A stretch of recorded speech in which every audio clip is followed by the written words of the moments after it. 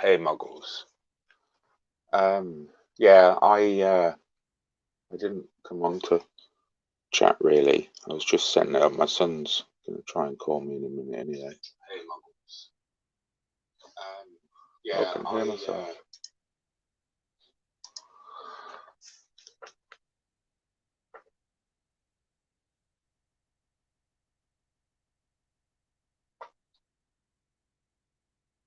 Do I just come through as normal, Muggles?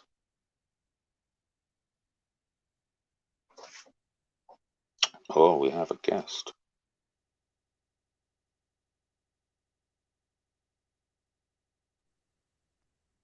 Hello there.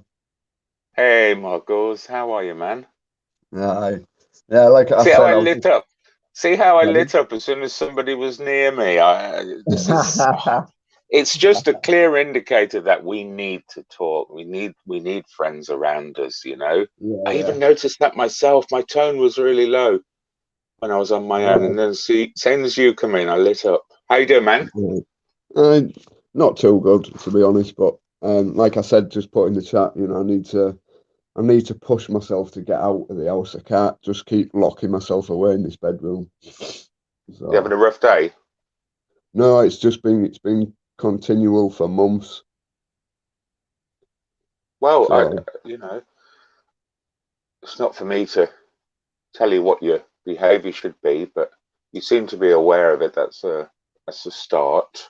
yeah, it's just like I said in the chat, my mind seems to be too negative, and with my I history of drugs and losing my parents, and things that I haven't dealt with that need to be dealt with, I seem I to get like up that, and model down. muggles.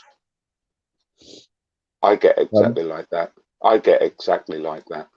mm, I hide away. I just don't want to sometimes engage with anyone, you know. yeah, I I mean, had I quite a don't. few. Sometimes I don't even answer. I don't answer the phone, and in fact, I really want to speak to someone, but I think I don't want to bring anyone else down, sort of thing. Yeah, yeah, But yeah, I know what you mean. no, I was thinking it was weird. I was thinking last night and the day before. I've said to you, haven't I, since I've seen you on here, I say, "Oh, you're the voice of reason," because you do seem to be that. You are, No, muggles, and I'm not. Oh my Lord, if I told you my story over the last 2 years, you'd change your no, mind. You'd unsubscribe and we wouldn't chat again. no. I mean, yesterday, right? Your that one you did where you titled it Prague. Yes. The song I like the House of the Rising Sun as well, but that I thought that song was from the Jason Bourne films.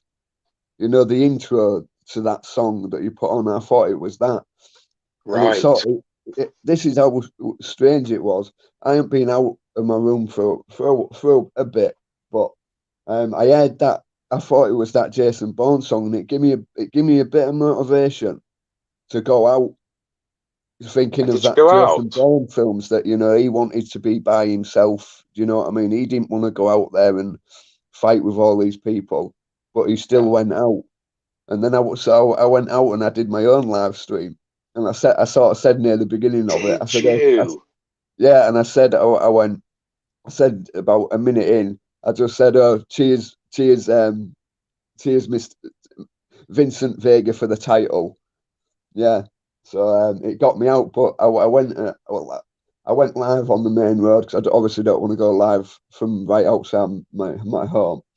And I got onto the prom where I live, and after about 10 minutes, it just cut out, and I thought, oh, the Vodafone network must be down, but because I just topped up to get some data so I could do it, and Yeah. they didn't put it on right, so I was going to go play snooker with my brother, as I do, as you said, as I think you've seen. But Well, you see how positive certain influences can be. I don't mean me, the song. How positive. mm, Sometimes just putting on a bit of fucking yeah, music before you go out can lift your mm, heart and spirit, you know? mm. I mean, I've done it. There's other channels that have done this. They've put like a motivational speech up, Yeah. And then I've gone onto the live stream, and I've said, and then the person who put it up has come into the chat, and I've said to him, look, I appreciate you doing that, even though he's probably has done it to motivate people, but I don't know if you did do that. I think it's just Do you something know that why that came from song's that. there? No? Well, it's a song called "Beautiful Boy," which was written Oh, and you was with your son. and I was with my son. Yeah, I And commented on that, and I I put, sing that to him oh, very right. often, and he hates it. Okay. He gets All right. really, really sort of uncomfortable with me when I do it. Yeah. And it's just, I don't know, it's just a lovely song. There we were driving around Prague, and Lovely place. Lovely looking place, that. beautiful. Have you travelled, Muggles? No, the furthest I've been is I live on the east coast and of Britain, not America, and the furthest I've been is to the other side to Morecambe. Right. Yeah, I'd love to travel. I really would. What age are you? Without saying the I've just exact turned age. 41. You're a young lad. You've got your whole life ahead of you still. Hopefully, like I have, I you know. know this is the thing. When someone says that to me, I think, I wasted bloody 20 years of my life doing drugs. Do you You know what I didn't mean? ever waste any time, man. Let me tell you that now. You didn't Yeah, waste any time. You did what you intended to do at that time. You know, yeah. always drag out the positives, even if there are Mm. small positives. Drag them out. There's always Yeah, reasons I for said do. that to my drug counselor this morning. I just say my head's just so negative at the, I just don't. You see that video? It seemed to be a positive, and it pushed me in the right place. But I have I live with my brother, and he comes up to me and saying, "Oh, Cam, do you want to do a live stream?" And he's very, very supportive, and that. And I just like, I can't, Dan. I just don't want, because sometimes when I do my live streams, I can't. I don't want people to come into the chat and just stir trouble up. Do you know what I mean? Because Yeah, this is we've a all known it. danger as Most of well. us have known each other for about coming up to 2 years in March, not April, and we would get on real well, and then people come in and try and spoil it. But Yeah, yeah, yeah, it's just I enjoyed. I did enjoy doing it, and then I stopped doing it for a while, and then I just need to get back in the routine of doing it again. what was the subject I of your live mentioned, yesterday? pardon. What was the subject of your live yesterday? Oh, I stole your title. Did you? Well, go ahead. I probably stole it from someone else. I know it was just good. It was. Did I you just call it thought it. "Where's the Chips"? No, not that one. Oh, It's easy to find the chips in my little town. I'm telling you yeah. that there's about 5 or 6 chip shops. There's two or three kebab shops, pizza places, and then there's a Chinese and um, a couple of Chinese and Indian curry place, and it's a very small town really to Right. have all that. Yeah, And what did you yeah. I talk was about? telling. Pardon? What did you talk about on your live? Oh, I was just saying that. To be honest, I can't really even remember. Oh no, I can remember this bit because there's this I won't say his name, but he keeps coming into these live chats, and all he does is just target the same people all the time. Yeah. And he has said on a live, when I come on these lives when I finished work to de-stress, but all he does is target these same people. Like when I go into a live stream, I'll say hello to the host and say hello to the chat. He'll just come in and target someone straight away. And then I think he went too far the other night. He said that two people that I very much like that have been very supportive of me. Like I said, since April 2020, and came in and goes, "Oh, you made someone commit suicide, you two." And it's untrue. And then he came in someone's chat later on. He goes, "Oh, I didn't mean to say that." You know, he's trying to make people look bad, and it's just totally unnecessary. How how do you react to it? How does it make you feel? Does it bother you? Oh, that's what I mean. Yesterday, and I'm not usually like I don't like. I've said this on my live. I don't like really giving my opinion on things because I don't, and I'm like that. I'm like that in real life. Just don't want to upset anyone. Yeah, And me too. someone said to me yesterday, they said maybe that's your problem. You know, you're No, holding no, all no, these no. That's things wrong. in. No, nobody expects anyone to be putting on their armor and going off to battle every time somebody says a word. That's ridiculous. No, I meant with me keeping things in. You know, Yeah, because I that's don't what I want mean. to. Yeah, that's what we all do. That's it's polite to do that. Sometimes it's Yeah, helpful to do that. Sometimes it's cathartic and just, yeah. protects you. Yeah, I get that. I get that. What Mm. can we do about the muggles, So about what?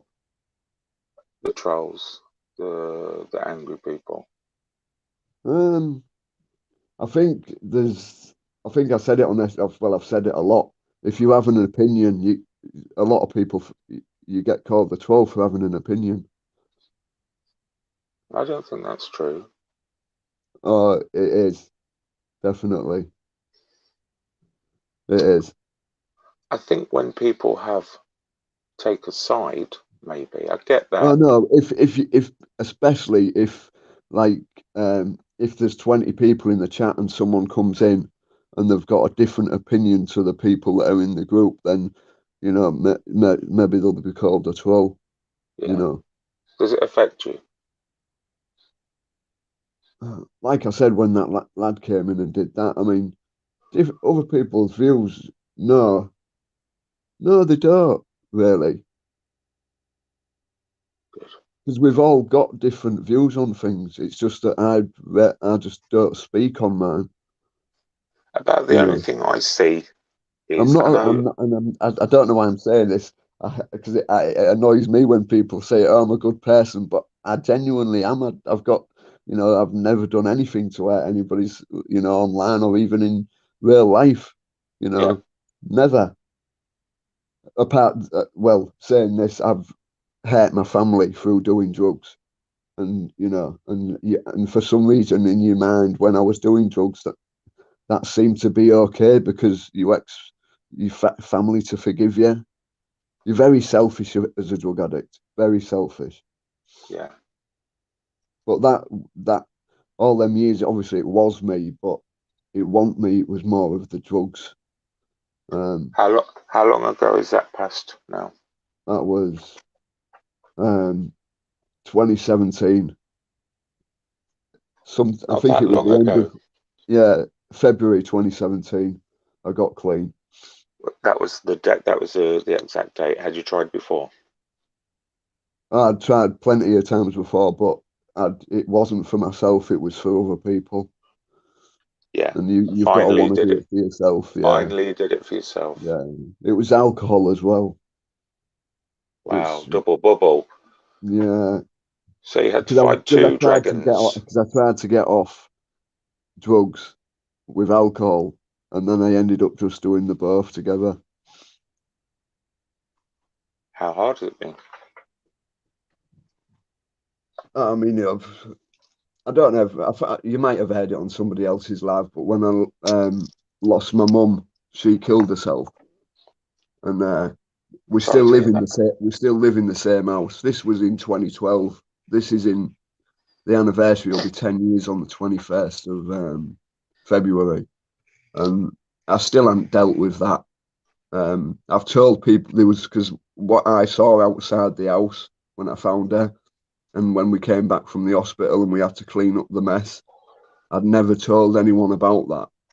I've probably told about 5 people now, and it was such a relief when I first told someone about that. Yeah, But but I still need some like help with that because I have these nightmares of being in the same room as my mum and yeah. watching her, clam trying to struggling to get out of this window. and Trying to forget it, trying to forget her, and And blocking it out of your mind won't help, Muggles. You've got to bring it to the front of your mind. Remember it. Remember your mum. And that's, I think, the way you would deal with it better. I'm no expert on that, but clamming up, I know, doesn't help with anything. Face everything head on. Yeah, it's just like my mum. I'll admit it. Like my dad was in a wheelchair as well. He had polio. The vaccines for that they came. He missed the vaccines because he'd already contracted polio, and like he had that.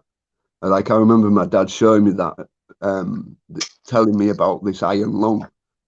And it sounded horrendous, and then, as you get older and, pictures come out, and you see these pictures of it.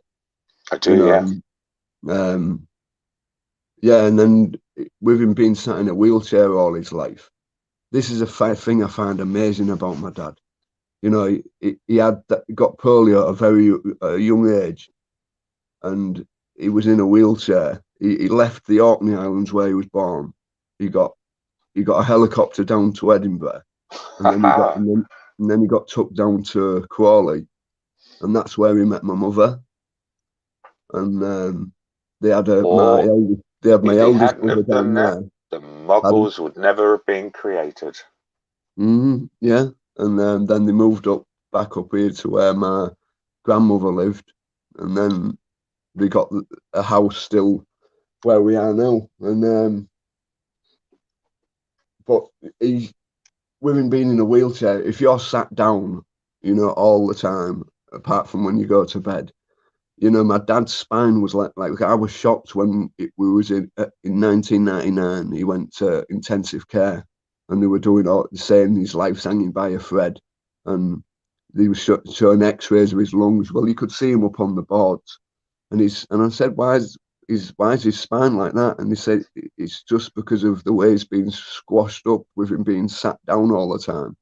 Yeah. And his spine's gone, and all his insides have squashed up together, and and then think him seeing like my eldest brother, he was a bit of a twat, didn't do drugs or anything like that, wasn't in trouble with the police, just was a bit of a, I don't know, a boy or whatever, and the only one time he asked for help was when the ambulance was last at the house, and he looked at me and he goes, he didn't speak it, he just mouthed, "Help me." Yeah. And my dad never asked for help, he never moaned, and like all them like nearly 20 years of me doing drugs, what that must have done to him. Yeah. And for him to just keep it going and, to carry on going and even after because I would have been 18 when it was, why would I have just been 18 coming up to that? Well, anyhow, I forgot what I was going to say now. But yeah, it was my early years of me being on drugs when he went into hospital that time. And but for him, yeah, it's just I find that quite crazy how strong-minded he was to carry on, because I can imagine he fought a lot to stay alive back then with how bad his lungs were, and he's a lovely bloke, and like I was saying about my mum, she, if I'd go out my room, I'd say I was quite spoiled. And if I'd go out my room, as soon as I'd go out my room, my mum would be in it. She'd clean it, fully clean it, change the colours, everything. And then like after that, and then my dad dying, I just left. Everything was just left as it was. I didn't want to change anything because I didn't want to upset my mum's memory or anything. It's like there's a few people on here that said, have you painted the Great Wall of China yet? Because it took me so long to paint this bedroom. It's done now, but there's still these curtains, right? We've been in this house for 30 years, and I've still got the same curtains that used to be in this bungalow that we first lived in round the corner. Yeah. Obviously they're very old, but there's something about I just don't want to get rid of them. And there was a lot of things in my room before that I just didn't want to get rid of because I'm It's a sort of link glad to the I have. past. I'm sort of glad I have now. Yeah, exactly. I seem to hang on to the past a lot. It's good. You know, but I don't know. I wish it's like when I listen to like you and SG and the others on lives, I think, you're so interesting. You've got you speak very well. You know so many different subjects. It's because when I That's only the reading first, books, Muggles, nothing more. yeah, it's like Danny, because I mentioned about you to Danny, and that's my brother, by the way. And because Danny's always read since he was younger, and he does it probably on the internet as well. And I always say to him, Dan, I say, you're far, far more intelligent than what I am. And he goes, it's because I've read. And I say to him, I say, Dan, it's because, yeah, that's probably because, like, I can read, but there's words that I don't understand. So then I can misinterpret what is being said because I don't understand the meaning of the word. And I can't seem, and it was the same as when I was at school. I couldn't concentrate.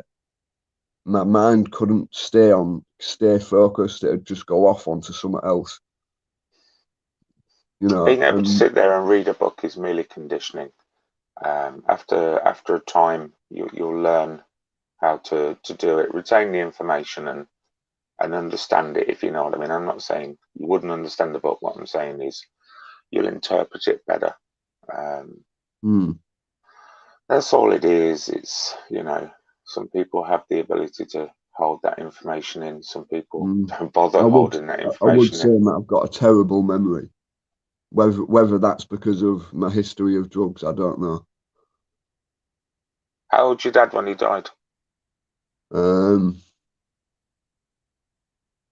was born in 1942, and he died in 2016.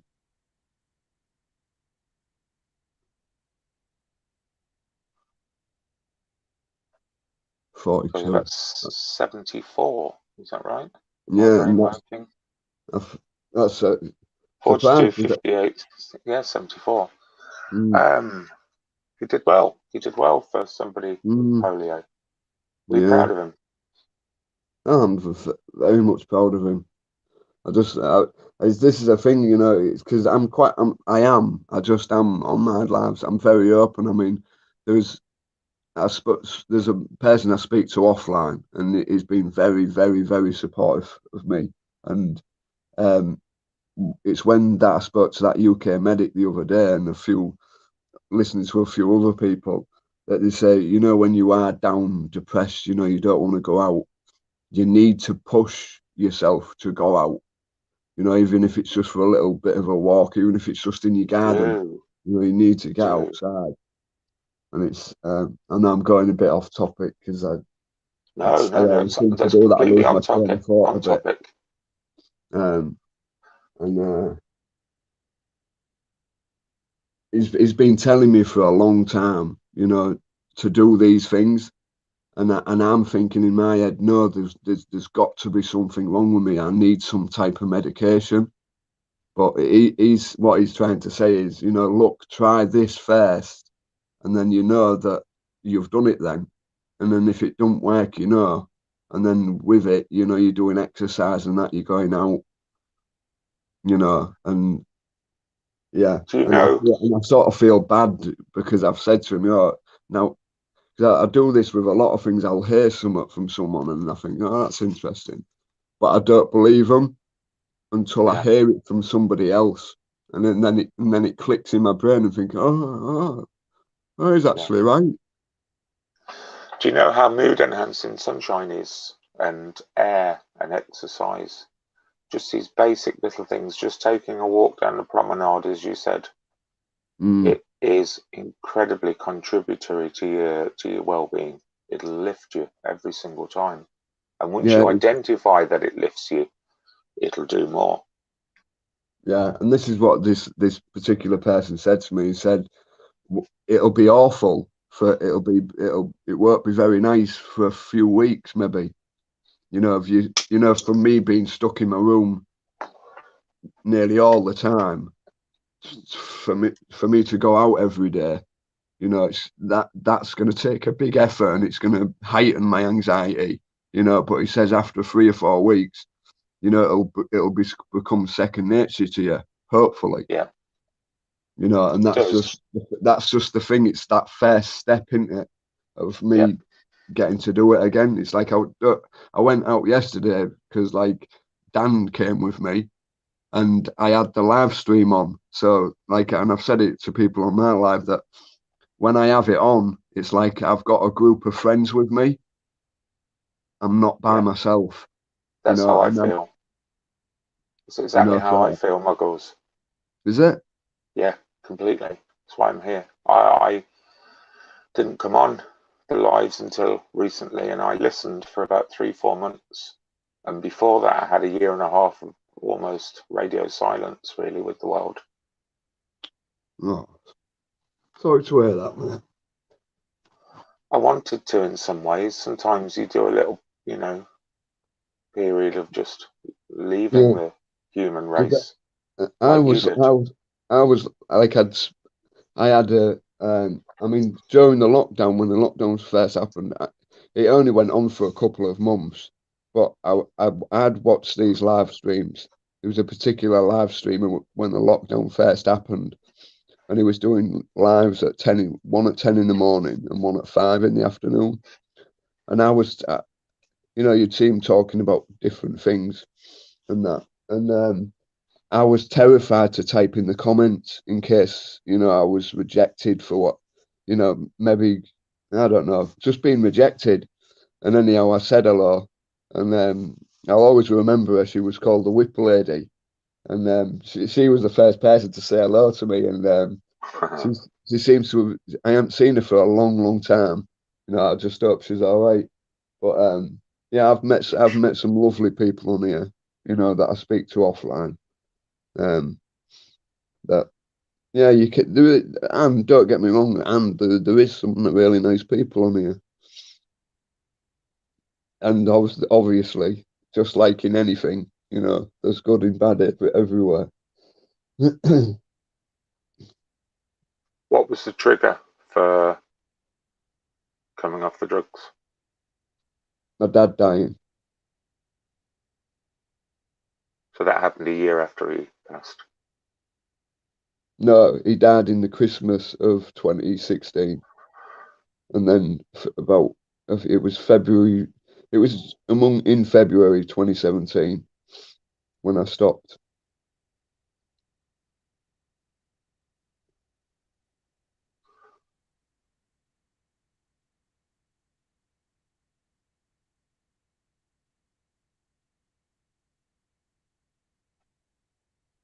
And where do you want to get to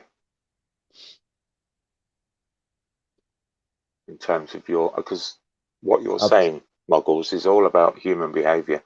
We are very complex machines, but very easily programmed.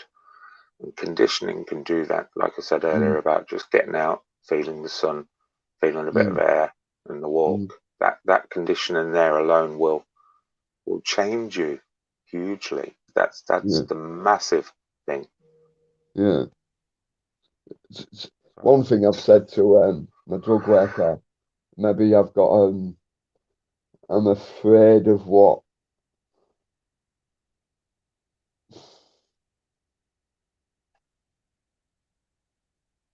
because like I don't really speak to people where I am now, and I don't particularly like the. To be honest, the best thing for me to do would probably just have a fresh start away from here. Because wherever I walk, it's in your face. It's a constant reminder, of it. Maybe you need those reminders. Yeah. That's how you'll gauge your improvement. In my experience, I've shifted all over the place. I've not run from problems, but people who do tend to take all of those problems with them. Yeah. How does somebody who has loving parents start taking drugs? Say that again. How does somebody who has loving parents decide to take drugs? I can't answer you that. Okay, don't then, don't. The only way I can sort of, I don't think it's got anything to do with the parents. It's just that I don't think they knew anything about drugs or anything, you know, within our small town that we was in. Well, I remember saying to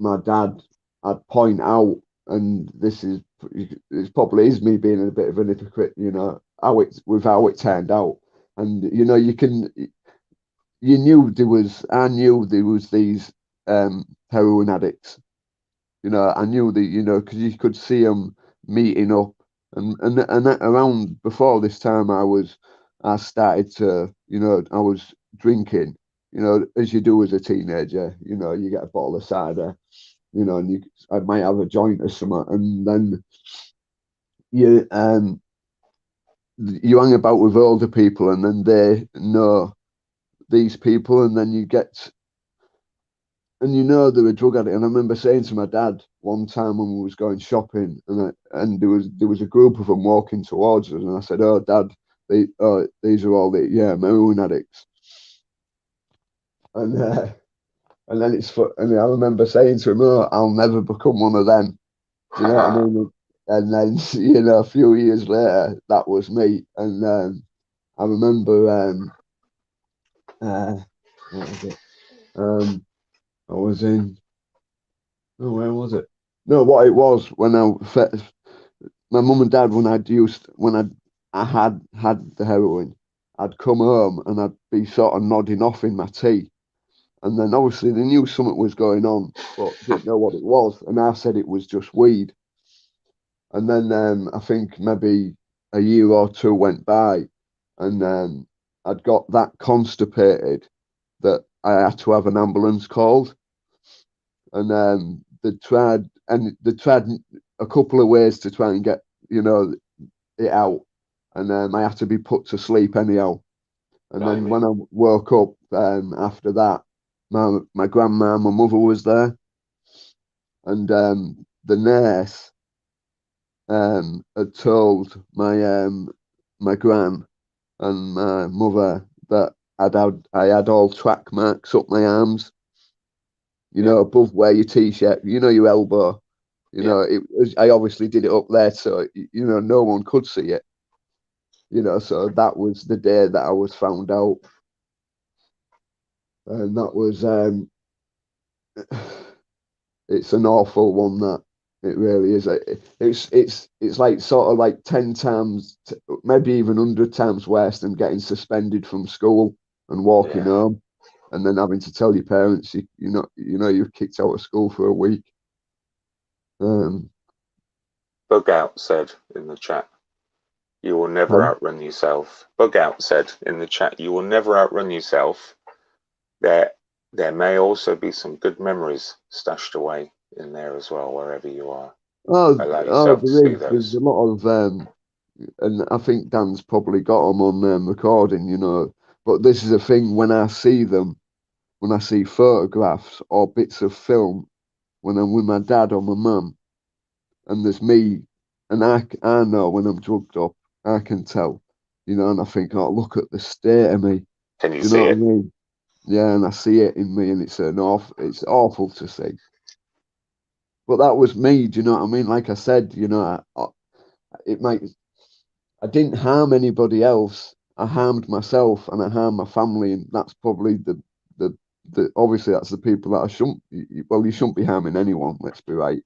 But you'd think that they're the people you won't do anything to, but it's they're the people that, you know. You can't change anything, Muggles. You can only change who you are now. I think it's pointless to regret. Obviously, learn, but to beat yourself up about that is not going to help. Yeah.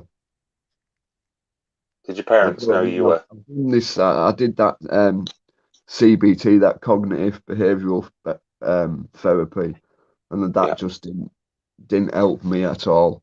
You know, I get what they was trying to do. They was trying to get me to do little things. It is. That's the conditioning bit. They just get you to look at it slightly different.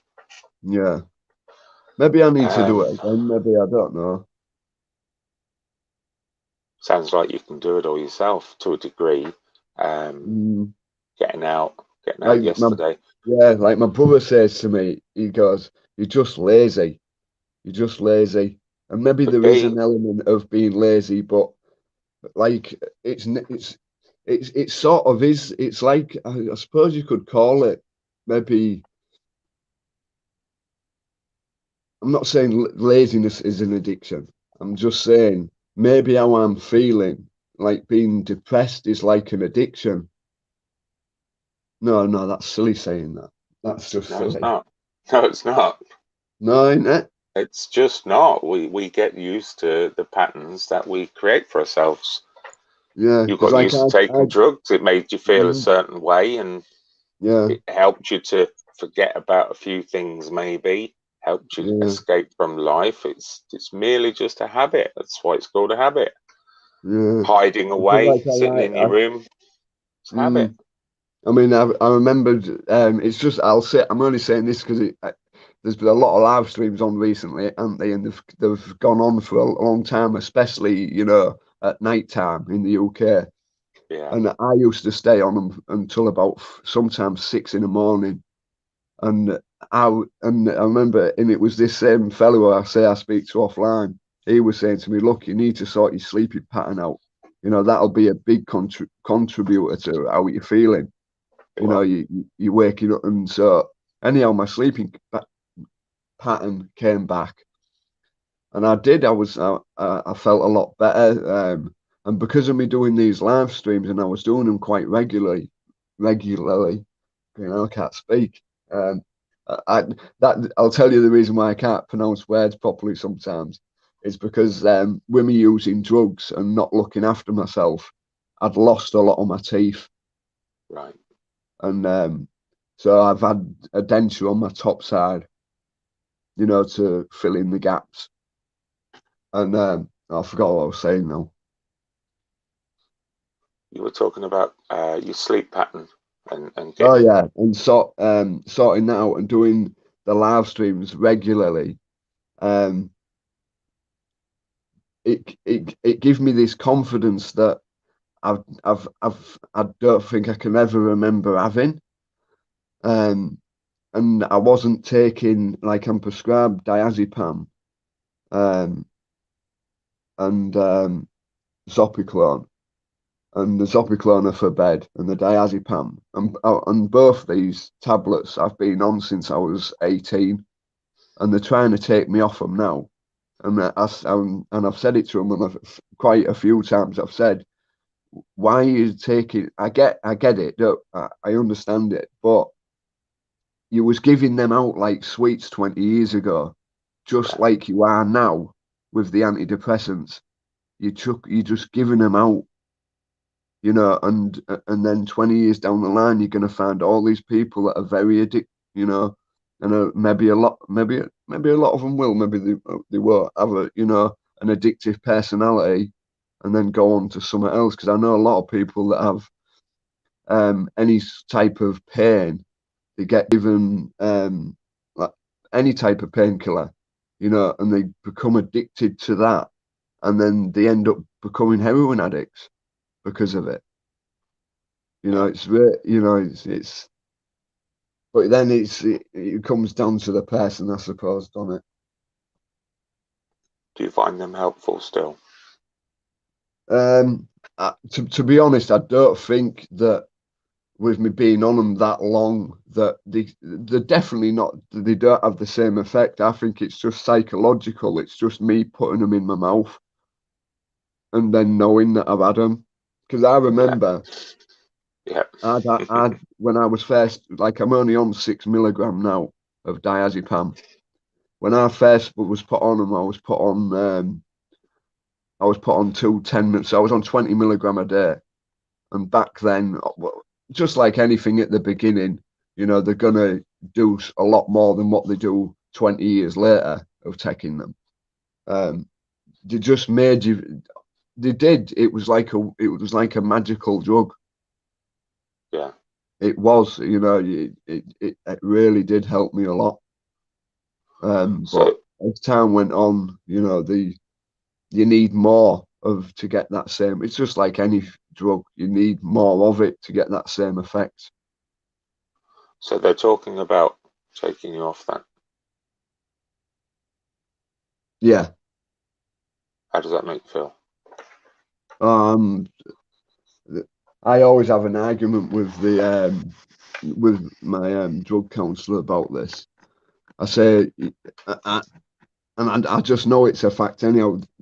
Like with me, since I've got clean, I've always give clean tests all the time. There was one time there was cocaine in my test result.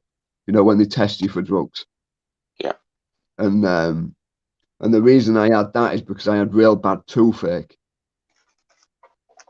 and that is what it is anyhow. But oh, ask me the question again. Sorry, sir. How do you feel about them stopping your Oh, it's taking diazepam? me off. Yeah. Um, I'm to be honest, I've told her I don't want to be like I've said to her. I'm not really bothered about the diazepam. I'm more bothered about the Zopiclone that I'm on, which are a sleeping tablet, because they Right. do. If I'm on my bed and I can't sleep, I can't shut my brain off. Do you know what I mean? If not all the time, sometimes like the 7.5, they're the strongest ones. I'll snap it in half and I'll only have half of one. Yeah. And so I've said to her, look, I'm not really that bothered about the diazepam, you know, because you've took me off you've dropped me 14 milligram already, you know, and so I'm more bothered about the Zopiclone. And and then I say to her about, because I do have these suicidal thoughts, but there's a thing and I've explained it to the mental health worker and her, that because of what my mother did to us with what she did, I could never want to do that to my two brothers, that are the only family I've got left, to put them through that again. And I have this battle in my head sometimes where I want to do something and then I don't. And then because I know the answer, you know, it sounds daft, but I go back and forth in my head. I know I won't do it, but I want to do it. Yeah. You know, because I could easily, I know this because of doing drugs all my life. If I wanted to die, I know what to do. Do you know what I mean? I'm not going to, and I've said this for a long time, and I think they accept that. But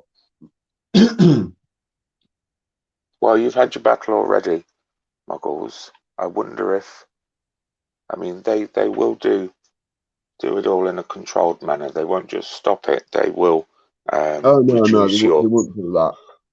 They will reduce it. Maybe. I mean, you said at the start, very start of this conversation, you know, you're very hopeful that you can start to get out more, do things more. Maybe this Mm, is your next battle.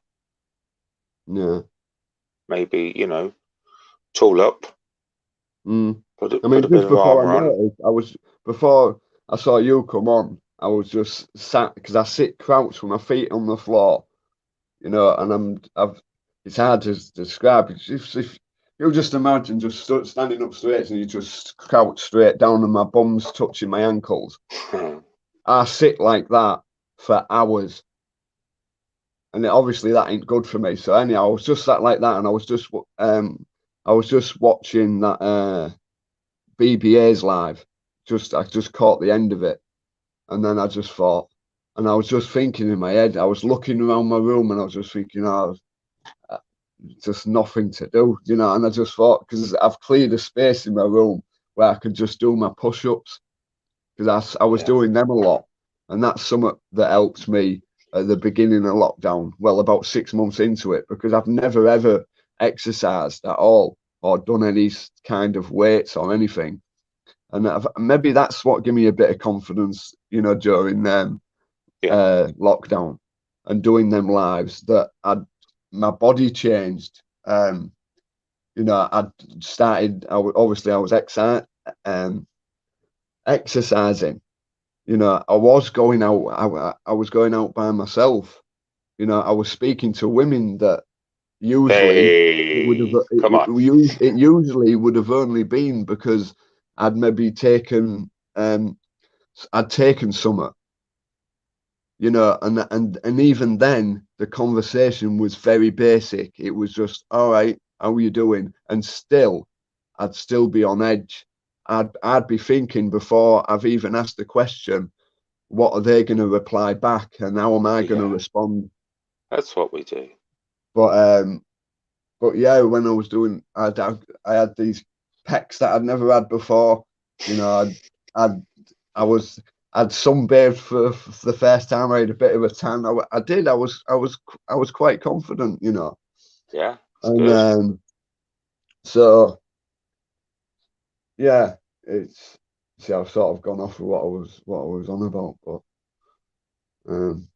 well, you were sat in your room on your ankles. Yeah, and I was just watching the end of that, and I just got up and I just did these, just did 25 push-ups, and then I thought, just before I did them, I thought I'm just going to do that, and then I'm just going to put my I've got this strap thing that goes over my shoulders to pull my shoulders back, because my postures is quite bad.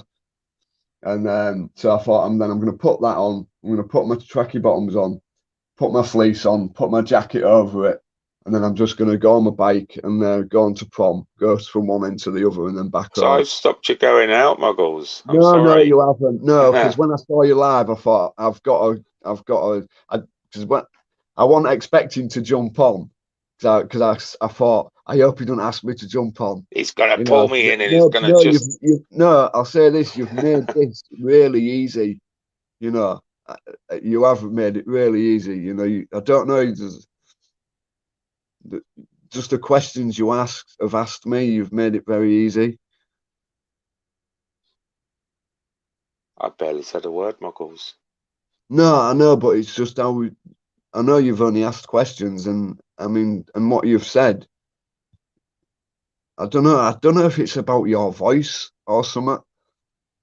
You just seem to be, I don't know, I don't know. I honestly don't know what it is. It's like I had it with, like I said, there's these two sort of special people, I call them, that I've met on here, and and I know this is the first time I've spoke to you. I just get something from you that you're a genuine good bloke. There's just something about you that I really like. I am. I try to be. If ever you want to do this another time, talk about me, made as many mistakes as you, man. As many, probably sometimes more. I might ask Dan to come in then, because he's a bit more intelligent than me. Who's Dan? Dan's my older brother. Oh, your brother, yes, of course. Yeah. And because I'll just tell you a little bit. I'll just tell you this one thing about him. He was, because with my dad being in a wheelchair from when I was a kid, my mum looked after my dad, and then my eldest brother looked after my dad for a few years. And when my brother I live with now, who was 5 years older than me, he's looked after my dad since he was 11 years old. Wow. And he obviously had a bond with him. he did absolutely everything because my dad couldn't do anything. The thing, I'll tell you one thing. My dad was he was a really good painter. He painted with a brush in his mouth. Wow. And Amazing. before that, when he could use his hands a bit, you know, he used to make our birthday cards and Christmas cards. You know, make them real personalised. And there's old drawings and that from a long time ago. And but yeah, when he couldn't do it with his hand anymore, you know, he did. And we've got them all down in the living room up on the wall, and there's quite a lot that are just put away. But Dan definitely does suffer from like social anxiety and social interactions. This is your older brother. Yeah, you know, because he used to go out with my dad and he'd come home with my dad, you know, and because he needed to be there. It was like a 24/7. He needed someone there 24/7. So, yeah, I think.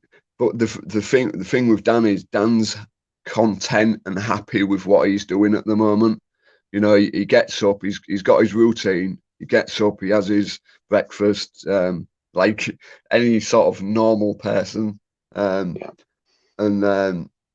he reads a bit of the Bible. I won't bring it onto religion, but he reads a bit of the Bible. Good thing. He goes out twice a day. You know, he goes for a long walk. But he did something right yesterday. There's an at the end of our block where there's 4 houses in a row. You know, there's not semi-detached. It's 4. There's nothing in between them, right? Yeah, terraced. The old lady at the end block on the end house. Her sister works in the Tesco's where we go, right? And my brother had done his shopping, right? He'd gone to the self-service bit, right? And he had cash on him, but he went to the card only bit, right? And because this lady, right, who knows our family and who knows us, he ended up he'd scanned all the things through, he picked them all back up and put them all back on the shelf. Because he didn't want to ask the woman and say, "Oh, I haven't got my card. I've only got cash." Yeah. And there's just another example is he won't mind me telling this because we've told it anyhow. But where the Tesco is, it's just about 400 yards from the house. At the end of the track to get to the house, there's a bin. And he said our neighbour had just pulled up. And he got out of his car and he was taking quite some time to get his stuff out the car and that. So Danny just put his shopping behind this bin and went for a walk down the town and back to avoid that interaction. Yeah. You know, I understand it and I get it because I sort of have it a bit myself, but you know, I'm hoping like he's doing that CBT and I think it'll probably help him a lot more than it will me. But I think him seeing me do well helps him because I remember when I was bouncing about when I had that confidence, he seemed to come home and he says, "Oh, I did this today." I sort of challenged myself a bit, you know. So I'd like to get back to that, you know, where you know I can sort of say, "Look, inspire each other." Yeah. These are simple things as well, Muggles. Really, not simple in the action, but basic things, if you know what I mean. You know, and very easy just to go out and do one. Yeah. And habit is habit forming in itself. And if you introduce, all right, I've turned it off, Dan. Don't worry. Bloody hell! I don't. Oh, he's mad with this heating. It's crazy. No, it's mad. It's like, well, I think it's mad, and like because we had an argument last night. I'm quite skinny, and he's short and he's a bit more got a bit of weight on him. Even though I weigh more than him, it's just because I'm taller. But he like I've got these thermals on now, but he has these thermals on, right? And they do help, but I have the radiator goes on like 3 times a day, right? But the only two radiators in the whole house is the one in my bedroom and the one in the bedroom upstairs. Yeah. And he walks around downstairs and the heating is only turned on. No, and it's, mind you, it's only one radiator in the living room and in his bedroom downstairs, my dad's old bedroom. So he warms his bedroom up, so you know, when he goes to bed. But when all the other hours of the day, there's no heating on downstairs, and I walk down there, and as soon as I open my bedroom door, it hits me like this, like I've opened the front door. Yeah. And I don't, you know, we've got along. I would have never thought we'd be living together, but we did have quite an argument last night. It's just he has his view on it, you know, but it's a bit of a. Well, it's a I don't cost know. issue, you know. When there's Is. value involved, it's Yeah, you I know. say to him, Dan, I don't. How would anyone want to spend time, you know, in a cold place, you know? Well, it's only thankfully temporary, you know. We have maybe a 3 month period of the year where you have Yeah, to yeah, do that. I get that. The rest of it, not so much. Maybe you need to double those press ups instead of doing 10, Yeah, do maybe. 20. Yeah, I say to him though, and maybe it is just me, but I just seem to feel the cold so much. It's like when we go out, like he's quite happy. Do you know what I mean? But for Yeah, me, it feels as if it's going right through me. You know, it's not just my outer skin; it goes right through my body. yeah. You know, and it's an off. It's not a nice feeling. You know, and you're freezing. You go downstairs, and it's like you're smoking a cig. It's like But you're when you go smoking a out, cigar. but when you go out on your bike or for a walk, are you cold then? Pardon, say that again. Sorry. When you go out on your bike on the prom or when you go out for a walk, are you still cold? Well, yesterday when we did it yesterday, yeah, it was. It was freezing. But But you'll saying warm that, up inside because of the I was exercise. walking. Yeah, yeah, and that's the thing. And with me being like not going out for a long time and just being in the house, I'm out of breath so easily. You know, my heart's pounding. You know, I'm like, it's a funny thing saying because I was going out and Dan he pushed my bike because I was holding the camera and I said to him, "Oh Dan, after we've finished, because I seem to get a bit of a bad stomach," and I said, "Oh Dan, I'll burn off ahead. I'm off home, you know." And when I got to the top of this hill, I started I thought, "Oh, I'm getting out of breath here," and then I started thinking, "Oh, I'm going to have to get off my bike." And when I got to the bottom of this hill at the other side, I heard this someone shout my name, but they weren't shouting me. They was, and I was surprised who it was. It was somebody that used to hate me, but for some Right. reason, last year, I think summertime last year, he was a security guard. You know, making sure people had the masks on and that Yeah. in the Tesco.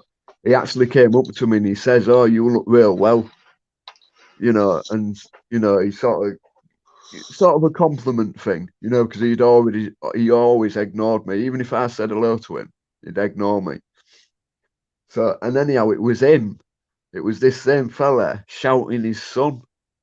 I didn't know he'd Uh-huh. called his son, you know, because if I didn't like, I just found it weird, and it just took my mind totally off me being, you know, panting for breath, you know, about to get off my bike, and then I got around the corner, and I thought that I was knackered a minute ago. Why is it suddenly gone? Yeah. And then when I got home, I sort of started thinking about it and thought, well, that must have gone in my brain or something, made me think, you know. It was just odd, where the way I'd love to how the mind works, really would. It's a really simple machine, Muggles. Isn't it? It is. It can be fooled easily. It can be trained, and it can improve easily as well. Well, You know. this is a thing. Just one thing. I'm like this with a lot of things, but like there's the people that are against all these restrictions and everything, isn't they? And then There are. there's like the news companies that put out that that are with the people that are against them, and then there's the opposite side, and then I seem to see both sides, and I'm saying that I'm probably just a fence sitter. Do you know what I mean? But I can see things from both sides, and then comes down to who do you believe, depending on where you get your information from. It's hard to tell. Yeah. So you've had some battles and you've won them, Muggles. Doing well. I don't see the drugs. I don't see as something I just see and I've said it plenty of times. I just see I'm putting, I'm righting a wrong, and that's all I've Yeah. done. I've just put something right, that should have been done 10 years Where do you, ago. where do you want to get to?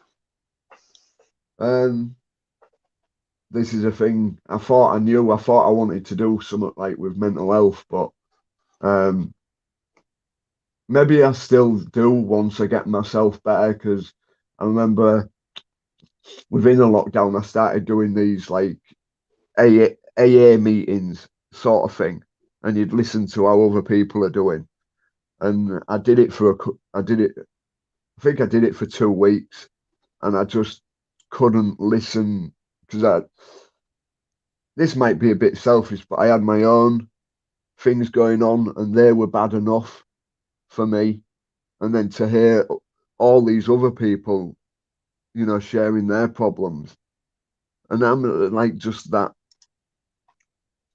I don't know. I felt for them, and that pain. I couldn't take any more pain. Meaning I could feel their pain, and my own pain was enough. If you get Do you what I like to mean. help people? Yeah, I mean, I'd love to do that.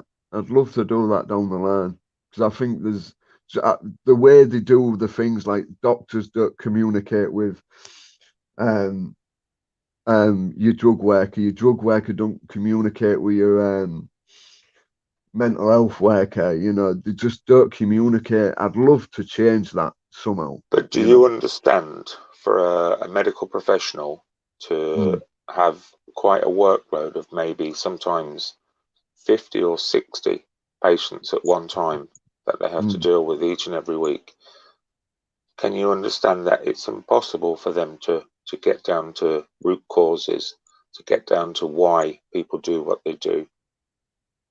Yeah, yeah, it's a So fair they point. have to rely on tried and tested methods, which is to prescribe Yeah, I drugs. mean, there was one thing with my local doctor who's just left now. I mean, our family doctor who's just left last year. He used to spend time.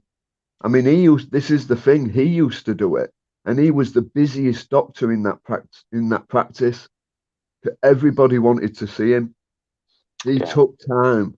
He if you needed him to talk to him for half an hour and for him to explain stuff to you, he'd do that.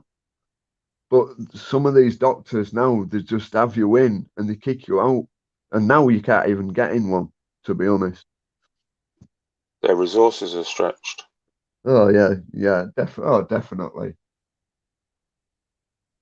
Maybe definitely. you can aim to help people. Hey, aim to start doing some lives to talk about this and other things. Of course, I wouldn't advise anyone just to do lives based on you know this really, because it's important for you to keep yourself uplifted. It's important for Yeah, you to I keep don't. moving I think. forward. And I'm sorry, Yeah, sounds brutal, but sometimes people can pull you back. yeah. I mean, there's a lot of people I've seen over this last couple of years that have tried doing these mental health things, and they for some They end up going reason, worse. yeah, they just don't work. You know, Yeah, maybe if it was just done, maybe a live stream or a videos put up every now and again, but yeah, a constant. I don't know. I think like I just think you've got to, if like that Society X has done it, and what I've seen from that, it's been very good. You know, it's got people up and motivated. You know, for a few people that can't get out of their house and they've gone out and they've filmed it to yeah, help. You know, so I think what he's doing, I think you've just got to keep it positive. You know, yeah. just have some mods in there to kick out any negative that comes in. But I remember someone saying to me, is it the phrase toxic positivity? You know, too much positivity can end up being a bad thing. Well, yeah, yeah. You could be right there. Have you been I'd watching? never heard of that till last year. Have you been watching what's going on in the last few days with a couple of people? uh, with self harming. Yeah, Yeah, I mean it's. I don't really want really like. I just think if someone's getting to you that much, that this is me maybe being a bit of a hypocrite with what I'm doing. Like me being in my room, I don't like being in my room. It's just like a safe space. uh-huh. So I can sort of see like, you know, people. I won't say his name, but he's I won't. He don't want to come off YouTube. No, You know, so no. it's He's getting too much from it. really he needs to, and it's like me staying in my room. I need to get out of there. Otherwise, what's going to change? I think. You know, and But I mean, I've done it on a live stream, and I'll admit it was in 2020, and it was all my fault, totally my fault. It was just somebody was calling me a soy boy, and it really hit a nerve with me because I knew what it meant, you know, and I'm very self-conscious. I am, and I left the live and I went back on it, and I had this penknife at the side of me. And I turned on the camera and I just had my wrist and I was pushing. And I said, "Go on, I dare you to say it again. I dare you to say it again." And I was pushing it in and he didn't say it again. And then I just went and I left. I mean, because I have these, you know, and it just really touched, it really hurt me, you know. And then, you know, I do have this little scar from it, you know, but yeah, sometimes, you know, things can just be sprung on you at that. But I remember this friend telling me offline, she said, you need to, when something like that happens, you don't react on your emotions, step back, think about it, and then come back. Don't react, you know, so quickly. You know, but that's one of I think that's probably one of the main things I regret. Um, but I had back then, you know, and there was another incident. Someone made a video on me, and they was calling me a smackhead, and they were saying they're going to come and see me and fill me in and that. And that sent me into a place where I didn't want to go, you know. Um, and then that's the sort of it was that video when this bloke made this video, and I went downstairs to Dan, and we stood near the back door, and I said to Dan, I said maybe, just maybe, Mum might have done that, so I wouldn't do it. yeah, And it was just another way of looking at it, I suppose. But yeah, for some reason we've lost the chat, guys. I don't know why. It's telling me something went wrong, so it's probably a YouTube fault. Going back to what you said there, I can Muggles. still see it. Can you? I can't, and I think Yeah. Marie C can't either. They're triggers, human triggers. They're things that we get mad at, things we get annoyed about, things that make us happy. You know, these are Mm. just triggers. Identifying those and trying to avoid them is good. Yeah. How, in your estimation, how do you think I would deal with trolling comments?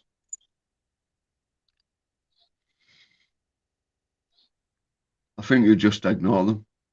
Couldn't care less. Mm. Couldn't care less. They're merely words. That's all. Yeah. So sometimes it's a person. The person writing it is more angry than you are, Mm. more frustrated than you Mm. are, more upset, more sad. You know, Yeah. they're merely words. Yeah. Yeah. Mm. And there's quite a lot of people that say, "Oh, it's just a bit of text on the screen," you know. But It is. I get what you're saying, but words can be very hurtful, can't they? They can. They And that's can what be I was very just saying. Like, hurtful. I really But like. I'm good friends with Maria in the chat. Um. Um. And everyone should have a right to come somewhere. they do. But This is something that's forgotten as well. You know, you can't just mm, exclude half the world. Everyone has a like, right to say something. yeah. Hello to everyone in the chat, anyhow. But yeah. Reacting with Yeah. it badly will never change them. You know, Mm. blocking them will never change them.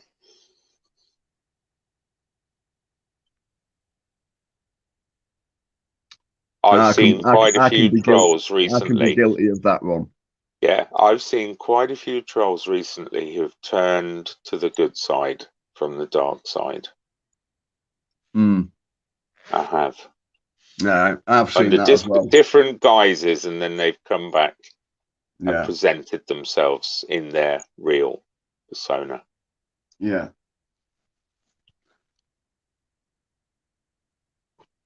I've seen that. And when I was waiting for you to bring me on, I was very, very, very, very anxious, thinking, "Oh, I was what the hell am I terrified. doing?" I was terrified, Muggles. I thought you were going to interrogate me. No, seriously, I thought, what are you going to ask me? And because I said it to my brother, I said he's really intelligent. What am I going to spot? Like I always say, I'm thick. What am I going to have a conversation with this guy about? But I'll be and honest I with you, think you did Muggles. say it. We'll just have a chat. And I barely got a word in, to be honest. You know. no, to be honest, mate, you've made me feel very at ease, and I appreciate that. Thank you. Good. I'm really pleased to hear that. Seriously, and we must talk again. Aye, I love that. I like that. Are you leaving me now? Are you running off? No, I'll let one off. I'll let someone Does else jump on first. I don't want to leave you by yourself. does Ron want to come on? Does Anthony want to come on? Hi, Anthony. Right, Anthony. I only came on really to test and to Mm, harvest a few mods and yeah. really just to work out how to do it. But it's been the best reason to come on, Moggles. I'm glad you shared that. You sound like you're on the right track. You sound like you know almost exactly what you need to do. Yeah, And that's a I think really good place, the privileged place to be in, you know. this is probably where you'll probably say that I'm being lazy. It's just putting that into action and fighting through them. Like I said before, like that mate said, after a few weeks, it'll just become natural. Yeah. And it's just getting through them few weeks. Because this is what seems to happen with me is I'll be able to do this routine for about 3 days is the most I've done. and then I'll just go back to day one again. I'm But exactly that the same, CBT work, Muggles. she said if you get to day 3 and you fall down, she said just carry on from day 3. Just go to Yeah. day 4. Don't go right back to being down and depressed again, No, and then try and, be like yeah. that for a few days and then starting again. She said just wake up the next day and go again. Yes. But this is what I said to her. I said, but I'm sick of it. I'm not, because I'm not, and I want to get this clear. I'm not doing anything to myself. Anyone could easily do it. I'm just not that type of person to do something like that. I'm not. So I just think I'm just sick of fighting. Do you know what I mean? Sick of it. Well, that's what I mean. Don't worry. After this, I'm gonna go out on my bike. So Good. I'm obviously, I'm not that sick. Make sure you have lights on. I've lost my light for my front, but I've got my light for my back. I'll be They on the say top just, anyhow. they say 2 steps forward and 1 step back, don't they? And eventually you'll get where you're going. Yeah. We're all guilty of that. I'm sure you're aware of this already. We all set ourselves targets and goals, and by and large miss them. But sounds like you've done the hard work, man. You've done all the beefy work. This is what I keep hearing. And you must remember this. It seems like I've done the easiest. No, well, even there we go then. There we go. Yeah. But anyhow, like I put in the chat at the beginning, I hope you remember me when you have millions of subs. I don't think I'll ever have millions of subs. Hey, you never know. You never know. No, but it's just because I'll know I was the first one on your panel and I was the first one to comment in your chat. Muggles. So I like that. Muggles. What, mate? You popped my cherry. Oh, yeah. No, genuinely, I do have.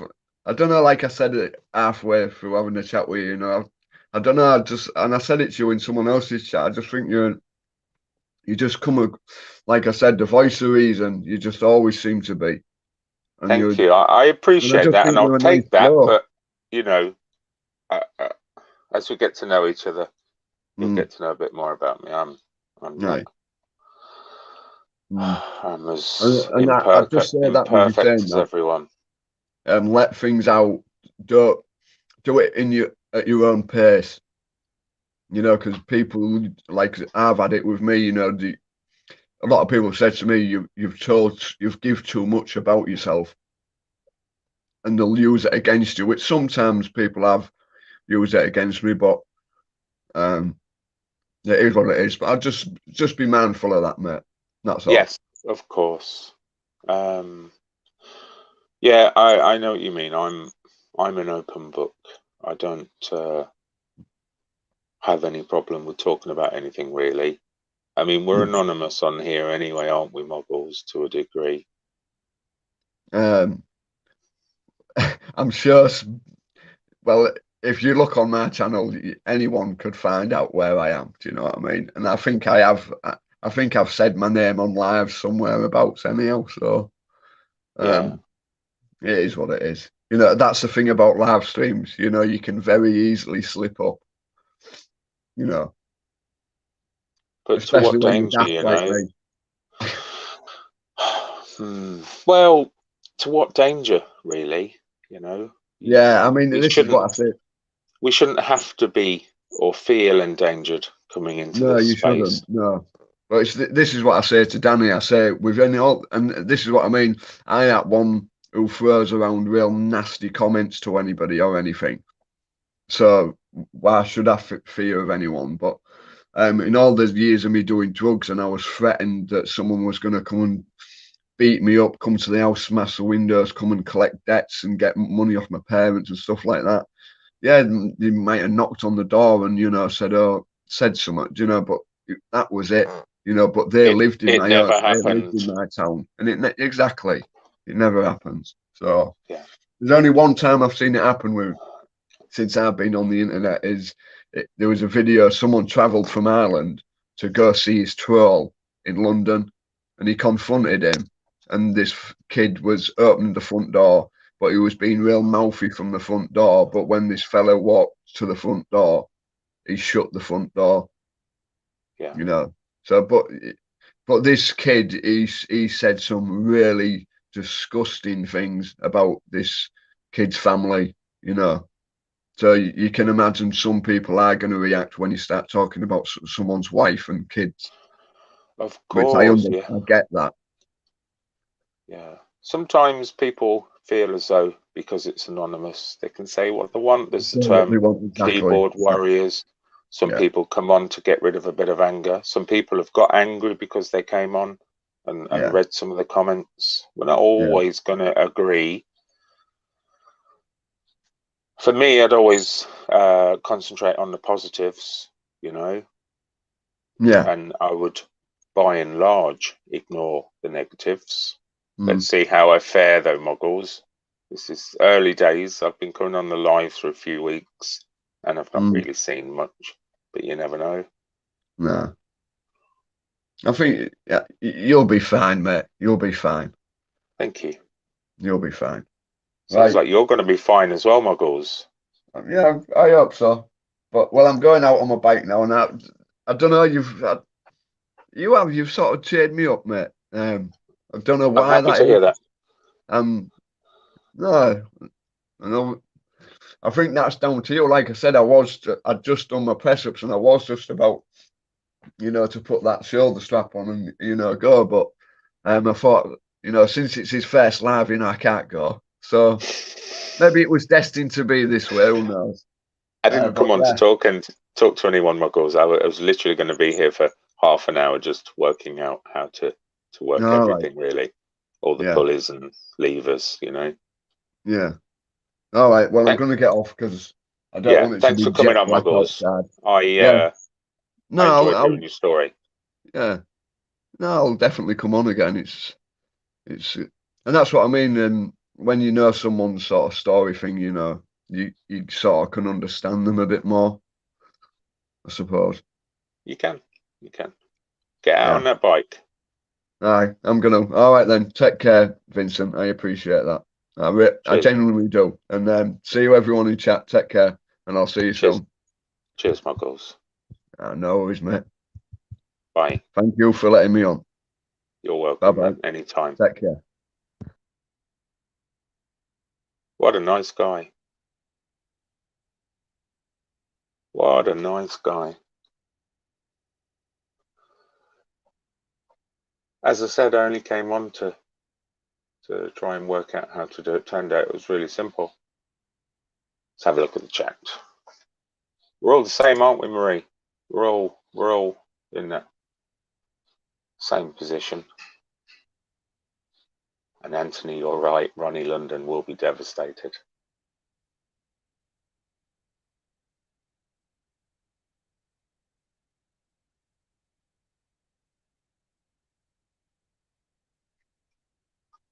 Hello, Mr. Ron.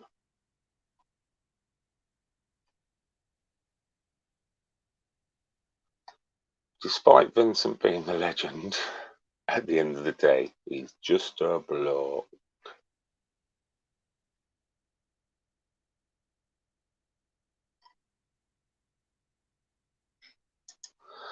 Well, that's it for now, guys. I'm going to pop off because I'm still working effectively.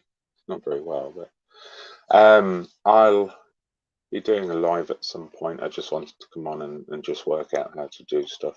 So thank you for coming. Thank you for joining me. I'm sure I'll be on somebody else's live tonight. And until then, thank you.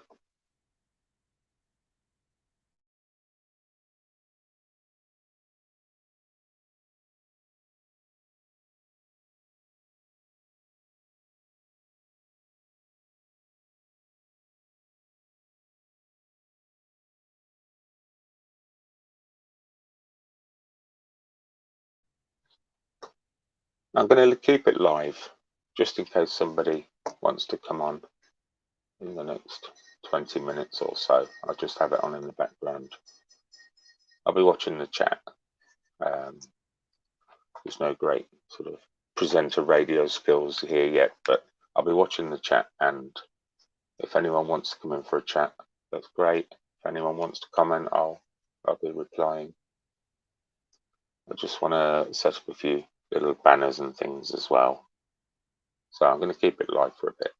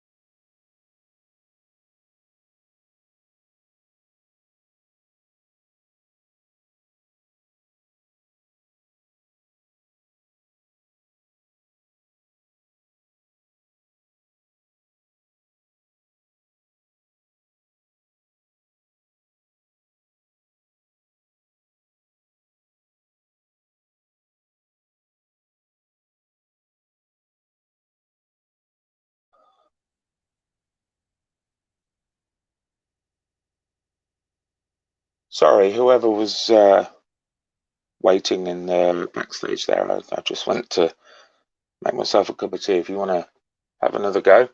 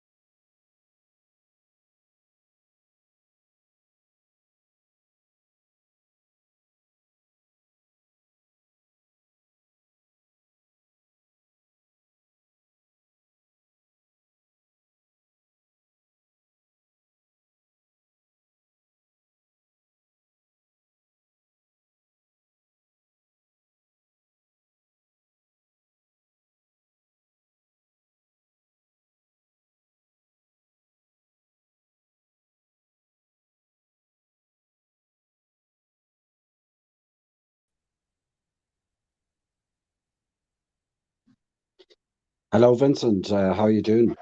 I'm good, thank you very much, UBRS. How are you? Yeah, I'm very good, thank you. I'm very good. I just said I'd just come on very quickly and just a bit of support. I don't know how to follow that because that was very, very interesting, I thought. I'm really struggling to hear you. I've got a kettle boiling at the moment. Let me switch that off. Oh, sorry, go away. It's really annoying. I'm right next to it. Sorry, say that again, please, Herbs. I said I'm not sure how to follow Moggles there. That was very interesting. It was a great conversation, I have to say, and I enjoyed that. Did you hear all of it? I did. Well, I came in early, but I wasn't here at the start, But yes, I did hear most of it. Yes, yeah, yeah. It was very interesting. I've known um, Moggles Sobercam for quite a while on YouTube, and he's a great guy, Look at, I suppose we're never going to always see eye to eye on everything, Yep. but as I said, he's a top lad, and I do say that to have come through the other end of what he's gone through It's is a impressive. testament. Yeah, it It's is definitely a impressive. testament. Yeah, Yeah, it really is. yeah. Um, Highlighted by the fact that, unfortunately, you still see so many people who are still in there. Yeah, exactly. Yeah, exactly, Vincent. As I said, he's lucky that he has his brother there as a support system, and just yeah, keep doing what you're doing. Sober Cam, or Muggles. I used to know him as uh, Yeah, but Muggles, keep doing what you're doing, and don't let anything get to you. It's very easy, and as I said, I think I typed in as well. Sometimes people are very quick to judge, and I'm probably a little bit guilty of that as well. I have to be honest. But it's important that when you listen to stories like that. It's it does give inspiration to other people as well, and good luck to Marcus. or rather, it doesn't matter where somebody is. You can inspire them. You can have somebody who's fixed in most areas of life, but still have goals, and it can inspire them equally as much as somebody who's at the bottom trying to reach up. It reaches everyone. This is the lovely thing about these lives. You're not speaking to a specific category of people. It can really have an impact to all. Absolutely, Vincent, and you know full well that if I was to come on here and start screaming, I'm right, and this is the way to go, and you do this and you do that, all that does is make you more determined that to carry on doing what you're doing. And I think I put it in the chat earlier on. The best way to change people and change their opinions are to put the facts down and say, look at this is This this is the way forward. You're not ever going to achieve anything by say, and I don't mean this in a bad way, like, but by taking drugs or by being, a criminal or anything like that. The way to change people is to say, well, look, there's a better way of doing things. You can offer them alternatives. You can offer them exits sometimes. Whether they take them or not is down to them. What I've observed over the last couple of days with what happened with two people, nobody can help them. They can only help themselves. People can guide them. People can give them a little bit of strength through compliments and advice and soft words, but ultimately it's down to them. Exactly, and I think Moggle said that very well. I don't either want to get dragged into any of that. As I said, I don't even know where to start with that. Like, but I think that if YouTube is affecting you that much, uh, to be perfectly honest with you, maybe it isn't the place for you. It's not. It's just not. Yeah. As we found, it's just not the place for them to find help. It simply is not. And it just goes to, in some cases, exacerbates the situation, provides extra frustrations, brings on extra angers, but how do you tell them to get off the internet? How do you tell them to stop using YouTube? Because they come with a defiance. Well, I'm here and I want my voice heard and I want people to understand. And they're looking in the wrong place, but they don't know that. Yeah, exactly. No, I didn't see what happened, and I'm reluctant to comment really, but Me too. I probably have taken sides on this, and I suppose there's no winners, to be perfectly honest with you, Vincent. It's just glad to see that it's played out in a public domain. To be perfectly honest with you, I think these types of situations are not beneficial for anybody, particularly not on YouTube.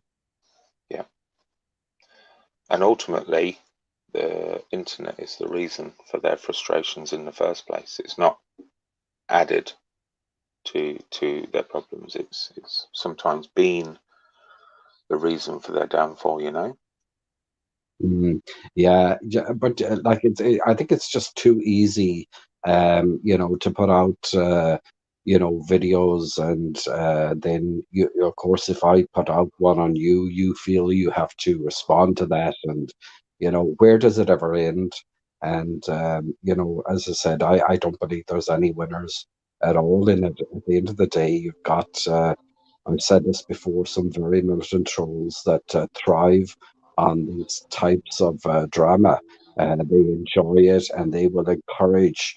If I did, which I never will, but if I did put out a video on you, then they will go to you and say, "Well, look, UBRS has said this about you." Whether it's true or not, they will say that. Then they will set up, fake accounts of me, go into chats, and exacerbate the situation. So it's sad to see, but look, it's one of the pitfalls of, I suppose, being on the internet, and you know this full well. I do. But also I've seen, as I said earlier to Moggles, I've seen people who have found some solace, found the answers, I suppose. They've come in angry and they've turned. I think it's fair to say me and yourself clashed at first. I don't know if you remember this. I think I brought it up last time we spoke. It was just in the text. There was no bad words, but we clashed on something, and then very quickly we came to a similar conclusion of thought. And people come in. I've seen a few trolls turn. I've spoken to a few, and it's been funny, not trolling me, but trolling other people. So there is a learning aspect to it as well. Maybe some people come in with the wrong conventions and they get it quite easily. Maybe some people come in with the wrong conventions and don't. Yeah, exactly. I don't actually remember that now, to be perfectly honest with you. You said that last time. I can't remember what it was, and it was nothing bad. I think it was possibly something to do with Ireland. I'm Irish myself, born in England, but made entirely of Irish parts. And that was a very important part of my life. Well, exactly. To be honest with you, that's a big part of the reason that I'm here. I was No, reminded constantly that I was no, Irish. yeah, no, I'm only joking. I do, I do have strong views, I suppose, on racism and bullying and things like that, and that hasn't changed in all the time I've been on YouTube. But other than that, as I said, I'd like to think that I do listen, but of course, as you said earlier, look, we're all flawed. Nobody is perfect. I make the same mistakes as anybody else. So I'm not trying to portray myself as somebody that No, is, no, you no, I get that. like as I said, I don't actually remember that, but It was something very simple. It was really, really yes, simple. Nothing that, caused any yeah. bother. But I do But remember that. I think it's important as well, as I said, to just say that sometimes things that are typed in the chat can come across the wrong way. I know people have That said was this my before. that was my whole point of saying it again, like I did last time. It can be Mm, so misconstrued. It's unreal. yeah, I think Um, that if you actually like we are having a conversation, if you actually talk to people, you realize, he's not actually as bad as I thought.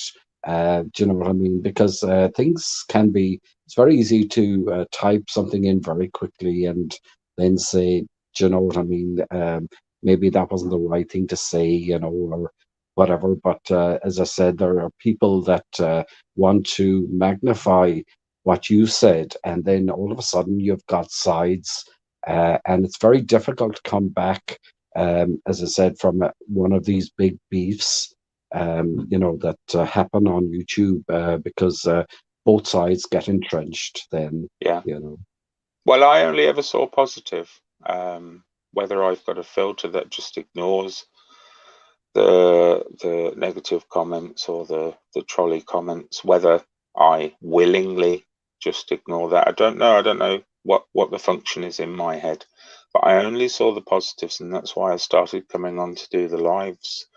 But what I did was, when I would go and talk to the controversial people, and I've done it with most of them now, I would say the same thing that the trolls were saying and tell them that it was my opinion, whether it was accurately or not, or I would give the same opinion that the trolls have, but say it in just a slightly different way. And they took it. They took it and they processed it differently. I wasn't trying to be too tricky. I was doing it deliberately, and I pointed it out at the end. Well, I've just said what people are saying, but you've reacted to it totally different now. And that was my intention, was to just make people realize that it's just the way somebody says something is not necessarily the reason to get so angry or frustrated. yeah, yeah. Criticism can be good. But it is, because like it is grounding, to be perfectly honest with you, like, because we say, if you do get to 1 million subs and you think, well, I'm the bee's knees, I'm Vincent, and my opinion is always going to be the one that matters, and just because we say somebody comes on, if you do get to 1 million, and they have a couple of hundred subs, their point of view, if it's backed up with facts, is just as valid. Of course it is. With you. Of course it is. But it's all down to perspective, though, isn't it? There seems to be a higher respect for somebody with more subs. I don't get that. Well, Somebody with 100 subs is lowly ground in this arena. I'm on 28 subscribers, and I'm not on anyone's radar right now, and I worry about that competitive edge. You're the second person that said today that, you know, about 1 million subs. I'm not aiming for that. I just came in here to fill an empty part of my life, as sad as that sounds. Yeah, no, I have to give the credit to Muggles. I borrowed your 1 million subs. No, so respect to Muggles. No, I'm just trying to point out, but you see, I like we say, like I'm a strong supporter of Live Free, and I have been, Vincent, for a long time. You know, I've just hit the That you were, of course, you had the Live Free yeah, live that I yeah, came on and we had that chat, and I did the very same thing. I gave my opinion as to Live Free, whereas if it had been presented in the chat with maybe a few choice words, it's not exactly. taken as well. Yeah, no, exactly. And like as I said, Vincent, I've been a member of Live Free. You know, I'm a moderator on each channel, and I've been a supporter of Live Free for over 16 months. Um, so I've joined, you know, Live Free when he was a very small channel, but as I said, he's got is it 85,000 now? I don't know offhand, like, but I'm just saying that it's like the way we're talking now. Um, you know, things can you know, go very well for you very in a short time. You know what I mean? But if I kind of I don't know the right word to say this. I suppose I think that Live Free is you know, a top lad, to be perfectly honest with you. I don't get where these channels are coming from that don't understand, because I was on Film Boys last night as well, and you know, as you said there yourself, you know, your Irish heritage, you must understand there is a strong feeling here of you know, miscarriages of justice that have been carried out, and You I think mentioned you mentioned last night, I think, in the chat. Does anyone know about the Black and Tans? Was that you? no, Oh, okay. I Oh, do I'm know, okay. what you're talking about, but no, Yeah. I've never ever mentioned um, ever in the chat about black and tans. No, never. What's the difference between miscarriages of justice and victimhood? Well, as I said, if you spend 16, 17 years in prison for a crime that you clearly hadn't committed, and the advances in technology, DNA, etc., you know, validate that. I feel that's a miscarriage of justice. That's not victimhood. Yeah, couldn't Victimhood agree is more. me saying that, you know, woe is me, my life is terrible. You know, I can't get a job, or I can't do this, I can't do that. That's victimhood to me.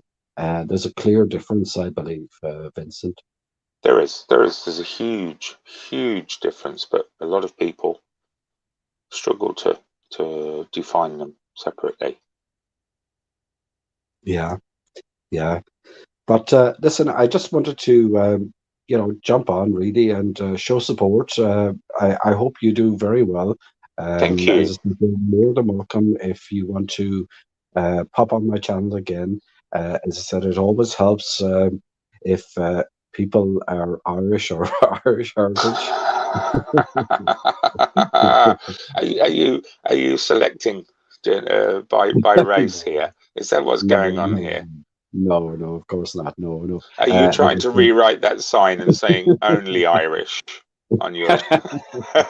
no, no. I think that yeah, you know, to be perfectly honest with you, I think the Irish people have a good sense of humor. I think that you know, wherever we've gone, and I think you're a good example of that. You know, hopefully your grandparents or your parents, whichever, you know, they worked hard. They, you know, integrated into life in Britain. They, you know, put a strong sense of a work ethic and education that you clearly have followed. You know, because it's obvious that you're well educated.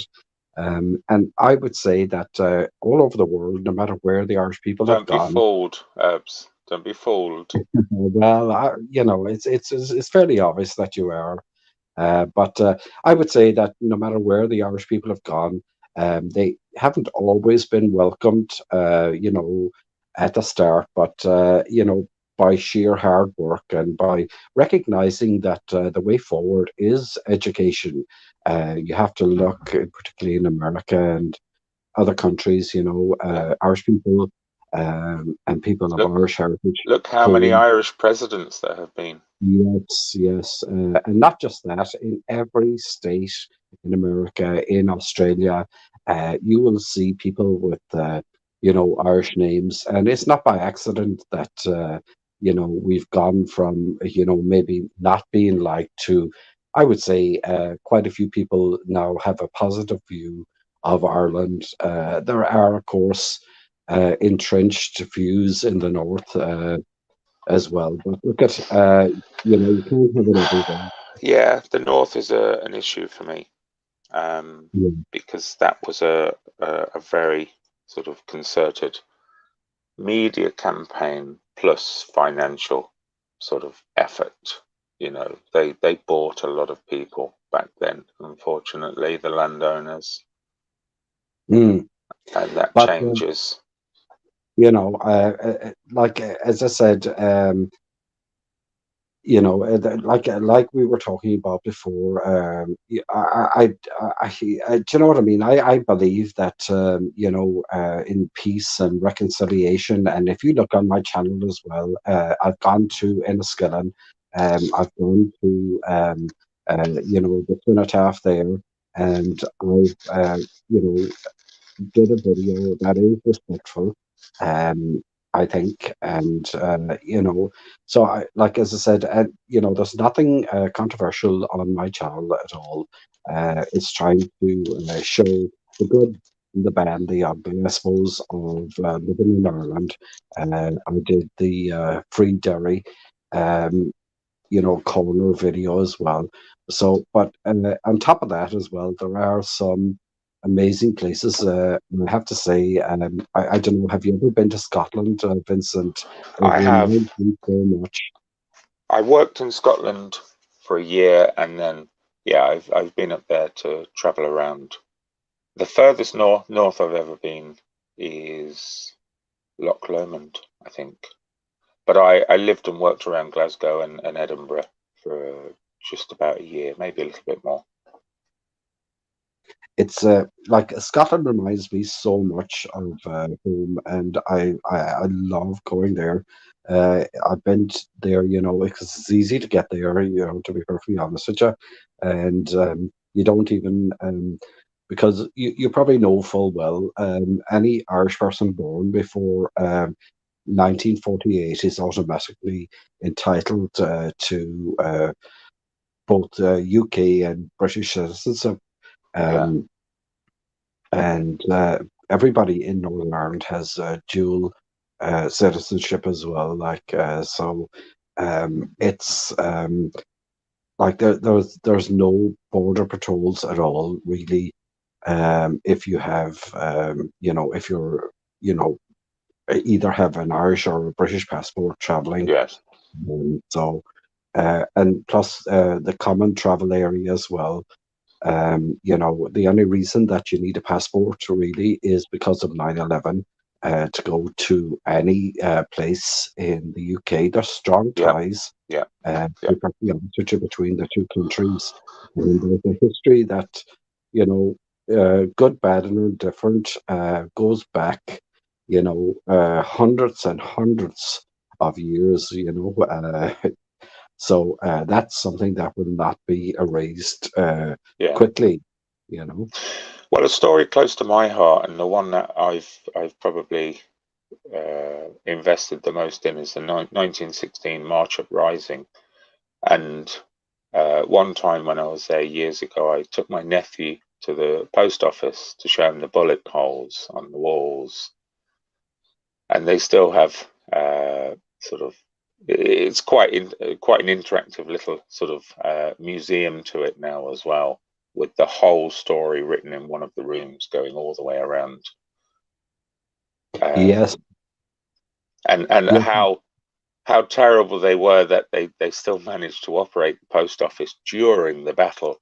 They still had the mothers and the little old grannies coming to get their pensions, and you know, funny sort of aspect to it.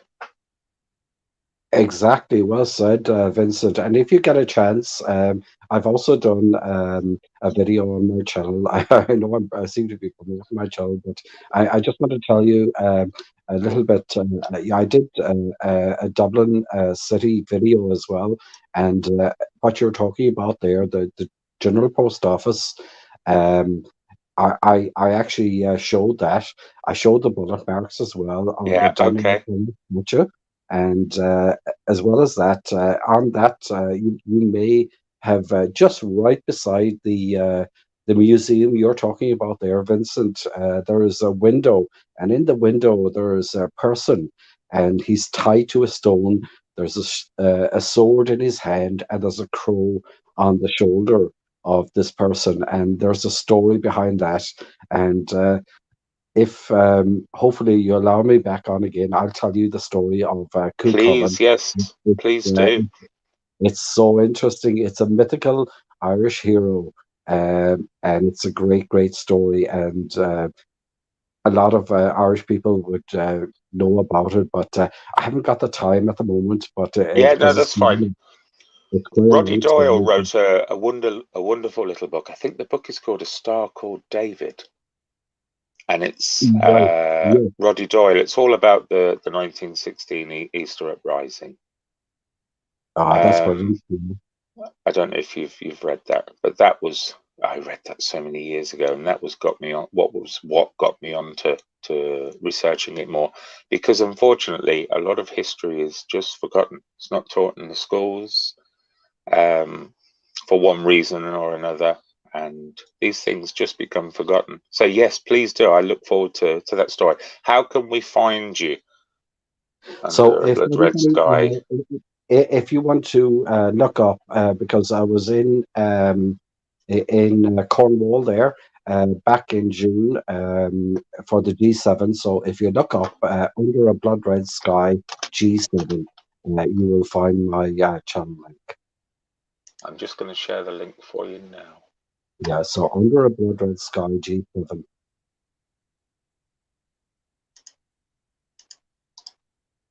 So are you a U2 fan? Am I what, sorry? Are you a U2 fan as well?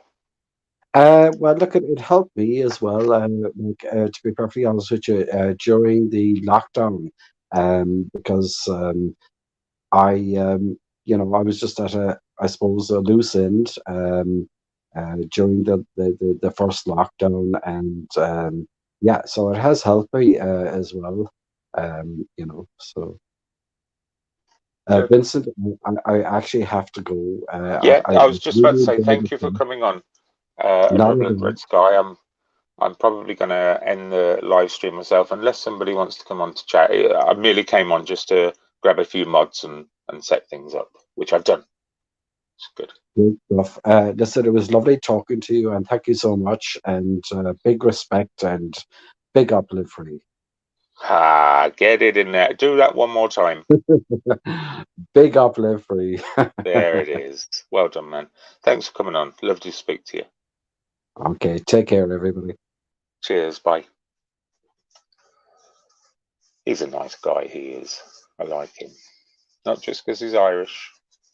I like all nationalities, races, colours, creeds, football supporters. Anthony, yes, you should change your name to Vincent. There's more than enough room in the world for another Vincent, I'm telling you. More than enough. It is my real name as well.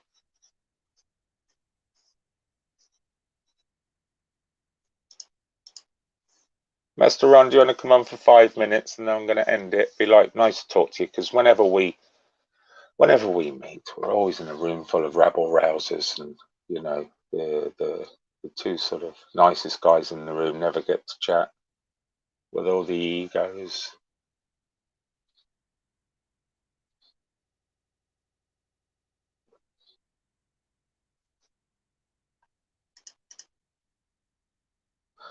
Auditor auditing, thank you. You said some kind words. What do you mean by you'd love to help out? I don't quite understand what you. Please do come on, local. Please do. I know you're Danny Shine's mate. I love Danny Shine. What a guy. Oh, I love him.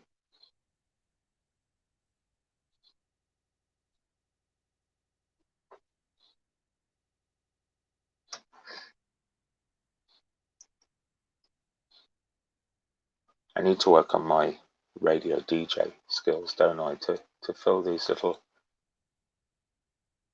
dead air moments. But as I said, it was only a test to come on. Oh, local experiment, you ran away. We nearly had local experiment then.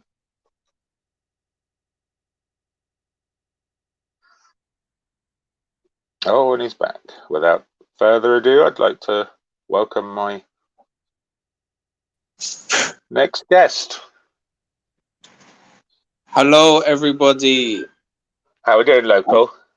Hello, Vincent.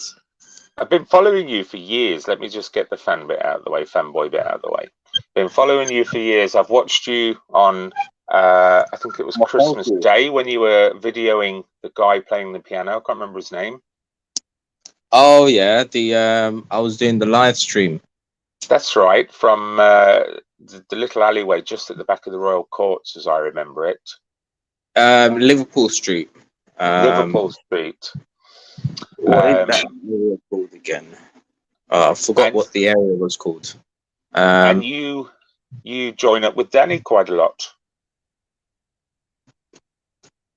Yeah. When I first started YouTube, my first video was of Danny Shine. What was the basis of your video? Yeah, my first ever upload onto YouTube was with Danny Shine. What was the basis of the video? Oh, just being with him. Yeah. Oh, I met him at the Excel Arms Fair in 2019. Yes. With the boat going around in the basin. Yeah. I was there those days. I used to go to London quite a lot. Wow. Not so much these days, but it's going to come back. Yeah. So are you, Danny, best of mates now? Do you go out for coffee and stuff? And no. We did a lot of chatting on WhatsApp though. Yeah, he's a good guy. He's controversial, but just a massive touch of humour. I love it, you know. He can be a little bit controversial. He can sometimes upset people in the street, which I get. You know, we all think differently about things. But his primary sort of go-to statement, which is stop having babies, I disagree with. But I still love what he does. I'm 50-50 with it. Well, I have a sneaking suspicion he's 50-50 with it as well, having 3 children behind him, you know?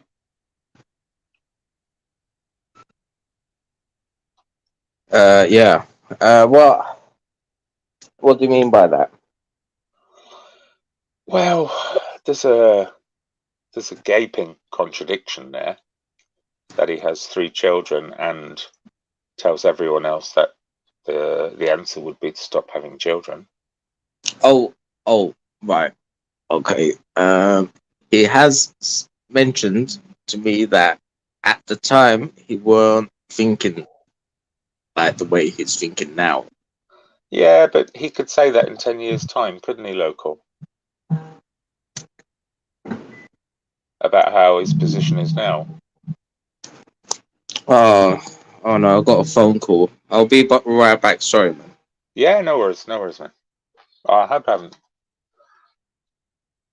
Scared local off. SG, do you want to come on for a chat, man? My favourite man.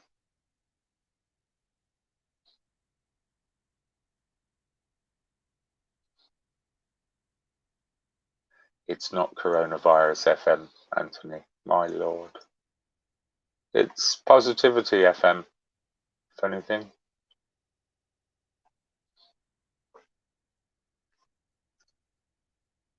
SG, would you like to join me?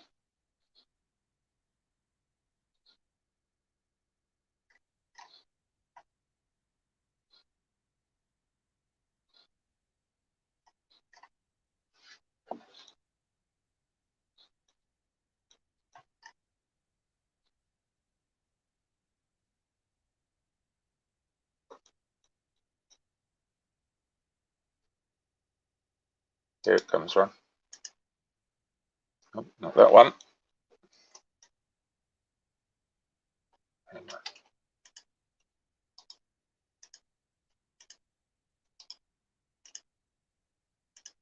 There it is, sir.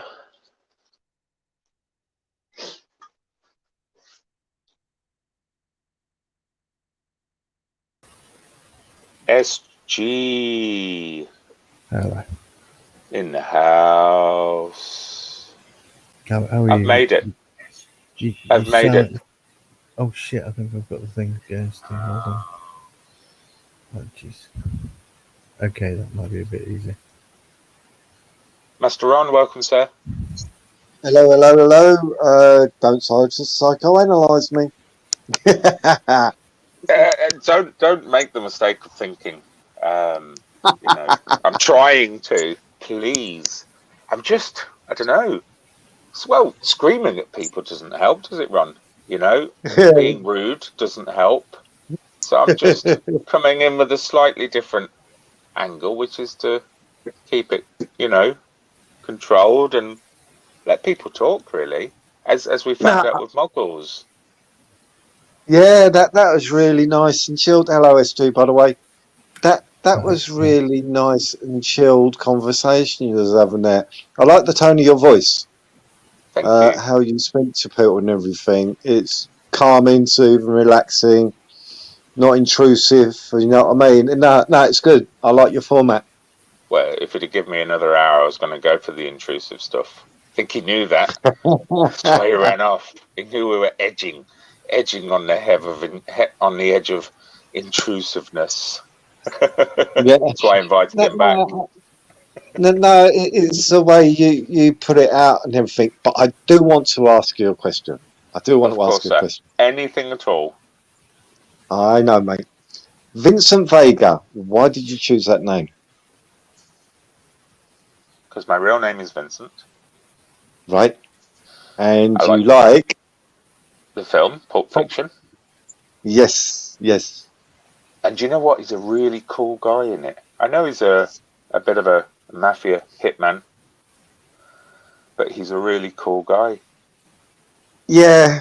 I must admit, I'm not what I'd class as a John Travolta fan. Me neither. But yeah, I did like how he portrayed his persona in that movie. I think that him and Samuel L. Jackson made a really good pair in that movie. They clicked so well. They did. Just the little mundane conversations they're having in the car about burgers. It's magical. Yeah. It's magical. It is. I don't know. Whenever their scenes come up, I can watch that movie so many times, and the scenes with them two in it are the best scenes in the whole of the movie. Down to. Yeah, go on, please. I was going to say, well, Muggles had a problem coming on because he labelled me allegedly as clever, very clever, which I'm not. But thank you. I'll take it as a compliment, and that's why he was worried about coming on. But we talked about the mundane, but not mundane for him. This is the thing, No, it was that's nice. real life. Mm-hmm. It was nice just sitting back, listening, just chilling out. I enjoyed it. It's like when SG had when SG, as if he's not here, when USG had SG in the your room. one-on-one live the other night, and when you had Jim on, I just sat back and listened, and it's good banter going backwards and forwards. I enjoy that sort of thing. It's nice just sitting back listening Yeah. rather than Yes. getting involved. No, it's good.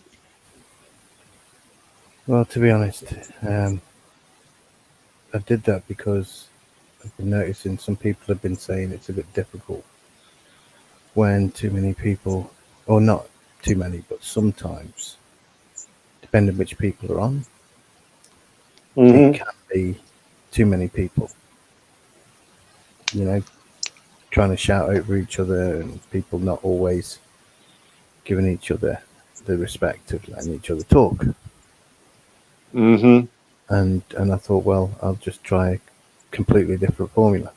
And to be honest, Queen Bee had done it before anyway. She just preferred it that way for a while. And I thought, well, I'll do a bit of that. Well, As an interview, but not exactly an interview, I had I went on Rum's live once. He doesn't hold them very often, but it come up saying it is live, so I went on it, and it was just him and this guy, and talking about the thing ARM and all that sort of stuff that's going on. I thought I'll go up on the panel, and must have spent Ron sort of took a seat back, and I was talking to this guy. I wish I could remember his name. But anyway, we must have been talking for about 2 hours, and there was no drama and everything. We've both taking turns in, the conversation. How we've done in the past. It's just two people. And like Vincent was doing, it was bouncing backwards and forwards really calmly and everything. And me and the guy, he said goodbye, loved the chat. I loved the chat and everything. And Ron come on and turned around and said, no, that's how a debate should be. You're both listening, you both got something to say, although you don't agree and everything. So when I was listening to Vincent then and the one-on-ones, it's really good. So that's why I said, when you had Jim on, I do follow Jim quite a few times, followed his live streams and watched some of his videos and whatever. Right. So when you was talking to Jim, I found that rather soothing, and just to hear some nice banter going backwards and forwards instead of, because it is when you've got a panel of, say, I don't know how many you can have, because you've had a full panel. Is it 10 people? With me included. It can get overbearing. And it also... Can I just say, only with depending who is on the panel, yes. Yeah. Yes. So you can have 10 people and it's fine, but you can have 6 people and it's a bit crazy. But if you have those people and then another 4, then it's really crazy. Yeah.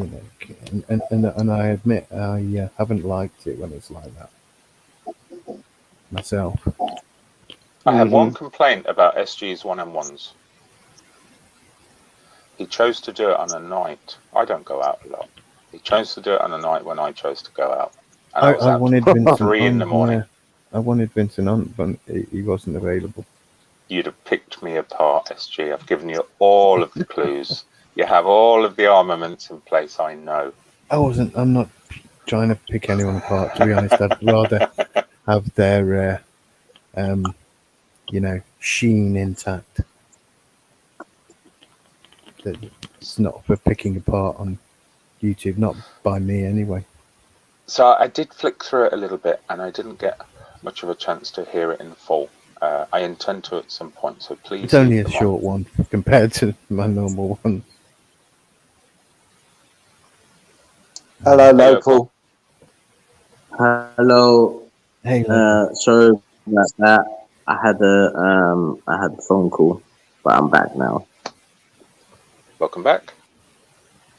I hope you're Yeah, doing so, fine, local. Hello, Master One. Hello, SG. hey, local. I hope You've got a everything's all bit right of with you, local.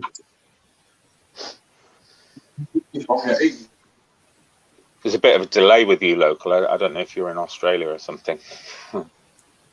I apologise if my voice isn't very loud. Hopefully it's all right. Because SG, I'd like to talk to you.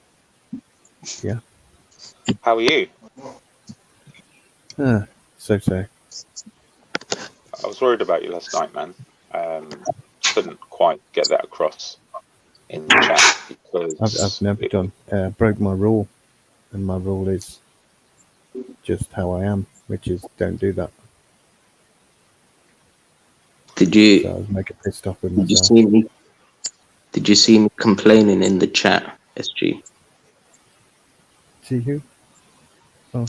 Me I did, local. about the shit show, shit show yesterday. No, probably not exactly. Oh, No, not that I can think of. I mean, I haven't had any sleep though. I couldn't get to sleep, so I pounding out. That's what I was worried about. My forehead's really hot, and to be honest, I have. Anthony's just kind of said it there when I thought you meant local. Then in the chat, so I looked and then I seen Anthony says, "SG's just been a very stressful week on here, more than usual. Big love to everyone." Yeah, he's right, and it kind of has for me as well. I've been draining myself of energy and everything, you know. what I could say is you learnt your lesson now. Yeah, that's one way of putting it. I like that. Does it drive you to set out some parameters, which I know goes against what your original? It does actually, yeah. And I'll tell you one thing straight up. One thing I've been sick of. A lot of people have been big in Crinkle, and nothing against him other than what's already been decided and happened, right? I'm not trying to demonize him or anything because he's already done that himself. But he's not coming on anymore. Good. Finally, because, and no matter what anyone says, if they don't like it, then they can stay away, right? They can stay away, can't they? Simply put, and nicely stay away. You know, if they don't want to come back because Crinkle's not coming, they can watch him on whoever's going to let him on, and maybe it'll be the ones that are bigging him up. They can big him up on theirs, and that's nothing meant towards anyone with it, you know. But the way Crinkle left, the way Crinkle has been, and the things he's done, and the way he has targeted my streams lately, constantly trying to come on, you know. I sat there the one night kicking him out for 2 hours, and like at the back room, you know, and he still comes on, so I let him on. How does that? I'm too nice, and it's not nice for me. How does that meet with your standards? Not happy, really unhappy.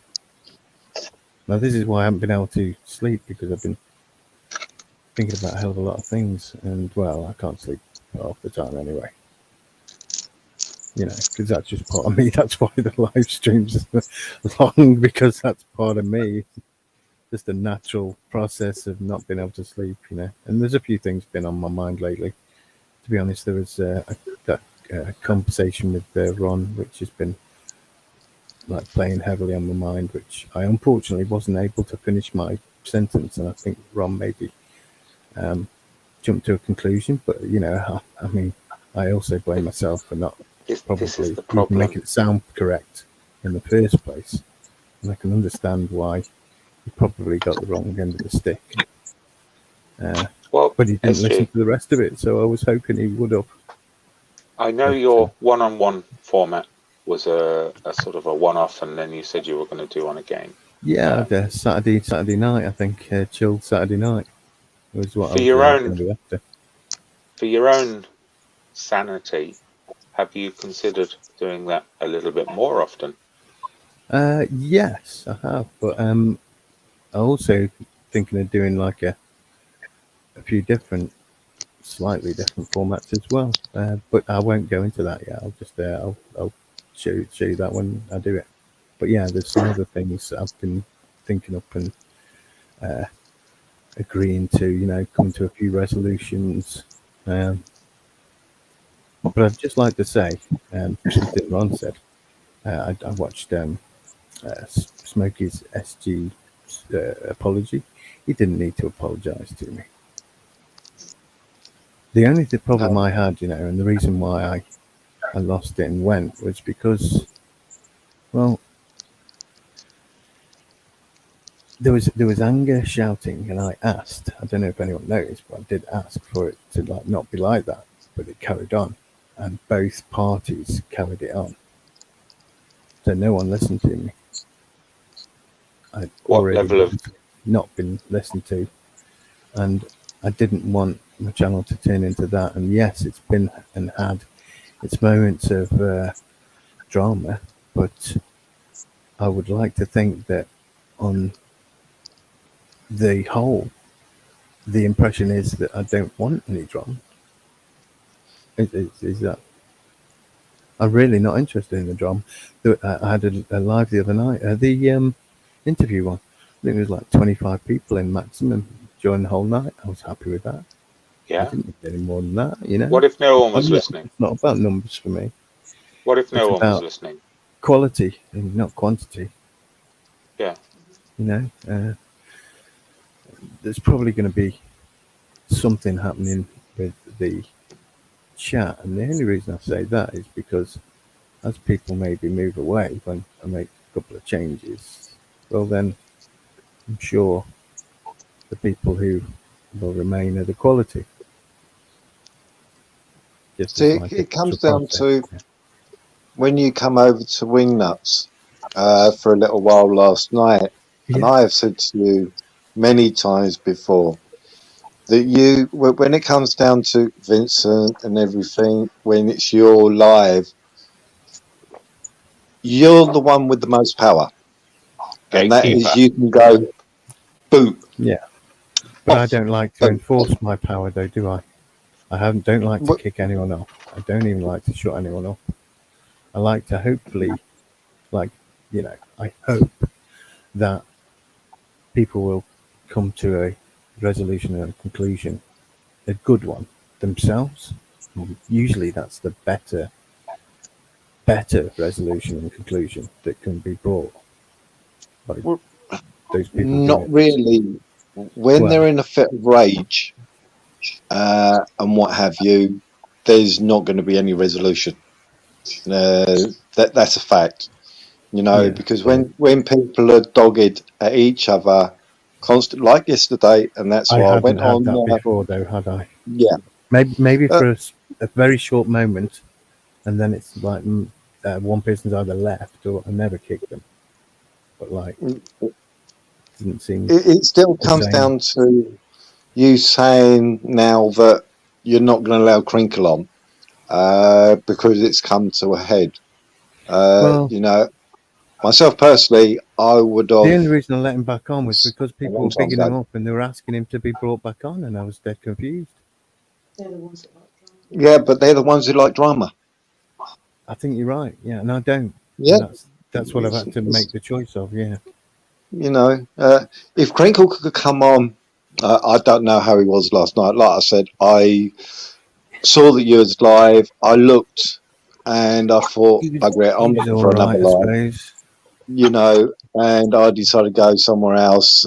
Somebody in the chat on Wingnuts was saying that certain things were being said and what have you, you know, and I thought, well, It was that's a bit Crinkle for you. dramatic a couple of times, and yeah, not what Hmm. I wanted.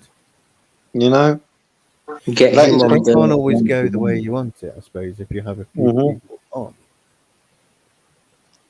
it is a spontaneous thing for me. I've always done it spontaneous. Nothing's ever written down. I've never, like, written a letter on a page to do with any of this. I've just done it. No plans whatsoever, except for maybe that new formula of an interview. I just said that that's what I was doing. That's it. So it's And that's the beauty of it, SG. random. Yeah, That's the beauty of it, but and that's created the beast that it is. But maybe you should have put some thought into some basic rules that people should adhere to. well, there are some like potential unwritten ones that people get the idea of, but there's a lot that people don't give a shit. A lot of people that probably don't give a shit, so, and are there for the drama. And you know, I'm not trying to say I know who those people are, but there's obviously probably some out there, like Master Ron said. You know, there are people.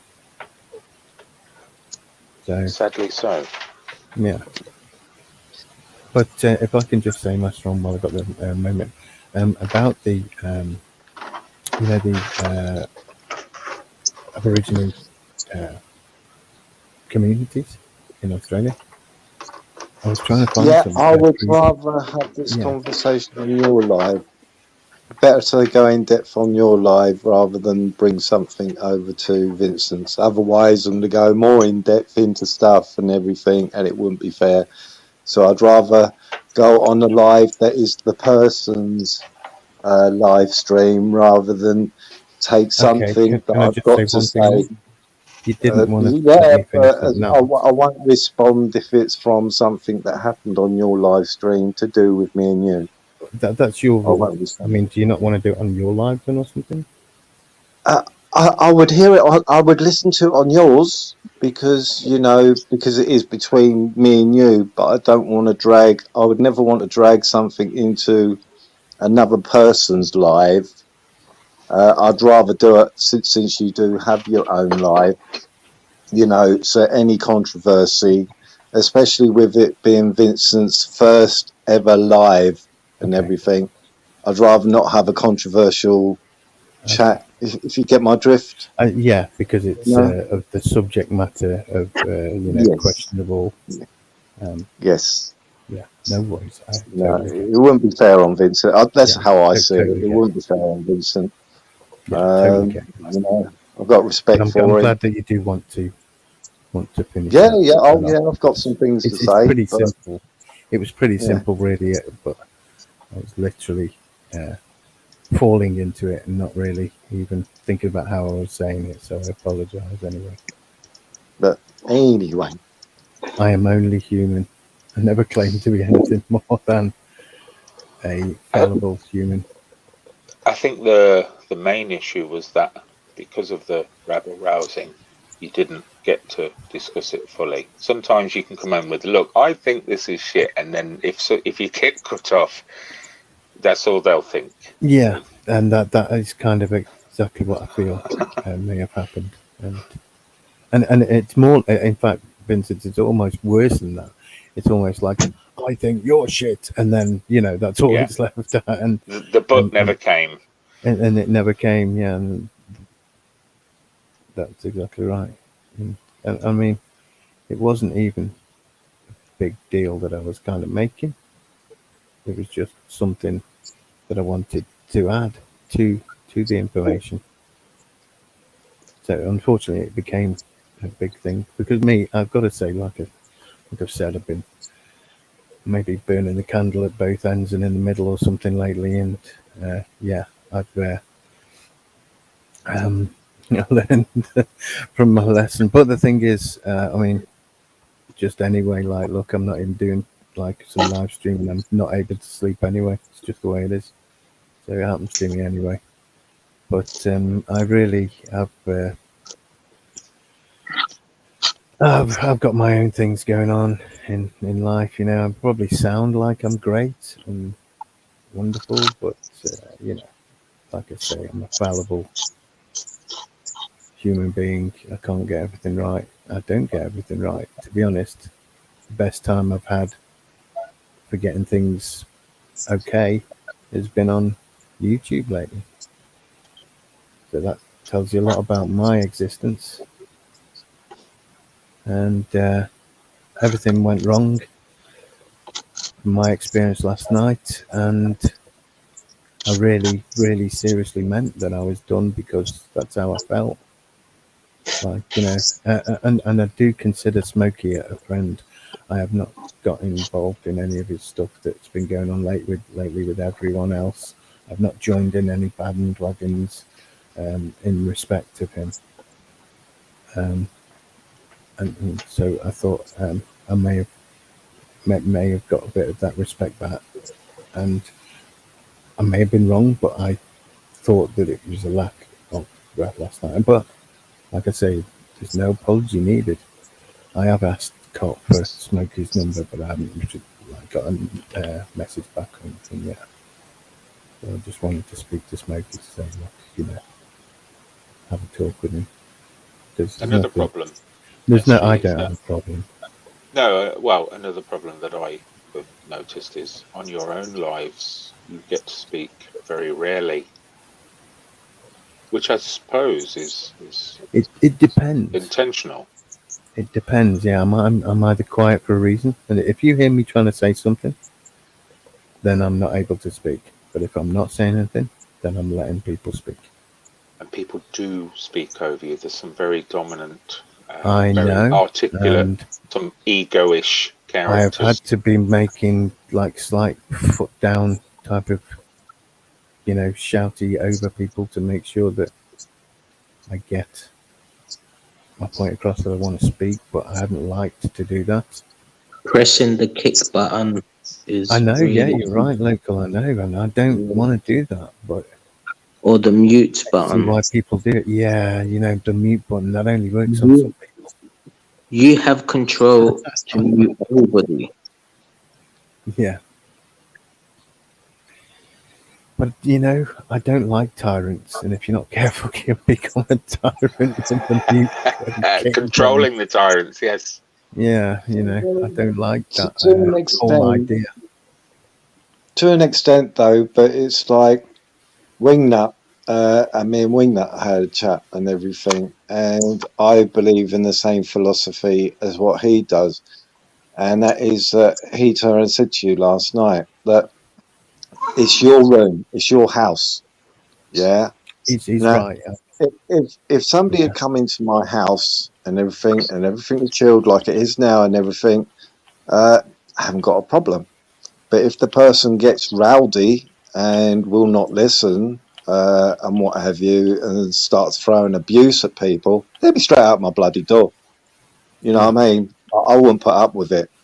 And that's no matter what the personal was saying last night. like situation you mean as well. Yeah, that's what I mean. So that's how I see. You know, if I'm at a turn and Vincent goes, right, bugger it, I don't like what Headmaster's on, how he's been and everything, and he kicked me out, I'd accept it. You know what I mean? I'd accept it straight away. I think, well, I'm in his house. If he thinks that I'm out of it. SG, you're your own god on YouTube. Yeah, I know what you're saying. Yeah. The thing is, Especially on your own show. yeah. I mean, I pay for it, I suppose. I do pay for the premium. And you pay for it. There you go, you know. That's it. Yeah. That is the other thing. And my part of my problem has been I've wanted to provide an avenue for people to speak on that sometimes they don't get to, and to speak to people they sometimes don't get to speak to, and to let them speak for longer sometimes than they've been able to speak to those people about things that they want to speak about. And it SG. seems from some of the feedback that is what I've actually managed to do. I never thought it SG. was going to be as important as that, but yes. Sorry, then. I think you should get Crinkle on the one-on-one. Well, I did say I would do it, so I will have that. An hour. No fucking more. And no coronavirus bollocks with them. Unless, I'm gonna come on to the next one and talk about some news. Yeah. Awesome. I like the news. I'm always for news. Yeah. So there's one question: is China a threat to the West? Yes. We already lost, didn't we? But it's even a bigger. It's becoming a bigger and bigger, for my opinion, since the question's been asked. Yes, and it's becoming more of a problem of what's happening in that region at the present. I have a Chinese auntie, and she said when she came back at the end of 2019, things were changing there for the worse, and she wasn't going back. After that, she has never mentioned it again. How strange. I think China is more of a threat to itself than to its people. Well, what about the financial takeover of the world, basically by China? I have a theory on that, which the we won't do land here. bitches We'll do it on yours, of chat. the world SG. by China. Sorry, did you just say? I said, Sorry, I have a theory on that, and I'll do it on your channel. Okay, yeah. That's Too controversial for this channel. I am not really having, thinking not of having making that topics like that on second this channel. account. Good God. I actually We're have a second account. We're a feel-good forum EdgeSG around or here. something. What's your opinion, Logal, since you actually brought up that topic? What do you think of the situation where China is concerned? I'll save that for SG. I got another question. So what about Russia? They don't like to agree with countries. Anyone. They always disagree with everything. What do you think about that? Well, I'll tell you one thing they've disagreed with, though, that I've been able to make out, is they've disagreed with the, stabbing the arm, right? Yeah. I was in Hungary two years ago, maybe a year and a half ago. It was 2020, maybe about October time. Still really hot there. And Putin visited on one of the days that I was there. So I made myself deliberately able to see him arrive to the Hungarian parliament. So I saw his cavalcade and things like that. And at one point stood reasonably close because he came out, and it was a PR exercise. And what Putin came to talk about was the regeneration of the churches in Hungary, the regeneration of the family unit in Hungary, and Russia was providing a lot of money to get the churches up and running and to help families in some way. And what's happening in Russia right now, and he made comments recently about how the family unit is important, the gender is important, the role of the woman is important, the role of the man is important. They're going against what we're experiencing in the West, which is in contradiction to all of those statements that he made. Yeah. And I kind of like that, Local.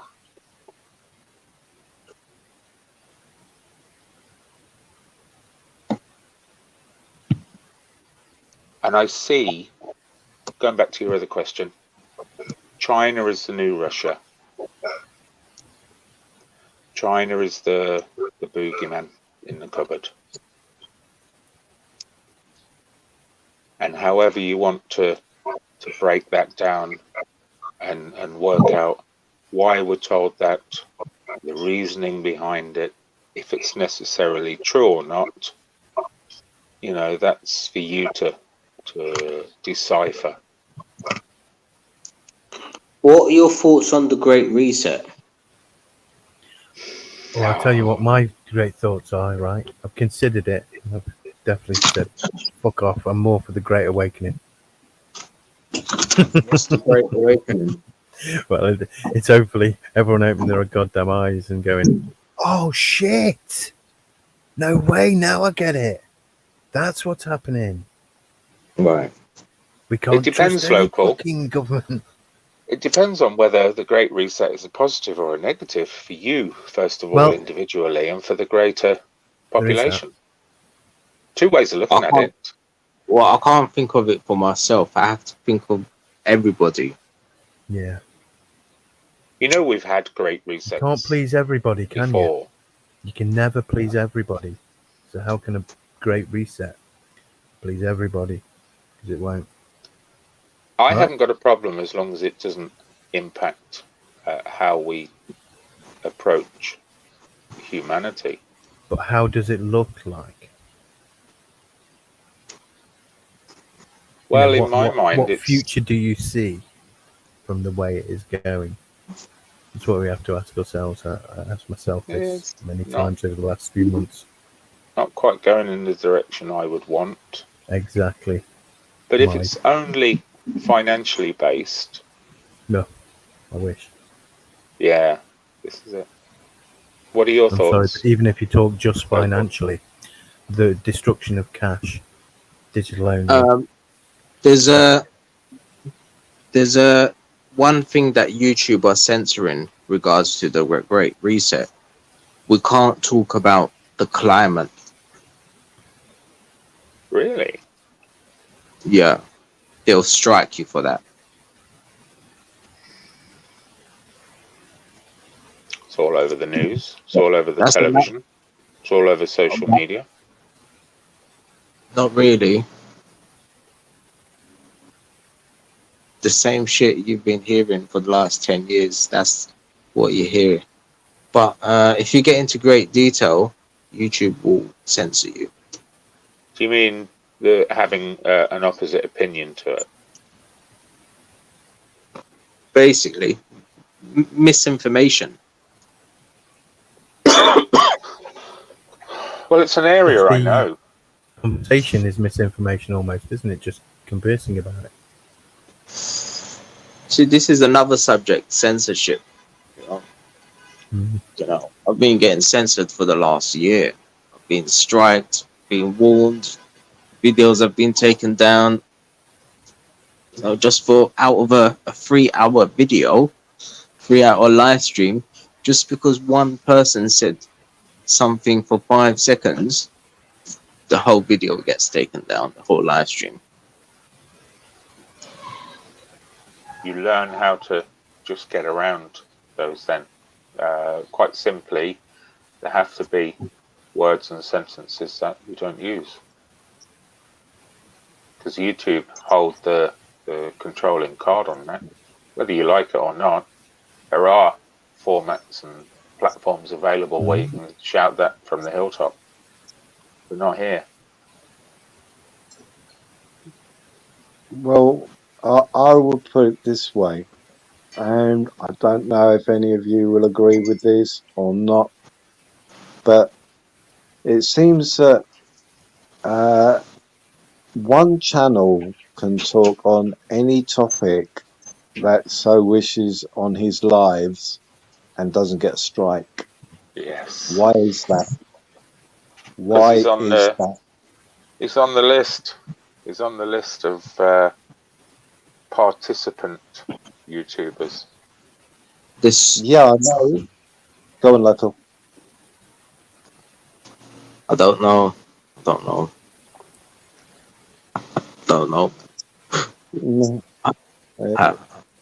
I might know, but I don't know. Can it be said on YouTube?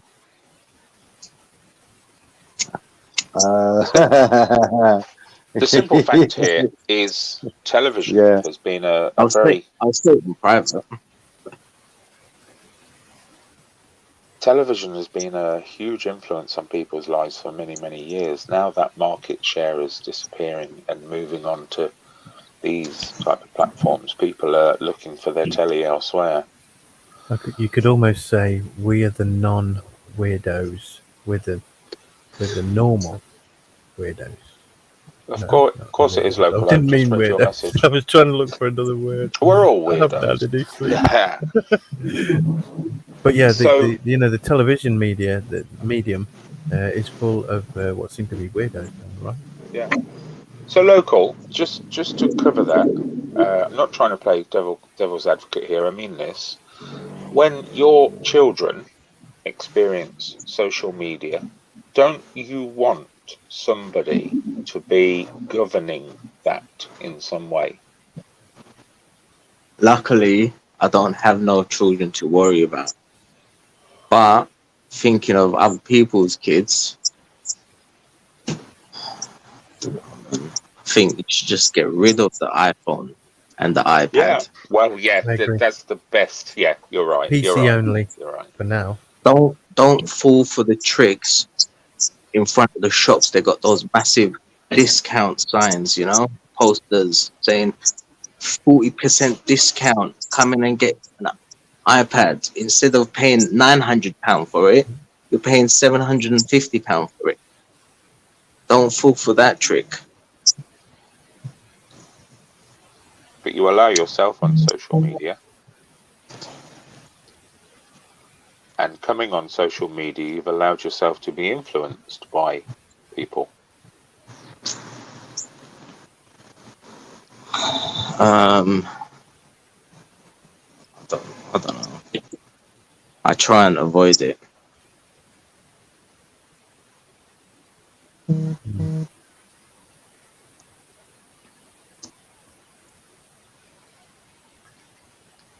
What about See, sorry. Sorry, I was just writing. For me, having the internet, by what because I was talked into having a laptop and everything many years ago.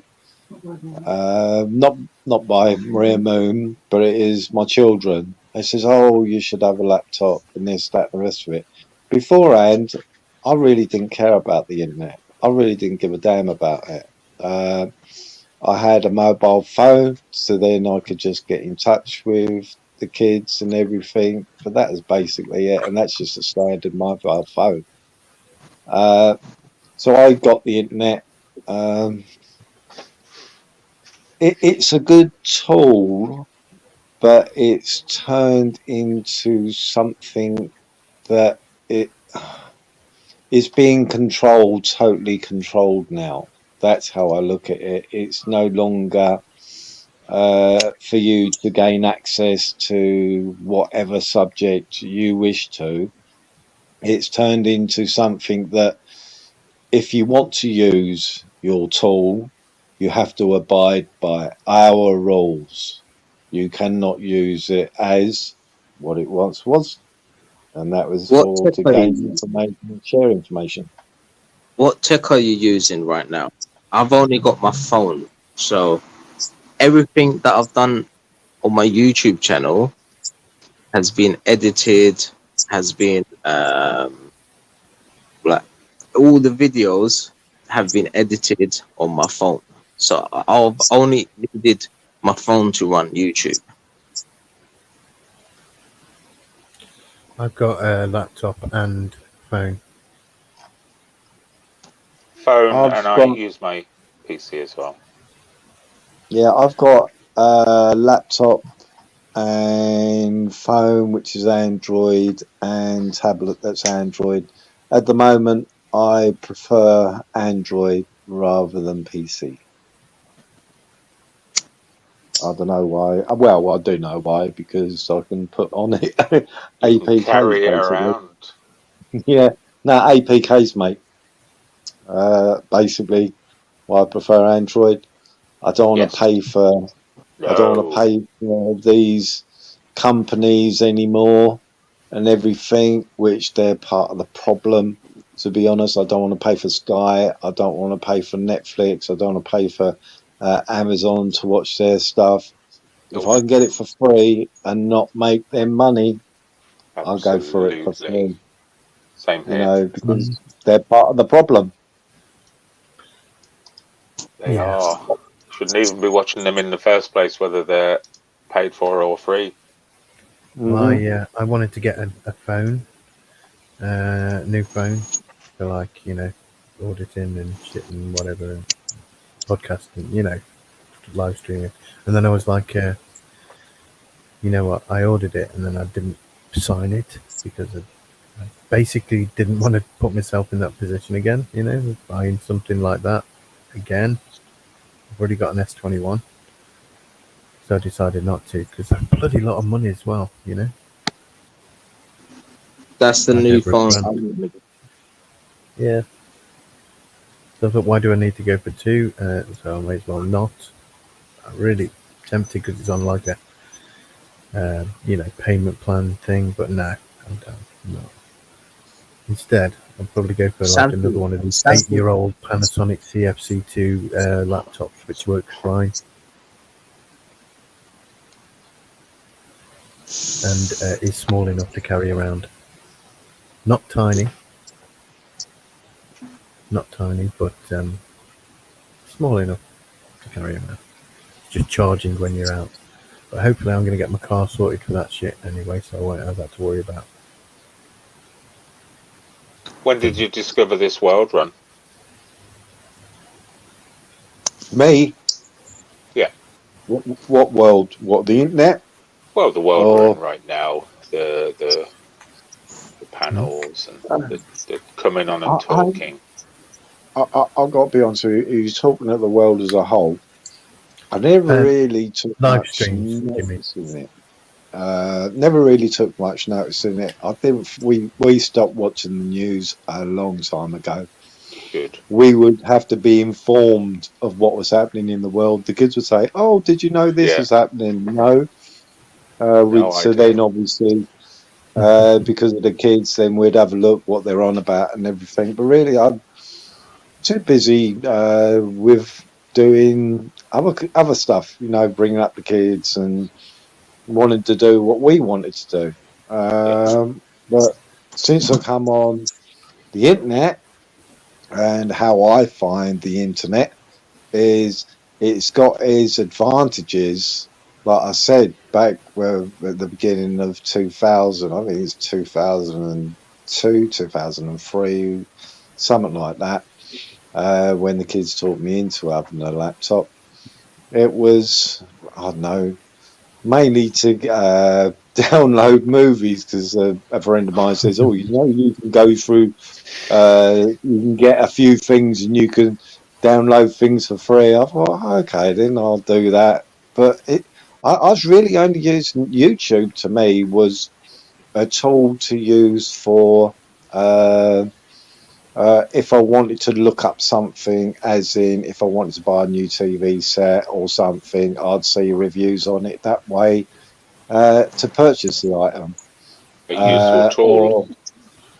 I used it as a tool, and that was it. If I wanted something, I'd look it up first, and YouTube was a good way of finding out about it and how it worked and what you could do with something. But that was really it for YouTube for me. Same here. I've never been part of Facebook, Twitter, all these Instagram. I don't know what all these things are. I've never been involved in all that.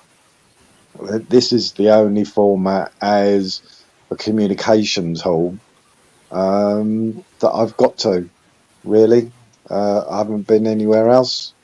I'm not really interested in going from one format to another format to another format. I don't know. I just don't. I don't know.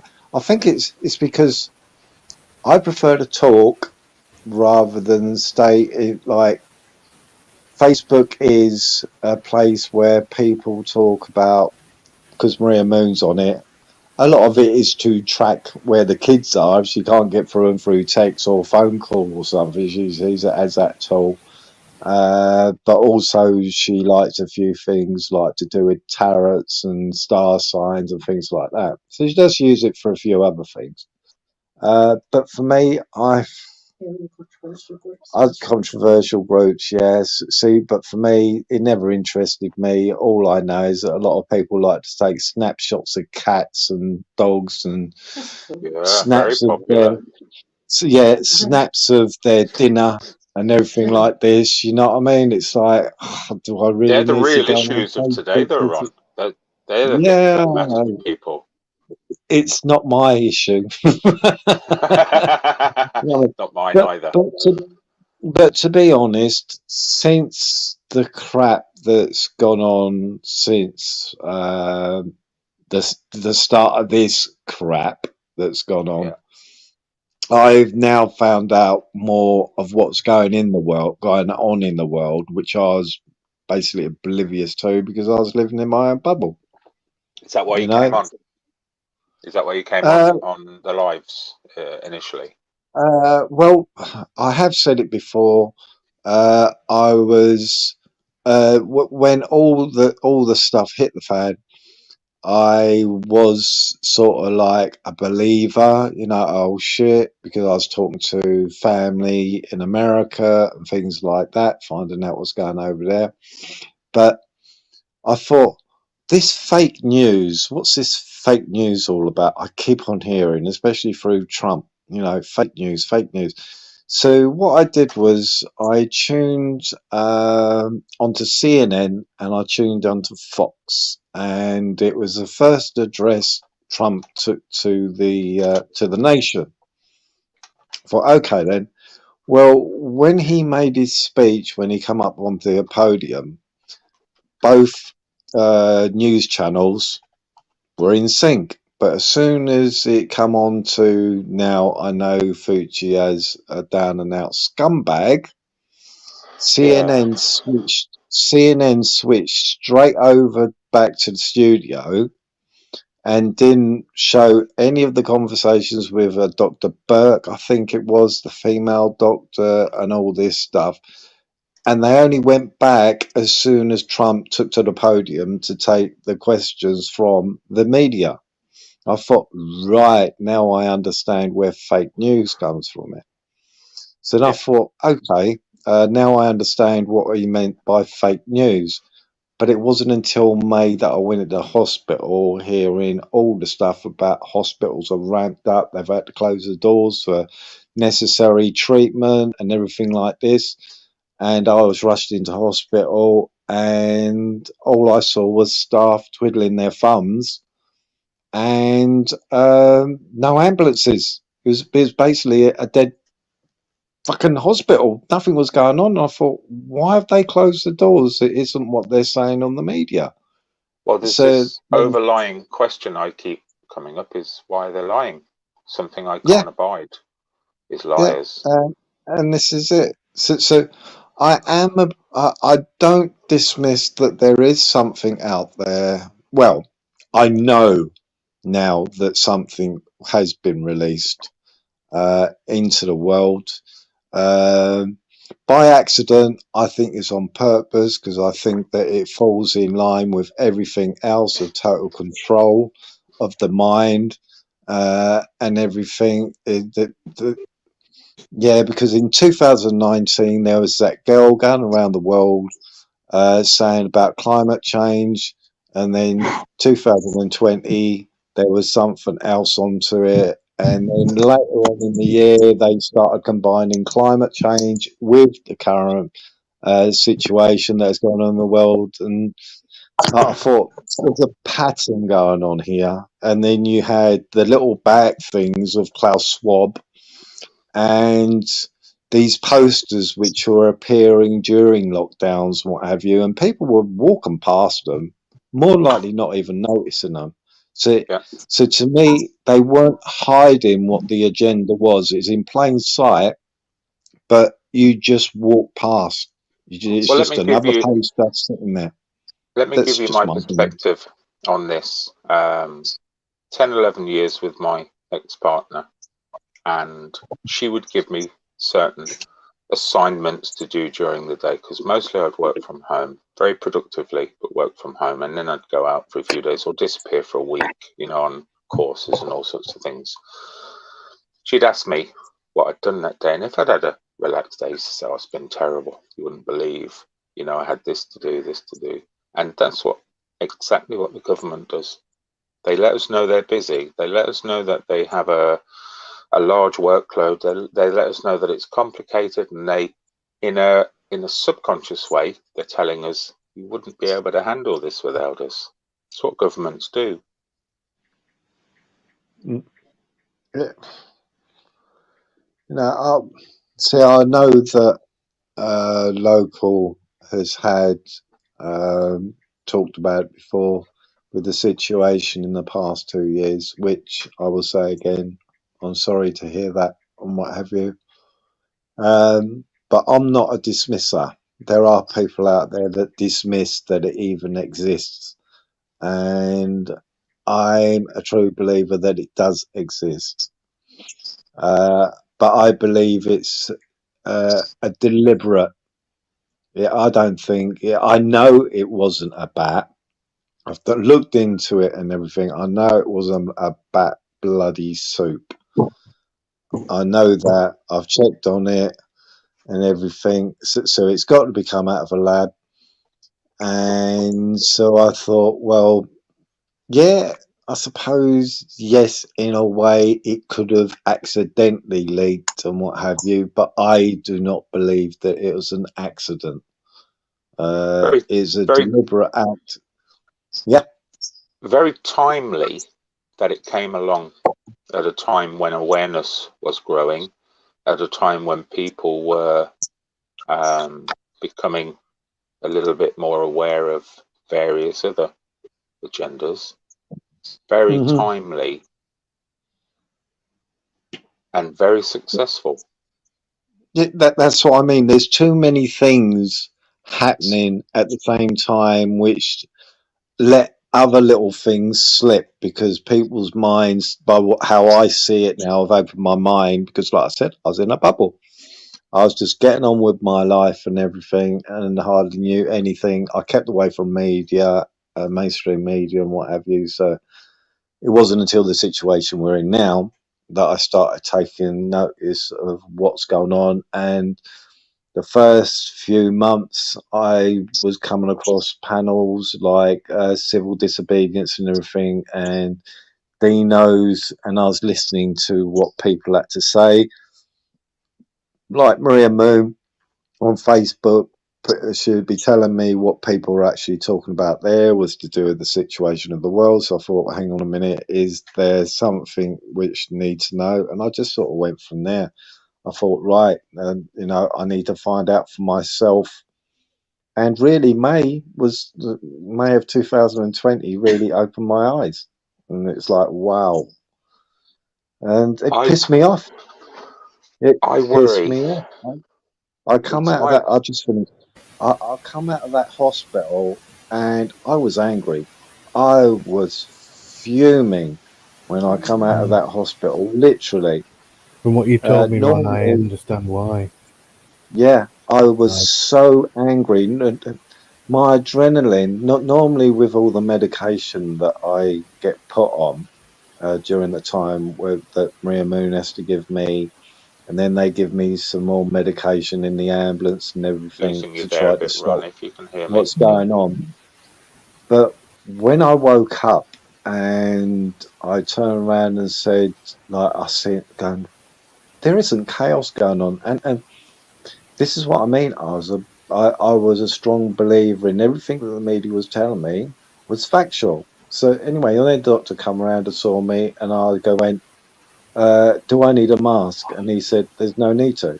And I turned around, so my second question was, right, do I need to have a test? And he said, no need to. And I thought, what?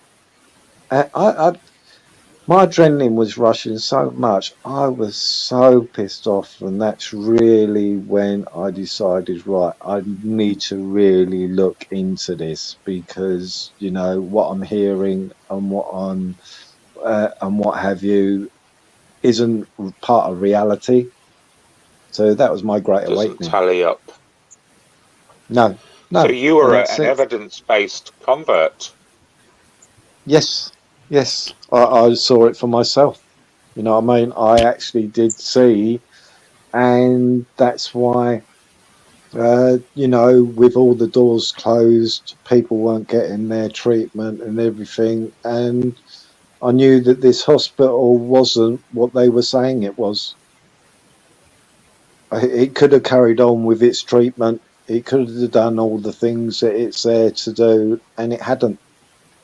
So I saw all the things that you saw later. I mean, I was only there a month and a half ago, but it was at a time when the fear porn was rising again, and we were being told how stretched they were. yeah, And yeah, yeah. I was the only person there. During the very first lockdown, the very first lockdown. So Had you not seen anything before then? Were you surprised?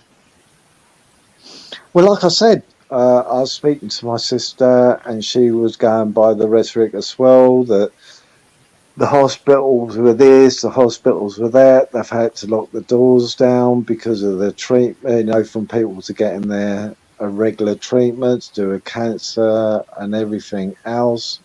And it just pissed me off. This hospital, every single facility of this hospital was closed down for one reason and one reason only, but that reason wasn't actually occurring.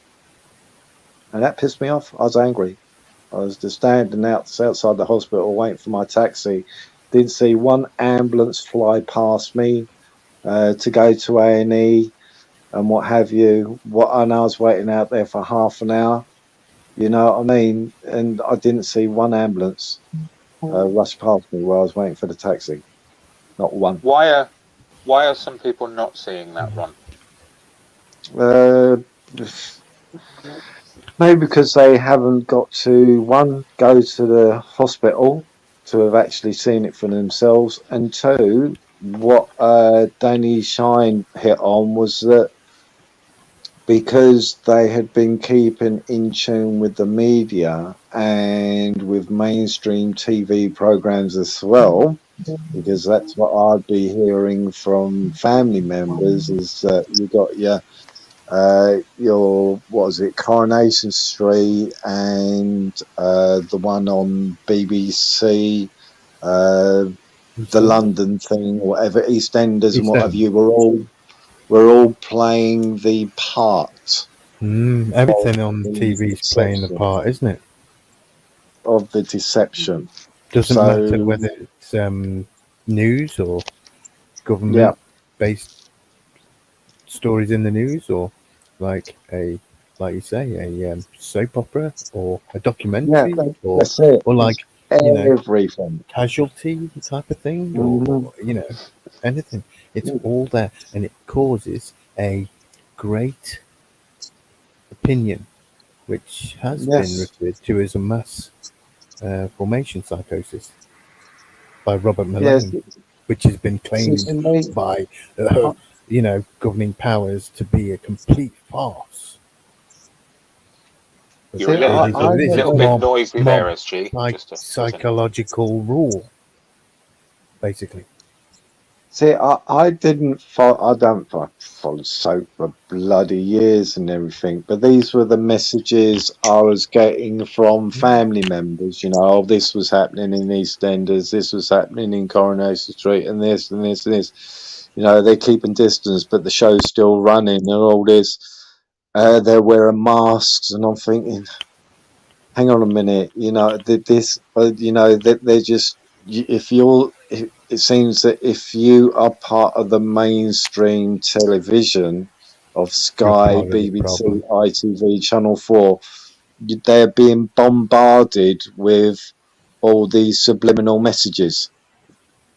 So when Danny Shine turned around and said that 80% of the people are actually brainwashed and conditioned, I would say that's basically correct, because I say there's around about 80% of the nation of this country alone actually do tune in on a daily basis to all their soaps, all the news, everything. The majority. Yeah, and that's where it all stems from. I'm going to have my loose women. They're wearing masks this week. Yeah, there must be matter what it is. something because there must be something God because in His world. Coronation Street said it. God as Must well. be They're all something. socially distanced. Yeah, EastEnders. There must be something. Emmerdale Farm. There must be something. There must be something in all what says. How about this one for a bit of comedy, right? I go around my friend's house across the road, right, every couple of weeks or whatever, just a bit of a rundown because we're all the same mindset when it comes to all this shit. So I go around and I'm like, what are you watching? And it's like a documentary Casualty, right? So it's I don't know what the program's called because I don't give a shit, but and I don't watch TV. But there they are watching what's like a Casualty, but it's a documentary. So people come into Casualty and they have all these things wrong with them. Yeah, lots of different things, in a bad way. And yet everyone's wearing masks. Everyone, including the people who need the help. There was one, he couldn't breathe properly, and they put a mask on him. Now, I was like, my mouth open, but they're laughing, and they're like, can't you see how ridiculous this is? And I'm like, you're fucking right, this is stupid. Like, in seconds, I was laughing my head off at how ridiculous it was, because, the masks, they don't work, do they? There's gaps in them and all that, and you're like, this guy is seriously injured, and they put a mask on him, and then suddenly, like, they've took it off. Well, there's a phrase. A breather on him, for There's oxygen. There's a Where's phrase. Local gone? Then they take that off and they put a mask on him and he can't breathe properly, so they put the fucking oxygen back on. It's like, oh my god, I this take is it Local really- must be at work, and that's why he had to go. Catch you later, there, Local mate. Yeah, see you Local. But yeah, it's such a contradiction to see, like, science fight propaganda on a program in front of your eyes. Well, you only had to watch Hillary on GMTV showing us how to revive somebody who was having a heart attack, With a mask. and he was covering the airway when he wasn't blowing in. It's madness. Have you seen these pictures of dummies being used as people on respirators when they were in hospital? No.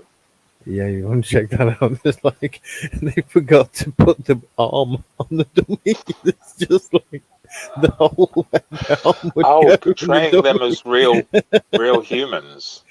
No, not real. They're like dummies, but they're pretending to be. Yeah, pretending to be.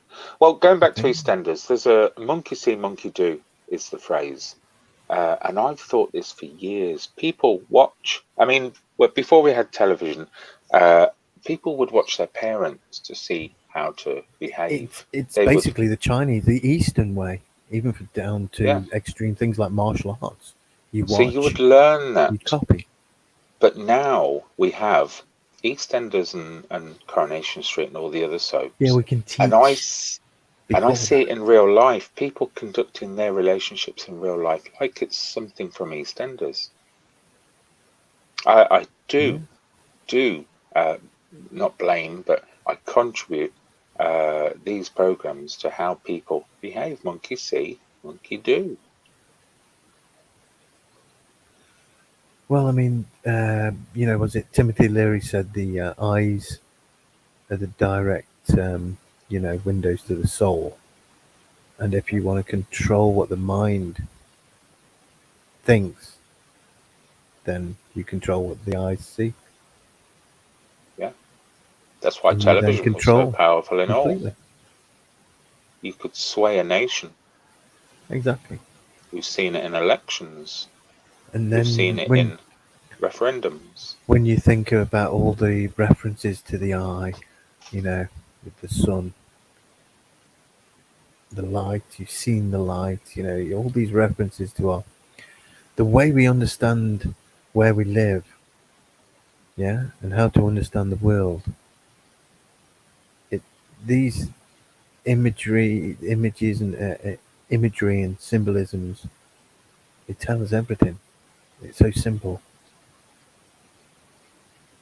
It's not. They've been doing it for thousands of years. It's it's more complicated than that, but it's also less complicated than that at the same time. Yeah, that's It's what easier religion than you was. thought, although it's pretty fucking mega complex. Somebody worked out somewhere with the Bible, well, before the Bible, obviously, but the symbolism, the guidance, everyone concentrate on one thing rather than many. And religion has done that. And it's been very powerful. It's not a bad thing, it's a positive thing. Well, I mean, it Bible looks like we're came all going to be along. Muslim soon, doesn't it? Because, you know, Well, that's the more controlled one. They don't have you want tried? Christians with open minds and, like, ones No. that aren't following the Christian disciplines. Why would they want that? They want somebody to be following them. Yeah.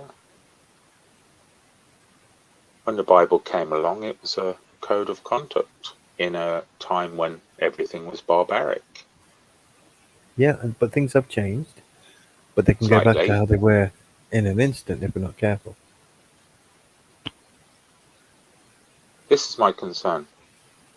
This is my concern. You know, when you have people who overcome governments, as you said earlier, to beat a tyrant, you have to become a tyrant. Well, in a way, it's almost like you have to become a tyrant that keeps a check on yourself so you don't stay a tyrant. And you only become a tyrant when you need to be. And that, I think, is the point of auditing. You know, we understand that sometimes a copper has to be a bit tyrant-like, but he doesn't have to go over a certain line, and he doesn't have to be a dickhead like that all the time. Do you remember like the we say, a film where... policeman of old would slap you around the head. Now, that's not supposed to be done, but it's just a bloody good way to do things, and maybe you'll learn from it, you know? I think you can go into a situation with the best of intentions and unfortunately find out that that's probably not the best approach, you know, to controlling people or to leading people almost. Sometimes When it comes to tyranny, yeah, you have to get them to the edge of tyranny, spread a few scare stories, you know. I mean, the more I think about it, the mass formation psychosis is a mass formation psychology, right? That's out there. Yeah. So you've got all these areas of life. You've got the people who, well, everyone who isn't really in the know is affected by that potentially, which means every walk of life. Politicians who aren't in the know, they're going along with it because they're formed with it, you know. Yeah. And all these other areas of life, the bin men, the police, the firemen, the NHS workers, they're not part of it. They're not in with it. You know, they're not like, we know what's going on. Nothing like that. They're just forming with everyone else. And just like we'd said many times, you know, there's that test where they'd like, they tell 9 people that you got to act like, you know, the grass is blue, and that 10th person who doesn't know anything about what the hell's going on notices that 9 people say the grass is blue, so does he, even though he knows it's green. Yeah. That's kind of what it is. It's like a mass formation psychosis, but also it's the hidden mind. You know, the hidden mind in the brain, where there's proven by people in a large group, like a really large group, you know, where somebody is judged for something that happens, and suddenly everyone kind of pressurizes them, turns on them, and in no time, that person's like jumped off a bridge or something, nearly. Yeah.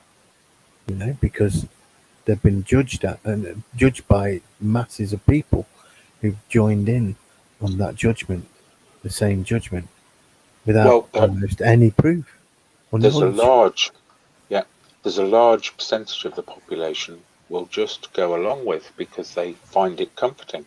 Humans crave order and also routine. because they think maybe it's the best thing to do. Like Master Ron was saying, you know, like many times these thrown around words, like with the N word, yeah, you know what I mean?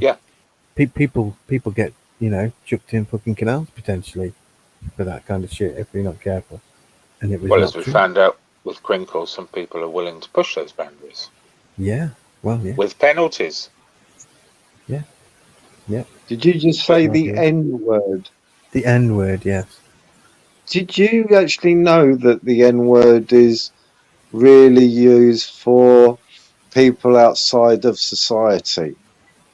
It's not. No. It's a derogatory word, but it's not exactly What it was pointed at supposed to mean. just a certain colour or race of people. That When I say the N also word, white people called I it meant as that well. not of normal, whichever one you want to Because choose. Patti Smith did a song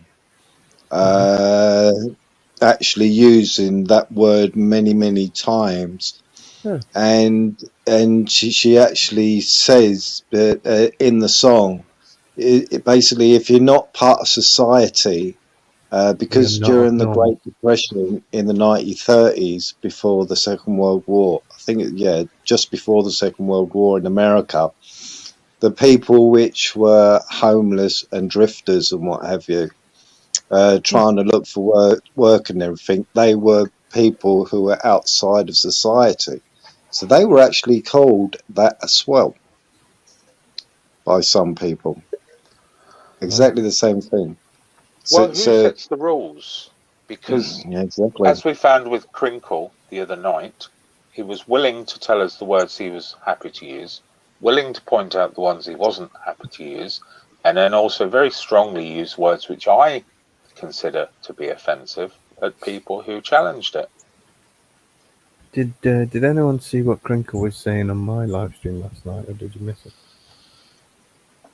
So the words he was coming out with before I went off to It's not the sleep. words Yeah. he was coming out with, it's the way of saying in the order he was saying them. He could have said them in a different order, in a different way, and it would have actually meant the same, but been nicer. You know what I mean? Well, Yeah. look at last night. Before I come on the panel, right, last night, I think this is come what I'm over talking for about, one yeah. nuts. Yeah, exactly. And what he was saying to Kat. Mate, like I'm going to say, I don't think he has any respect for women whatsoever. No, he has no respect for anybody, and he's definitely a racist. Definitely a I racist. can't have him on. I'm going to have him on that last time. He's going to have a chance to have an hour's worth of say and maybe a nice exit. Maybe. Mhm. So I promised You him know, I've see where that guy's concerned. He says he stands for freedom of speech and everything, and that's his excuse for him to bandy words at people and what have you, like last night where Kat was concerned and all this bullshit. Oh, I believe in freedom of speech. But as soon as if you're on his panel and he doesn't like what you're saying, because it doesn't fit in with him, then he kicks you off and he puts you in the back every Yeah. single time if it doesn't fit into his narrative. So it doesn't believe in freedom. What he believes in, Crinkle's freedom of He's a speech. load of I bollocks. can turn around Yeah. and call people and insult people, but you can't do it. It's like he That's gets the communism. respect on my channel, but I don't get the respect on his channel. That's what I noticed the last time. No, All exactly. that shit went off, you know, when Danny Shine went on. Yeah. After. You know what I mean? And to be honest, It's I like, don't know why I went on, Vincent, when you were on, because I kind of forgot that that's how I left his stream, his channel before. Yeah. I remembered, you know. I might have been Yeah, like, too. maybe not.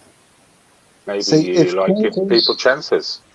I do too much, and to be honest, some of it see, like my attraction, but I think also it can be taken as a weakness, and doesn't matter if it's taken as a weakness in my eyes, but when it's abused, which it has been, some, it has to be sorted. yeah, don't get me But wrong. Everybody has got an ego and likes to be center of attention, but we all have a limit to having that.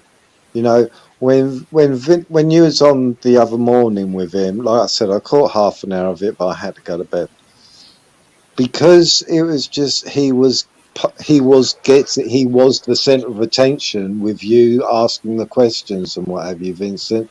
He was happy He because loved it. he was the center of attention. He If you loved it. take away that center of attention, then that's it. It's like when I come on your panel last night, I thought, I ain't saying hello to him. I ain't saying goodbye to him. And that infuriated him. Really infuriated him. I thought, I'm not going to pander to you no more. I'm not going to make you the center of attention and everything. You know, I'm not going to direct my questions at you no more. Because you want Right. that stage Yeah. just for Well, yourself. what Anthony's just said in the chat, I mean, I'm not trying to deconstruct Crinkle. He's his own man. He's as every right as anyone else to be whoever he is. What I Yes. do look forward to exploring with him is try to help him to see him better. If you know, I don't think I'm skilled in that area, but I think we got somewhere the last I time. think you did very entertainingly well. And I want to continue That's that. why I I'm not joined the trying- thing. Yeah. I'm not trying. I've been really obvious with him from the start. He knows exactly where I'm going with it, and I've been open and honest with that. But I'll take ages to do it if necessary. I don't know if you caught. Sorry for butting in, but just while I remember, the point when I was watching you, because I'd left a message, and he actually put it up on the screen. I don't know if you saw it. Was when you turn around and says, "Okay, then," about science, and you turn around and said, "Okay, then, what about when science hasn't worked?" Yeah. And that's why I put in there. He's Googling an answer. Yes, I You know know. what I mean? I could see it because it took him about 3 to 5 minutes to have some sort of thing I to knew that, give and I an was answer happy for to. him to do that. Yeah, yeah. And I went on Indy's panel yesterday, and we was talking on and I turned around and said that I was watching you and Crinkle on his live and everything, and there was an Irish guy, and straight away within a second he said, "Well, tobacco. Look what they told us at the beginning. You know, science was saying that tobacco is good for you." I said, "Well, there you go. You've come up with one example with it in a second. It took Crinkle 3 to 5 minutes to find something to Google an answer." That shows he isn't as knowledgeable as Well, what he tries to portray himself to be. He didn't let's want say to go this as down well, that Master route. Ron. Okay. Sorry, go on, SG. Oh, I've got it's all right. I've gone and got a phone call. So Well, he didn't want to choose that route. He wanted to keep it science, but of course, medicine is science, and there have been many failings within medicine. Some of them not so obvious, some of them obvious, and some of them were just. I mean, sorry, some with intention, some without. Some were genetic experiments. You can't hide from that. Some of them were deliberate as well. There's the Tuskegee experiment, which happened in America. You know, that was blatantly deliberate, and they never hide. They never hid it, really. The thalidomide possibly was an accident. I think. I'm sure.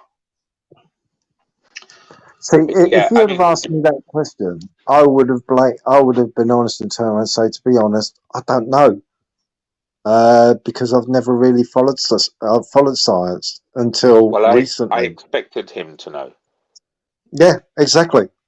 I wouldn't have even thought tobacco as a prime example. I'd have had to have been, and I've always turned around and said, I'm one of the people with the grinders. I'm the knuckle grinders on the ground. I've never tried to portray myself any more than that. I do not portray myself as an educated person and what have you. So I would have said, right, I can't think of anything at the moment. I'll look one up, and I wouldn't babble until I found an answer to the actual question. I'll just say, off the top of my head, I really don't know. Sugar I've never looked is into the it. greatest example. The sugar industry paid millions, hundreds of millions to push its product at a time when nobody was using sugar. And look at the eventuality of that. Look at the obesity rates in America, across the Western world. When the truth is, it's the fats that are good for us. But still today, they sell low-fat products. I don't Yeah, get it. what Maria Moon turned around and said about sugar the other day, that saccharin, did you say? Yeah. Is it saccharin? Saccharin is actually sugar has aspartame, whatever, I don't know what the words are, Yeah. but but anyway, it's actually sponsored by the Diabetic Society. Right. There you go. And it's like, how can the two be connected unless it's not to do Saccharin is with harmful. money? Yeah, if it's not to do with money.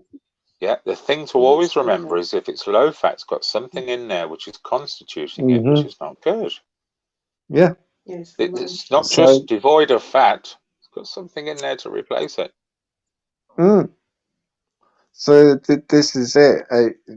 I now know, that's what I mean. I now know more than what, because I lived in my bubble, like a lot of people.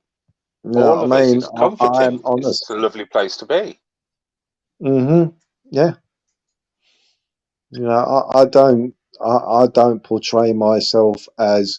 So when people turn around and say, "Oh, Master Ron Legend," "Oh, Master Ron," no, I'm not. I'm still learning as I fucking go along. Believe me.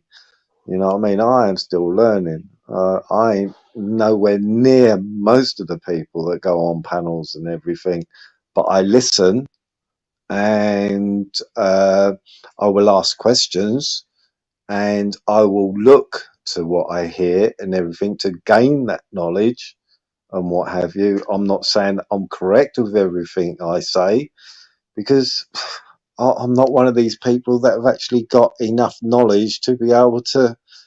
But I don't know. It's just, you just look at things and you hear things and you go, well, hang on a minute, is that correct or is that wrong? So I will look into it.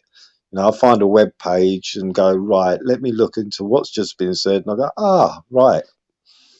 You're now a very I wise understand. man, though, Ron. Then I understand. You're a very wise man, though, Ron. I don't know that. I'm just a person who looks at things rationally, and I think, well, and I think there's got to be there's somebody out there is making a valid point. So, you know, and I just go along with that. I don't know. I don't know any answers to any of it. All I know is that I don't like the state of the world as it is today. I'm not saying that I didn't like the state of the world before 2020. Believe me, I didn't like the state of the world, but I didn't have a clue how to express myself. Yeah. You know, I mean, to be able to have a voice for that. It wasn't until then when I went to YouTube and I thought, right, there's a platform. Let me look into this platform and see where it takes me. When I first started listening to the lives, I loved them. And then I wanted to make my voice heard. But when I first came in, I was terrified. I used to listen to you, Mark, Kelly, and all sorts of other wise people. And I used to think I'll be chased out of those rooms really quickly. And that wasn't the case. How did you feel when you first started coming on the lives? Yeah, well, I was watching, like I said, I was watching Civil Disobedience. It could have been one of his first lives that he did. It sounded like it was.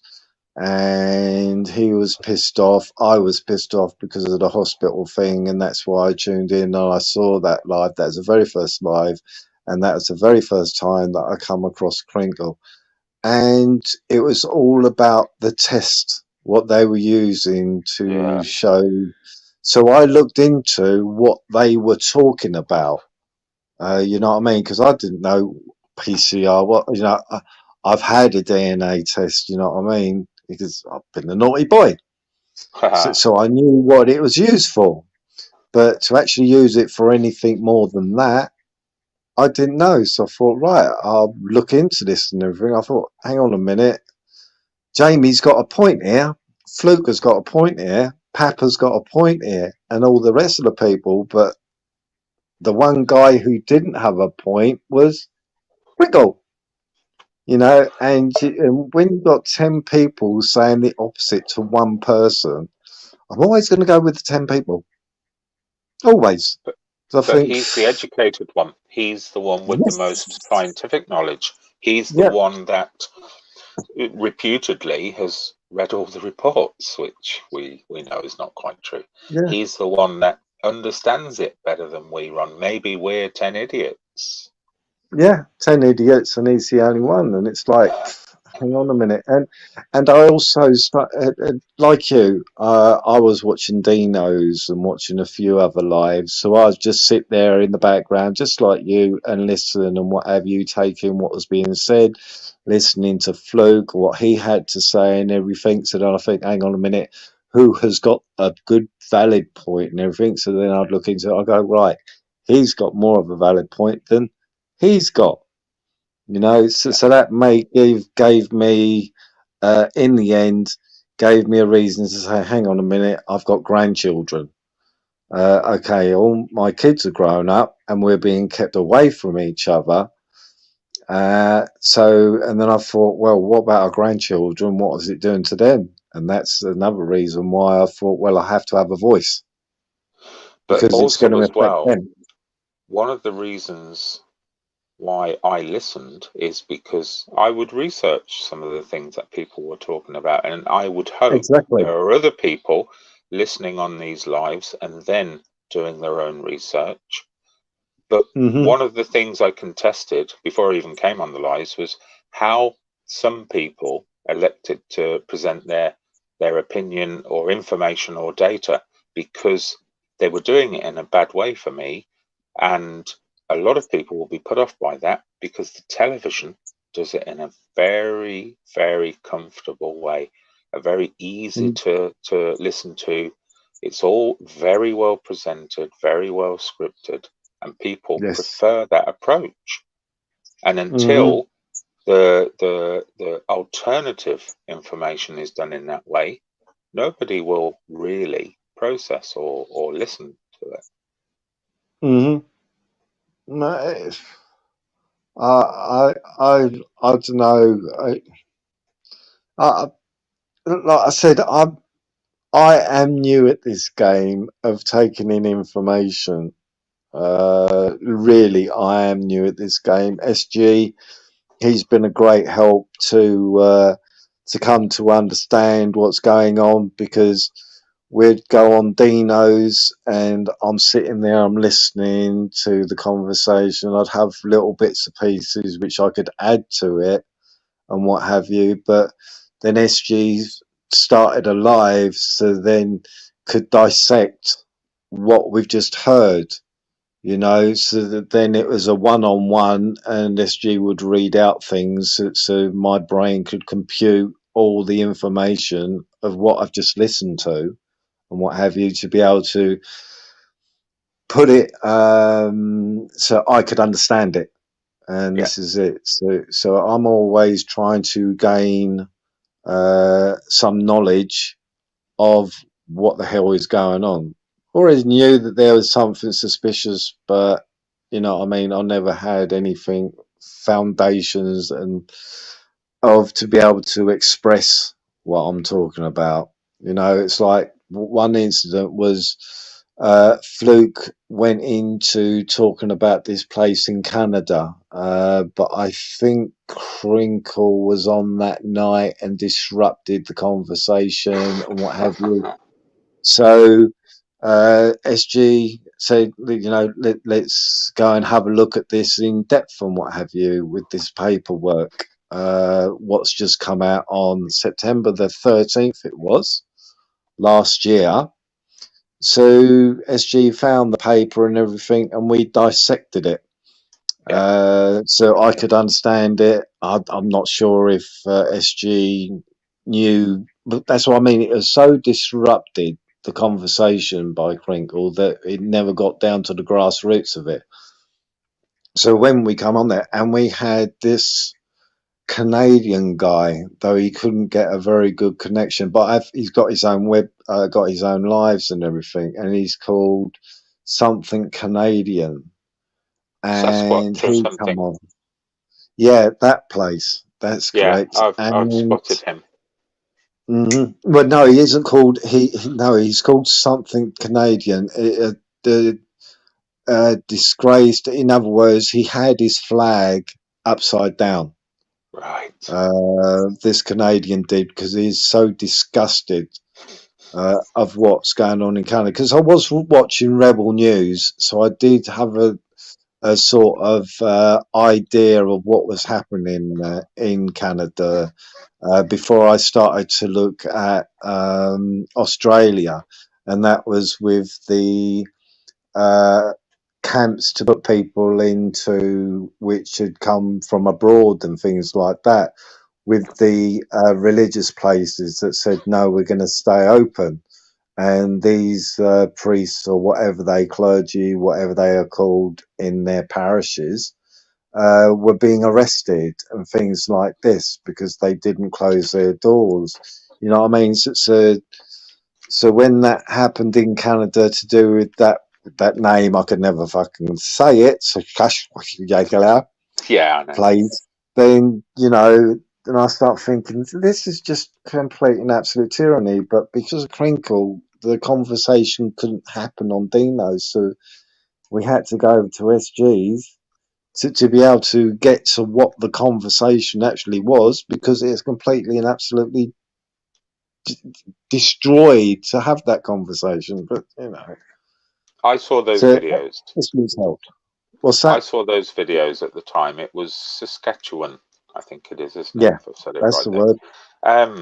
The problem is there's so much to take in, so much information to process. I think it's wiser to limit your subjects. I mean, I know a little bit about everything. I haven't researched everything. I do look into the things that interest me, and even I'll go down a rabbit hole of something which just looks ridiculous just because it's entertaining. It's telly. This is telly.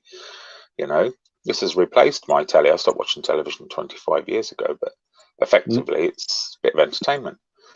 People can feel themselves, and I've had long and protracted chats with people like Peter Pope and various other what I would consider to be big hitters on the internet, where people are afraid to sort of contest them on their own subjects, and quite rightly so. I mean, I have my specialist subjects, and I'd hold my own in them, and these people hold their own in that. But just talking to these people, you find that they're battling. They're on hills they shouldn't be on. There's so many more important issues in the world, I think. I mean, first and foremost, your own well-being. Your own well-being first and foremost. Once you've got that cracked, look into your outer circle. If you're on the internet all the time discussing Q and all sorts of other deep and non-meaningless subjects, your family around probably need a hug and an I love you every now and then.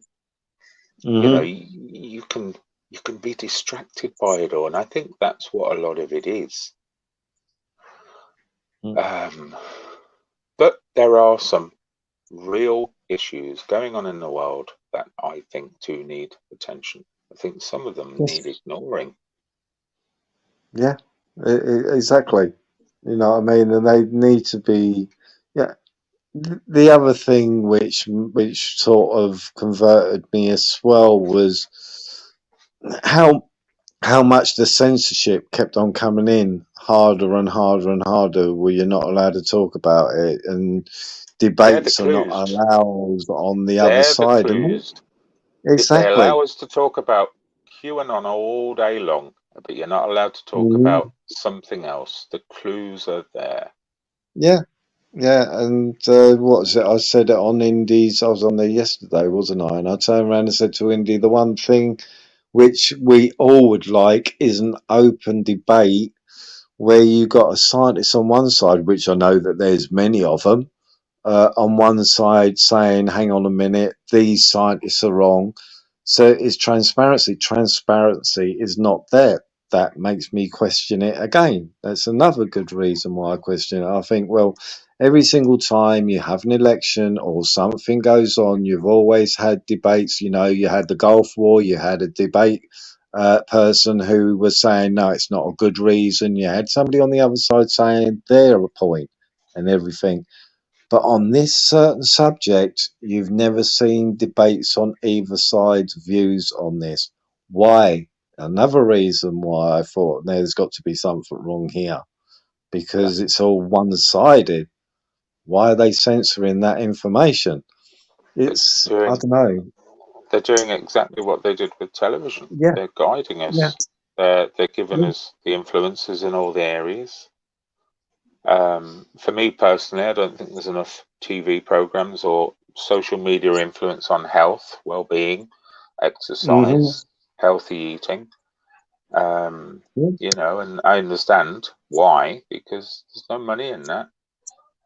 There's no money in that like there is advertising for fast food restaurants and other sort of lifestyles. See, the other thing is what you brought Peter Pope into the conversation a few minutes ago. See, I haven't got a problem with Peter Pope. I'm trying to understand where Peter Pope is concerned and what have you. I ask him questions. I don't think he understands that the reason why I'm asking questions is because I'm looking for answers and what have you. I know he's gone on a lot of panels, whereas all he's got is a lot of, you know, in the real world and everything, which I can totally understand. You know what I mean? But also I want to try to understand where he's coming from to do with common law, because I've heard it. I've heard Resistance GB talk about it. I've heard of Hokai. I can't remember his bloody pronunciation. He's a guy who goes around with the Benny Hill music in London. Yeah, He Heiko talks Q. about I love common. Heiko. That's it. Yep. Bit of a hero of mine, and I've been down to see him a few times at Speaker's Corner. Yeah, I'd like to sit there and listen to what he's got to say. And Jim, Correct Not Political, he talks about it. So I have my mind is open to that there is common law and what have you, to the extent I haven't got a clue, but that's why I ask the questions and what have you. And I come up with, I may question his opinion on something. Hang on a minute, well, blah, blah, blah. And I think that he takes what I'm saying as a personal attack, whereas I'm not doing a personal attack. I did the other day because when I was on SG's panel and we were watching a video, like I did say on another panel, I said, you know, we watched the video. And it was about this solicitor. The first time couldn't hear it because some people were talking over it, but so we listened to it again. So I listened to what this person was saying. It's about 15-minute, 20-minute video of this woman during the protest and everything. And she was talking about common law, and I thought, it is what I'd already turned around and said. To make major changes, it's the masses. If you get the masses to back it, that is when you're going to make the change. So I thought, right. So I put that to him, and some people in the chat got involved, and some people come up with links how to petition things and what have you. And to me, I'm blunt, so I turned and said, you know, we've just found a way for you to be able to, because I was combining the two. For me, it was like, oh, right, you can combine common law with the protest against lockdowns and freedom of speech and everything, combine the two together. And if it'll work, then that's a great thing. But he dismissed the three suggestions. So I turned around and said, that's just like kicking them in the teeth.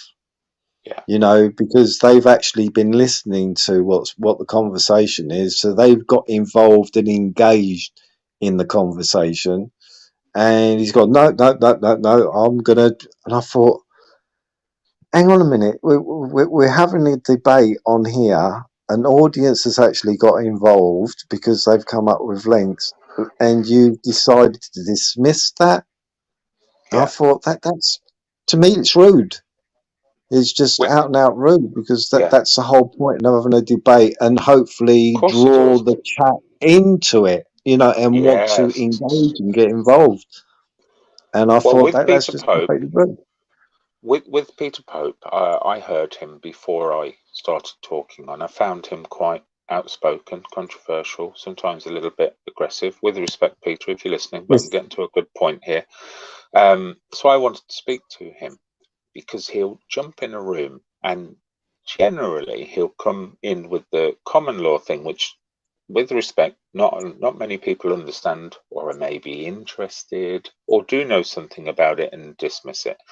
So he was getting a lot of grief from people. He's been clipped saying something which was controversial, and I think it was just a misuse of words. Really, he could have used any crime to sort of back up his point, and I understood that. So I won't judge him on that.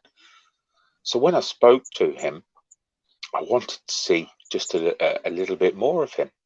And I spoke to him for about an hour, maybe an hour and a half, and we came to a nice, agreeable point at the end, which was good. Whereas, first of all, he was opposite, and you know, we agreed at the end. But the simple fact is, Peter Pope really cares, even if he doesn't quite get that message across in the first point. He cares about people, and that's something we shouldn't lose from this community. People just poo-poo him, and in the end, he'll just go, fuck the lot of you. Just like Crinkle, fuck the lot of you. Just everyone die of C. And I think, you know, people just need to not listen to him about common law, because again, people aren't interested, but get him onto other subjects, and you'll see him shine. Well, I made the suggestion on SG's live, and I actually said it. I said the problem is that it's basically above my head. You know what I mean? All this and everything, and the problems which I have with it is the wordings and everything. You would need a dictionary to look up certain legalese and this, that, and what have you. I said, so when you're using words like all these, then it's going to go over a lot of people's heads, because, Yeah, you know, same. Peter actually admits that it takes a lot, you know, it hasn't just come to him overnight. He's been looking at this for a few years. And Yeah, years. and to go up on a panel and start saying these things like, yeah, it's going to go across people's heads, and they're going to go, well, in the real world and everything. I do agree with them, but I'm not going to dismiss it. I want to get to understand more before I completely dismiss everything that he says. But the more and more that I've listened, because like I said, Resistance GB and all these other people have been quoting it all and what have you, so there must be something there. So I turned around and said, well, maybe you should dissect it into sections, you know, and have Break a it real down. conversation and have it, yes, documentation, whatever way to put over it, over what it means and what these certain words mean and what have you. People might be able to get on board and go, that's what that means. And he said, actually, yes, that's a good idea. So I No, have made some suggestions, but yeah, then he thinks that later on I'm attacking him, and it's like, well, I'm not attacking you. I'm no. trying to understand you. Nobody But yeah, wants to no, it look is what it is. a bit dim on things. I know nothing. I told him this. I know nothing about common law, but I will research it if he ever wants that chat on it. And I would. Hmm. I'm sad enough, and I've got enough time on my hands.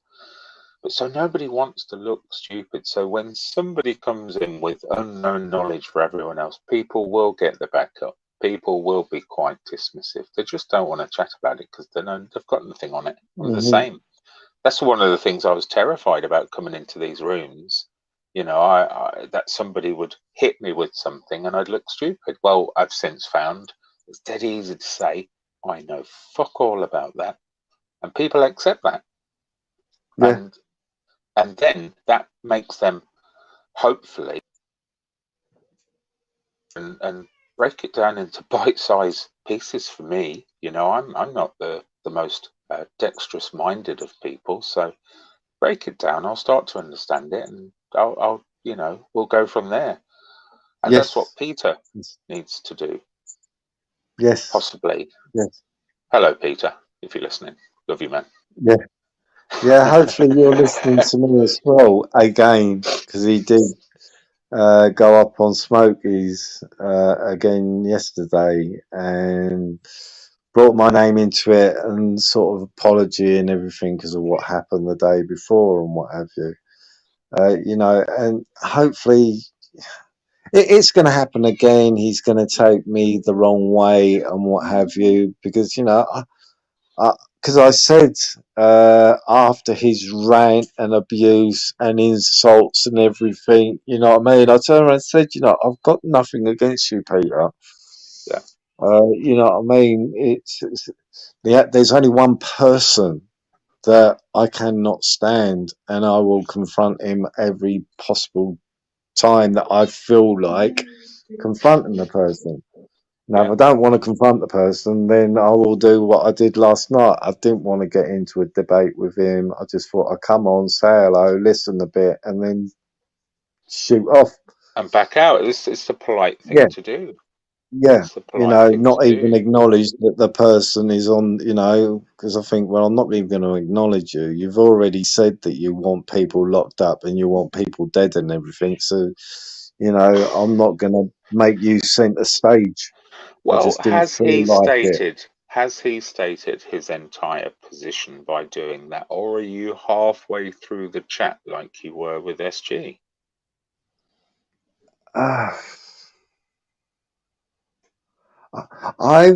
Where Crinkle is concerned, he's made his opinions very loud and clear. What he's a fascist, a communist. It wouldn't I surprise called him me a if he's communist a last night. member. I would say he's a member.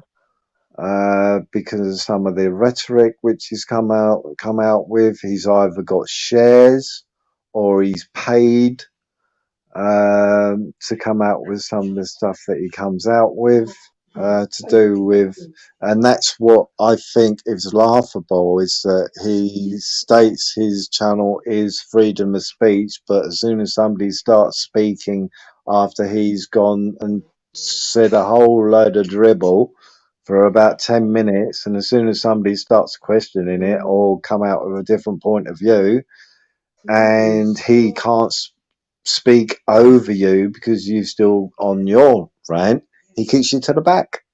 Yeah. To me, that's not freedom of speech. That's going against everything that you state your channel is actually for.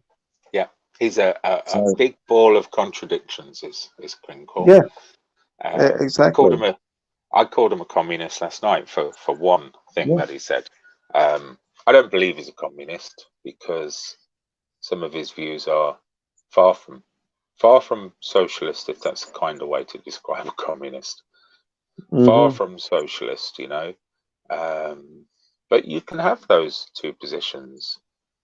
You know, you can come and argue for them even though you don't think it. I think he does a lot of that. I think he holds positions just to antagonize sometimes. I don't know. I don't know. I think that he. See, at first I thought that he was there to just create drama. When he first went on to civil disobedience, I thought he was just one of these people that likes to be controversial, come out with a whole load of stuff and what have you. And then when he started using Dino's platform and everything to begin with, I saw him as, oh, he just likes to disrupt stuff. And then I come to the opinion that, oh, he likes to definitely be center of attention. But then when he starts talking about, yes, people should be locked away and everything, and then that starts making me go, hang on a minute. I've seen people online recently with interviews and everything speaking exactly the same way as what he is coming out with now. And it's like, yeah, I'm getting to the basics of what you're really all about, Crinkle. You know, what you say you are, in your, you know, freedom of speech, and what you actually end up preaching on your channel are completely two different things. So yes, I But do if you believe he's a communist.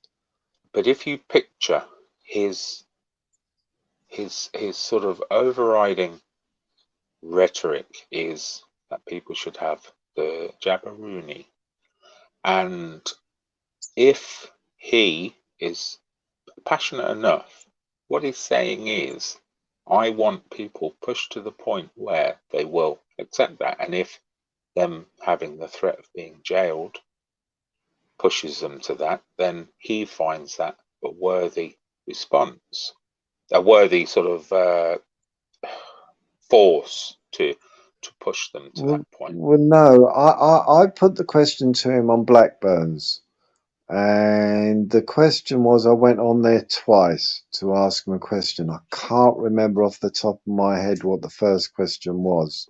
At the moment, I cannot remember. There's two questions.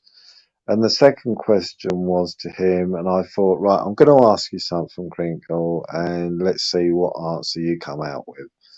And I turned around and said, right, Austria in February are stating that you will get fined, and if you don't pay the fine, then you should be put in prison. Which would mean if you've got children, you have your children taken away from you. And he said, yes, I believe in that, because in other words, that makes the people that have been divvied safer for them. And it's like, well, there you go. I've had so many discussions with you, and I've turned around and said, why should somebody who've had the dibbies be worried about the non-dibbied, since the dibby is supposed to be protecting you from the other people? So you know, and after having all those conversations on that side of it, I thought, right, I'll throw in and find out exactly where you stand. And he is a communist. If you don't abide by what the government are telling you, then you should be locked away, you should be shunned away, or whatever way you want to put it. I thought, fair enough. And I've given him so many opportunities since then to say, no, I was only having a joke. And he stayed on that rhetoric and everything of stating that is his point, to the point where he basically hopes that we all die from it if we catch it and everything. So I've got his viewpoint, and I go by what he says, you know. And so far, everything tells me that he is one of these people where you've had people like Adolf Hitler and everything saying, well, if you don't abide by what I say, this will happen to you. And well, I know he's stated that, and as I've said previously in my chats with him, which I will do again, even if sort of it won't sort of, you know, be positive for everyone, I will do it again with him, the one-on-one. And I've made it perfectly clear, and I haven't said it to him, but this is the whole thing I want to get to. Is his approach to how he's handled himself in relation to talking about all of these issues, the COVID, the internments, the hope you all die. That's the bit. That's the crescendo. That's the bit I'm going to get to. And I think when it does come, we'll get a different story from Kinkle, and he knows it's coming. He knows it. I think he's holding a position, pure and simply holding a position, and the only way that he can hold that position is to defend everything that the government does to a large degree. I know he's not defended all, but he's also playful as well. He likes to play along with people. He does. That was evidence yesterday. I think he was having a tough day yesterday, and he came at it. It in some way helps him to be a little bit contentious. Yeah, it's been the centre of attention, and that's every single time that he's come on to SGs, every single time he's been on to Dino's, every single time he was going on civil disobedience. Wherever I found him on and everything, it's about I want to have the floor. I want to have the say. And if I don't get the say, I'm going to make sure that I'm the centre of attention. Everybody directs the questions towards me. I want to be the person. That's why so many times when I've gone on to panels and SG's panel, and I try to take his spotlight away and put a question to somebody else, and I've tried to conduct a conversation that goes around the panel. The only problem is that Crinkle brings it to himself all over again, so then he becomes centre of attention, so then everybody are saying, oh, Crinkle this, oh, Crinkle, oh, Crinkle, oh, Crinkle, oh, Crinkle, and he loves it. Because then all of a sudden everybody's just talking to him. Yeah, and well, he creates it where people do fire the questions at him. Yeah. And he's allowed to do it. He does it. Yeah. Does it without our consent first of all, and then continues almost with our consent. Yeah, and this is it.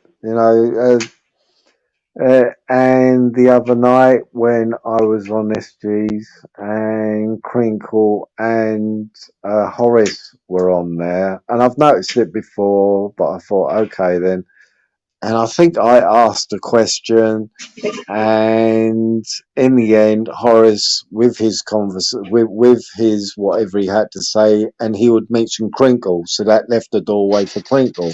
Crinkle would be talking, and he would say Horace. They left the doorway to Horace, and it'd be backwards and forwards. They've taken control of the whole thing because they are basically directing everything to each other. So I said, I'm out of here. We ain't going to have an open discussion because it's ping pong. You know what I mean? They've taken it, and I said, I'm gone. Bye.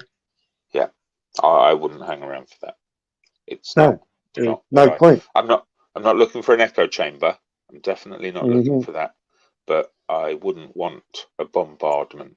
Yeah, because I could do that with you. You know what I mean? We could have a full panel, and if I say your name enough times, obviously that I'm directing the conversation to you, and if you did the same thing and repeatedly said Master Ron, then obviously that bounced back to me. And if you carry on doing that, that's what you've done. You've taken control of the whole panel because only two people are actually going to talk. Yeah. And I thought, I'm out of here. I know what's happening. But I've seen nice little conflabs where two people have spoken for 5 to 10 minutes and the panel has just listened. I've seen nice examples of that as well. But I think as the panel falls out of control, I think the host has a responsibility to ensure that it doesn't happen. Oh, yeah. First of all, by letting them know it's not in keeping, and then secondly, by silencing them. I'm sorry, it sounds abrupt, but I think that's what I will try to be. Yeah, this is it. You know what I mean? If I step out of line, if somebody says to me, "Oh, Master Ron, you're trying to dominate and everything," I go, "Oh, sorry." Have you stepped out of line before? I've never been told that I've taken control. If I'm told that I've taken control of the live stream, I won't know until somebody says I have. Yeah. You know what I mean? And you know, I'm see when I'm especially SGs when I'm on the panel where SG's concerned, and I hear and I watch the bubble, you know, the speaking bubble.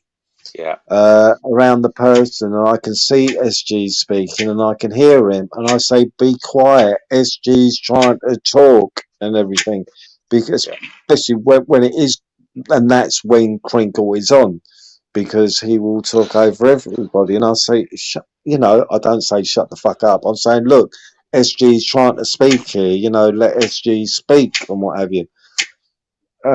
You know what I mean? And I see that happening on a lot of panels where Crinkle has joined and people are trying to speak. It's happened with Tony P.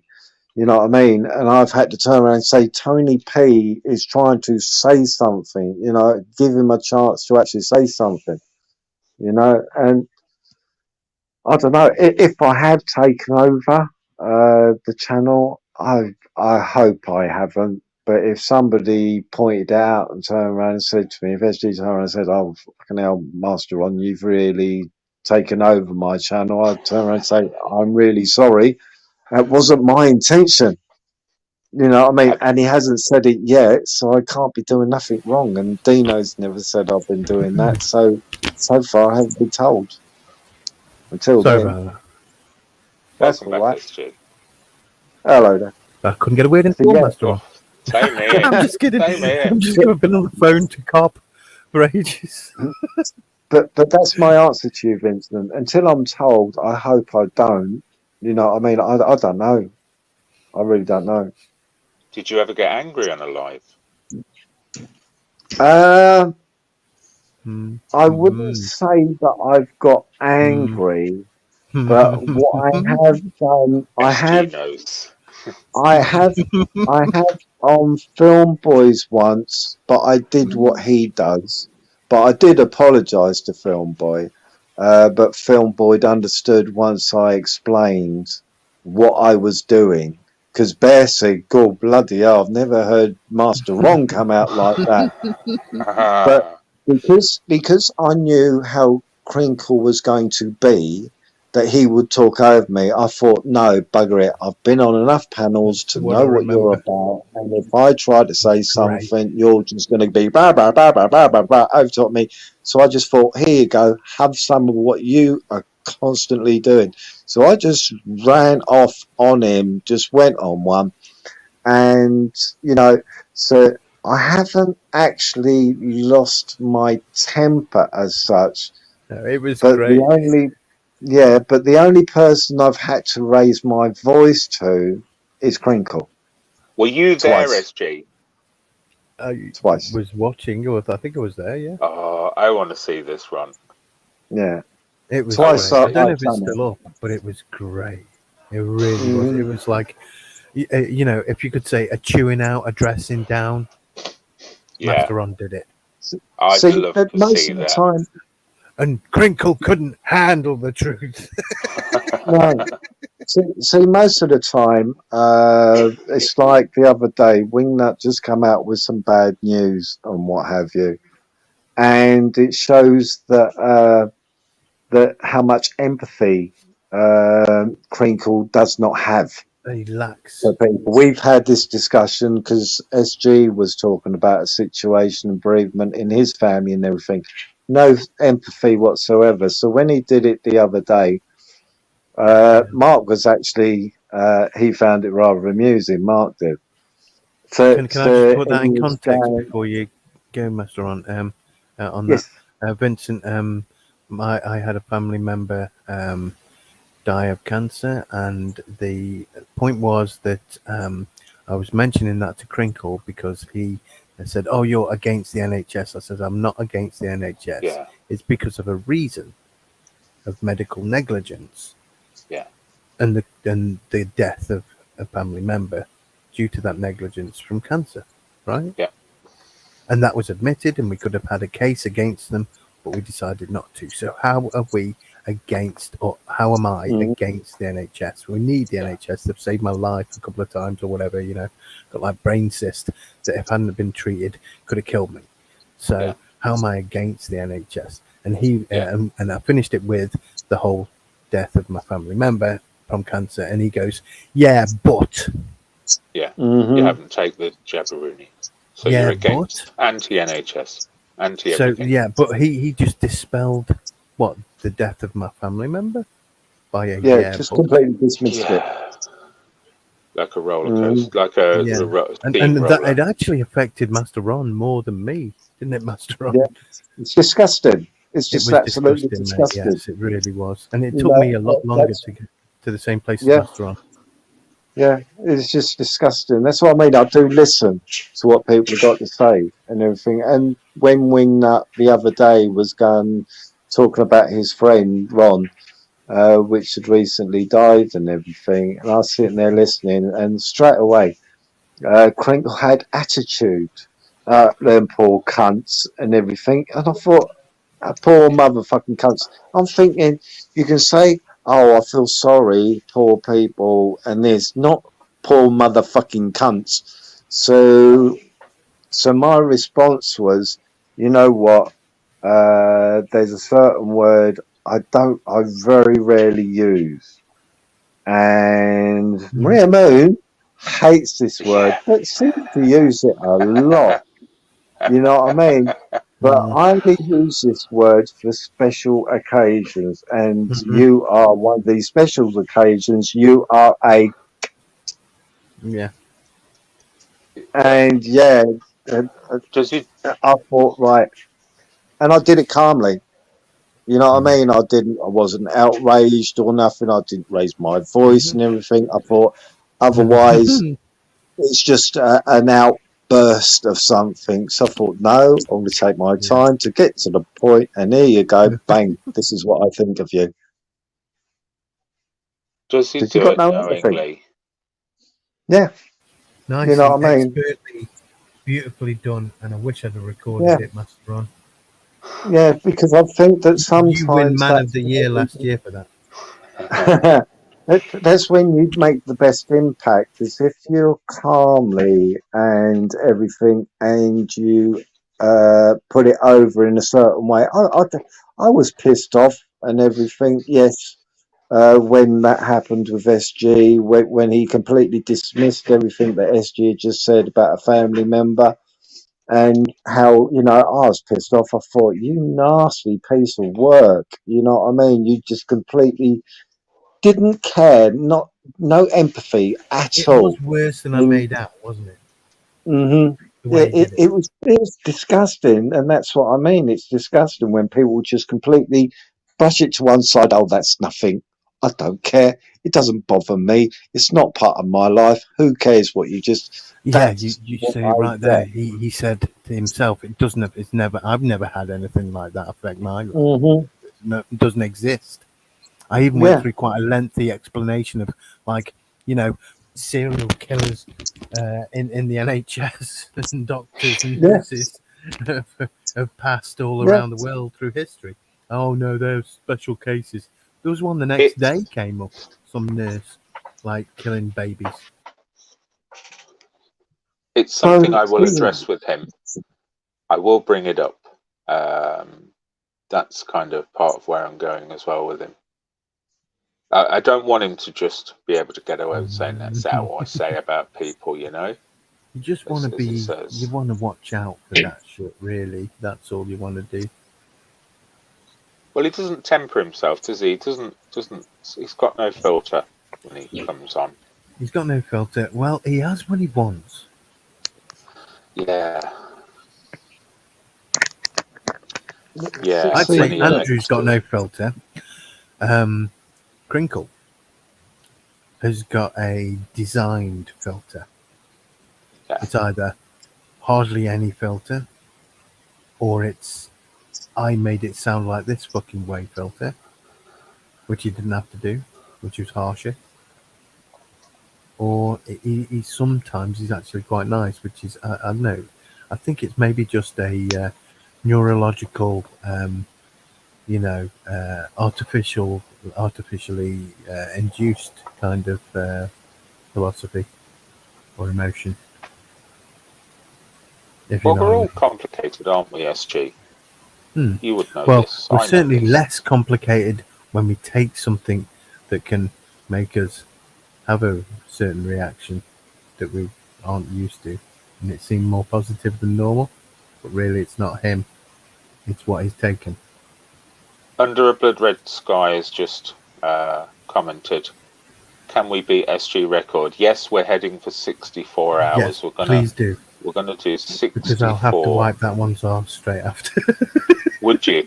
You'd do it immediately afterwards as well, wouldn't you? Oh, I could, yeah. 64. I'd actually 64 start while you're plus still doing 74. I'd start while you're still doing it, yeah. So, like, So, you'd be like, oh my answer god. to your question, I don't think I have lost my temper. People may think that I've lost my temper and I everything. thought at first you did that night, but no, you didn't, mate. Nah, I do things in a certain manner. I but I thought don't you think were I've actually highly lost my. offended and disappointed when you thought, I think, what was it you said? About that conversation that we haven't finished yet. Yes, Yeah, we'll I have did think that you on maybe yours. jumped to your conclusion quite harshly, but I did feel that you felt hurt or whatever. But believe me, it isn't the case. It isn't the case. Believe me, you are mistaken. Yes. Can I just say this though, without getting into it? Do you believe that? Or I will have this conversation with you on your own channel because it'll be a lengthy conversation on your own I channel. hope not, Thank you, Ron. because it really wasn't. Bring out your anything lengthy. underpants on SGs. Hey, I said, thank you, Ron. Go and bring out your underpants on SGs. It'll be a conversation. I shall explain myself, and I will listen to the you don't have retort. to explain yourself. It was me who wasn't able to explain myself. Just let Yeah. me stipulate. I'm more than happy for you two to discuss it here. I have no problem with that. You're both very well controlled and averse. I certainly don't have any malintentions. There's no argument I want to have. I could You go can and make believe me or myself a not, cup of I tea and suppose. No, a I'm wee not asking and for a debate. mute I myself. probably just want to finish what I tried to start to say. I would rather do it on SGs. Yeah. There it is. Since it happened on SGs, I would rather have that discussion on SGs. I see what you're saying. I just It's don't the understand right it. thing to But do. it's okay. Yeah. There's For no me, worries. it's the way how I would like to do it. Well, there's your first and one-on-one lined up, SG. Yeah, Hmm. yeah. But You know, what I mean, I wouldn't I mind can if say there's a right now, panel. Master Ron. I can say right now that's one thing that's been affecting me the last few days since then. Well, I'm only a weak individual, mate. I'm not that strong. And to be honest, all right. I said you've been like a brother, and it really hurt me to see that you thought. Well, I will. Yeah. I'm not gonna I am go an there. emotion, and I'm an emotional wreck most of the time. So Yeah. Well, you know, yeah. No, I won't at the moment. I won't at the moment. Yeah, I won't at the moment. I'm not going to rant. I'm not going to lose my temper or anything. I think most people know that I'm pretty calm and chilled out when I get in depth into a conversation. I said I think twice people may have thought that I've lost my temper, but I haven't. I'm just treating the situation where I'm a bit louder than normal and what have you. But it's intentionally done in that way. Well, I for one, I actually am lost looking my forward temper to last it. night, so that's I'll hold my hands up to that one. Mm-hmm. You know, I things for are one, I'm pissing me looking off. forward to it. That's why I was unhappy, because that's like against my golden rule. I don't do that. Yeah. Yeah. You know, I A have million raised things my tell me not to do voice, that. but I still haven't been, you know, in an anger, rage or nothing, because once you're in an anger rage at people, then Yeah, you've that's not what I you've was lost either. it before you've even begun.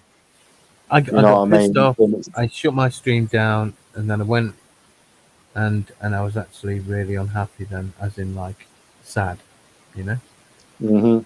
not pissed off after that. Yeah, so yeah, I don't think so. I don't know. I really don't believe that I've actually lost my rag. Bear thought I had. He said, "Bloody hell, Master Ron, I've never seen you go on like that before." I did apologise because obviously Film Boy and the panel didn't know what I was actually doing, because I think it was the first time Crinkle had ever been on Film Boys live. So they hadn't experienced the Crinkle way and what have you. So when I did it, I should have really thought, oh fucking hell, but I didn't. That's one of the apologies which I had to make, was because when I did it, it was on a panel that have never experienced how Crinkle can be until then, I suppose. But but We've definitely seen enough of Crinkle to know how we can be. And Yes. would I be right with Yes. this, Master Ron, as well? A lot of people haven't. no, because they haven't followed. Yeah. You know what I mean? I've known Crinkle now since, like I said, the very first time I saw him on Sybil's first live, and I think it was Sybil's first live. At the 2 months into the mess of all this crap that's going on, and that's the first time I ever come across Fluke. You know what I mean? And then it went to Dino's. So Yeah. I So did ask I've Fluke if been- he did do an interview, and he said email me, and I'm like, I can't find your email. And he Oh, didn't right. get back to me. oh, I was like, it's not on your page, is it on your channel page? But that was in Bastion's. I just haven't been able to get. I think I've tried it twice now to get in touch with him, but I can't find his email. yeah, I think. Well, yeah, we missed it. Bastion was on Sunday night. I missed it. Forgot Yeah, I all missed about it. Gutted. that. Yeah. I saw that. I had the notification. I just couldn't make it for some reason. I can't remember now. I think it was on live already. Yeah. So maybe he usually does one Sunday and Wednesday. So hopefully, he does one tomorrow. I did miss it, and I forget the topic which they were going to go on to. I think it's the topic that Fluke wanted to bring up. Thinking about to do with some documentation, wasn't it? Ah, right. Yeah, that's a very important one. Yeah. So I've seen that missed it. IKEA have banned sick pay for unpaid workers. Yeah, sick pay for unpaid workers. I was interested in, because it was another conversation which would have been way above my head, you know what I mean, of what he was saying. So I would have liked to have tuned in Sunday to understand where he wanted to go with this conversation about this piece of paperwork and everything, but missed it. I doubt if it's there. I don't know. Oh, I don't know. Missed it. But yeah, I don't think so. Have I lost my temper?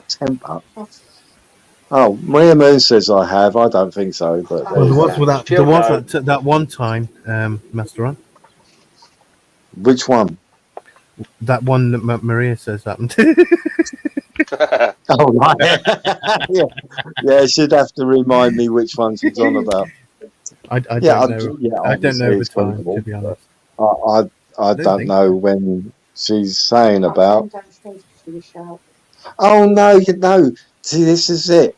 I raised my voice where Crinkle's concerned. It's not that I'm annoyed. It's because he's. No, I'm not. To do it to talk over him because he talks over you. Over him, so you have to get louder, and it's like, oh bloody hell! I knew it was that. Yeah, I'll give that. Yeah, a little bit frustrated, but I still say that I do it because it's the only way how to get over him. You're better at holding your temper than I am. Oh yeah, yes, yes, definitely better than you. You just fucking hang it out, bang. Yeah. No, I tend not to do that. But yeah, hopefully not. But like I said earlier on, if you think that I'm taking the floor, I may be now. You might think, oh, fucking hell, Master Ron, why don't you shut up? Just turn around and say, oh, come on, shut up, leave it out, get to the back for a little bit, mute yourself, and I'll mute myself and go, well, whatever you do, don't start sounding like Horace. Oh no. Obviously, I'm taking the piss there. That's not the reality. I think the only person that can sound like Horace is Horace. Well, I did say to Horace the other night on Dino's, he was on there and he's just about to go. I said, Horace, before you go, I haven't got anything really against you, but being around Crinkle and everything, I've said, I don't think it's doing you any good. And I turned around and mentioned what he tried to do on yours. I turned around and said he went on to SG's acting the drunk and stupid thing and what have you. And he's even tried to put up a snuff movie, a snuff clip of somebody about to have their head kicked off. And he turned around and said, really? I said, yeah. I said, so this, you know, that's... What's that? He admitted it as well. Who, Crinkle? Yeah, I know. I can read him like a fucking book, mate. The problem is, this is it. There was that apology to me video last night. Unfortunately, it did kind of mention that in a bad light, as if I'd almost let it happen. I've got another phone call. Sorry. No, see, I use the word, now I found out that using the word wrong'un can mean other things. But when I say wrong'un, he's not a nice person. He's somebody who, you know what I mean? But other people in other parts of the country and everything, wrong'un means something else. But I'm not saying it in that connotation, if that's the right word. There you go. I'm learning words, I think, connotation. I think that's the right pronunciation. Another one, pronunciation. See, I'm learning a lot. But, you know, for me, saying a wrong'un could mean that the person's... Yeah, what does wrong'un mean to you? I just, when I say wrong'un isn't a nice person, what would you say wrong'un means when you express it about somebody? Somebody's a wrong'un. Hello? Am I being ignored? I don't want to be the fucking centre of attention, you two.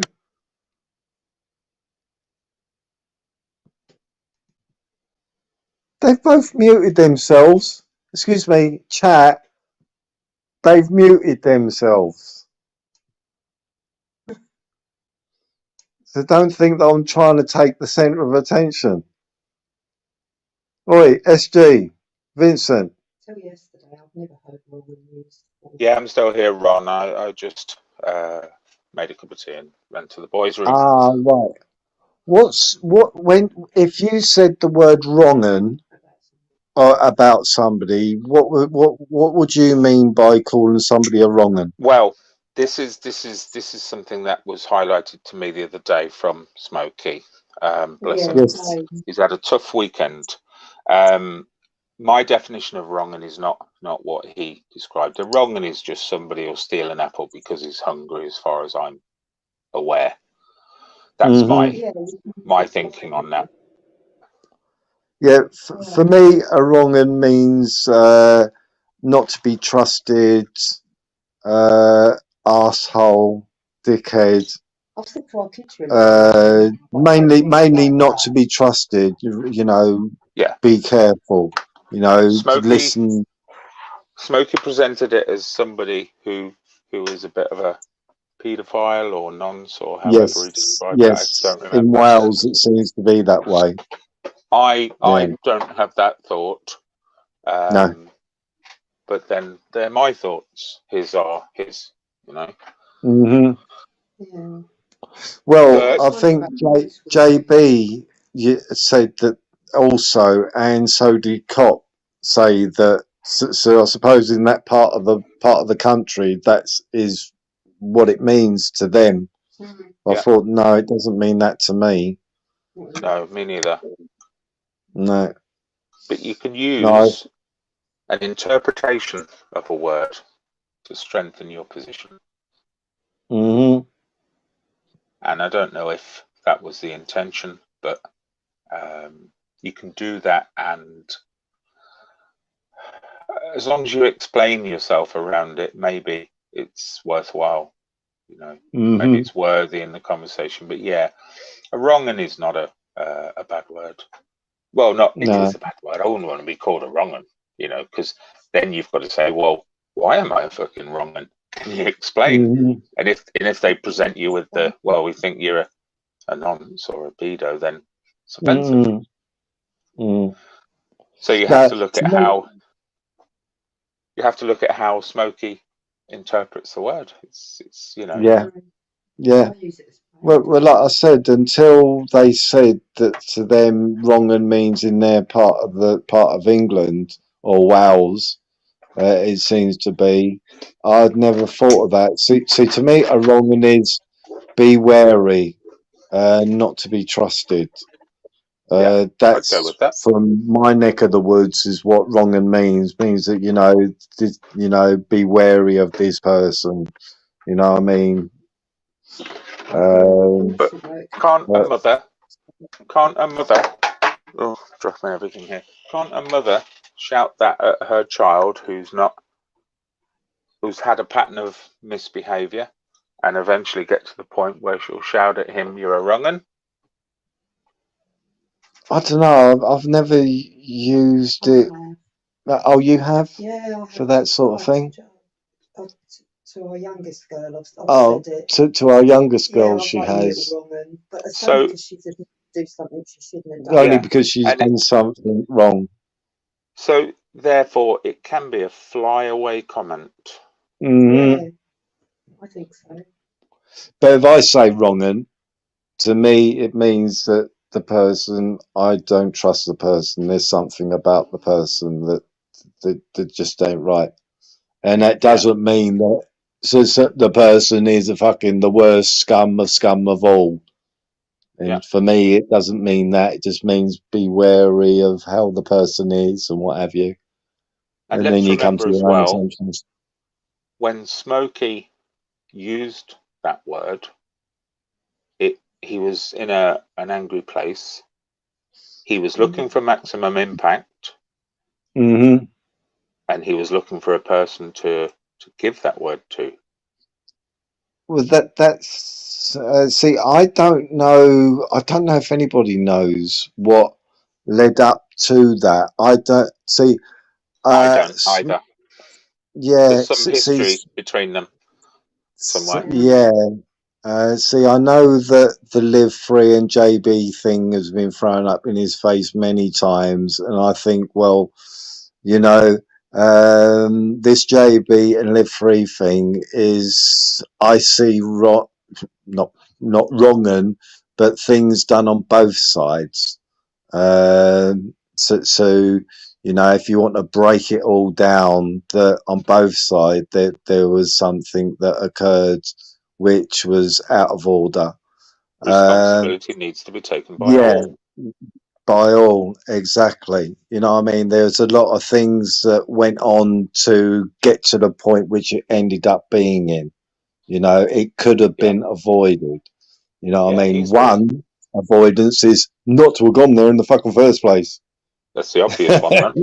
That's the one that sticks out for me.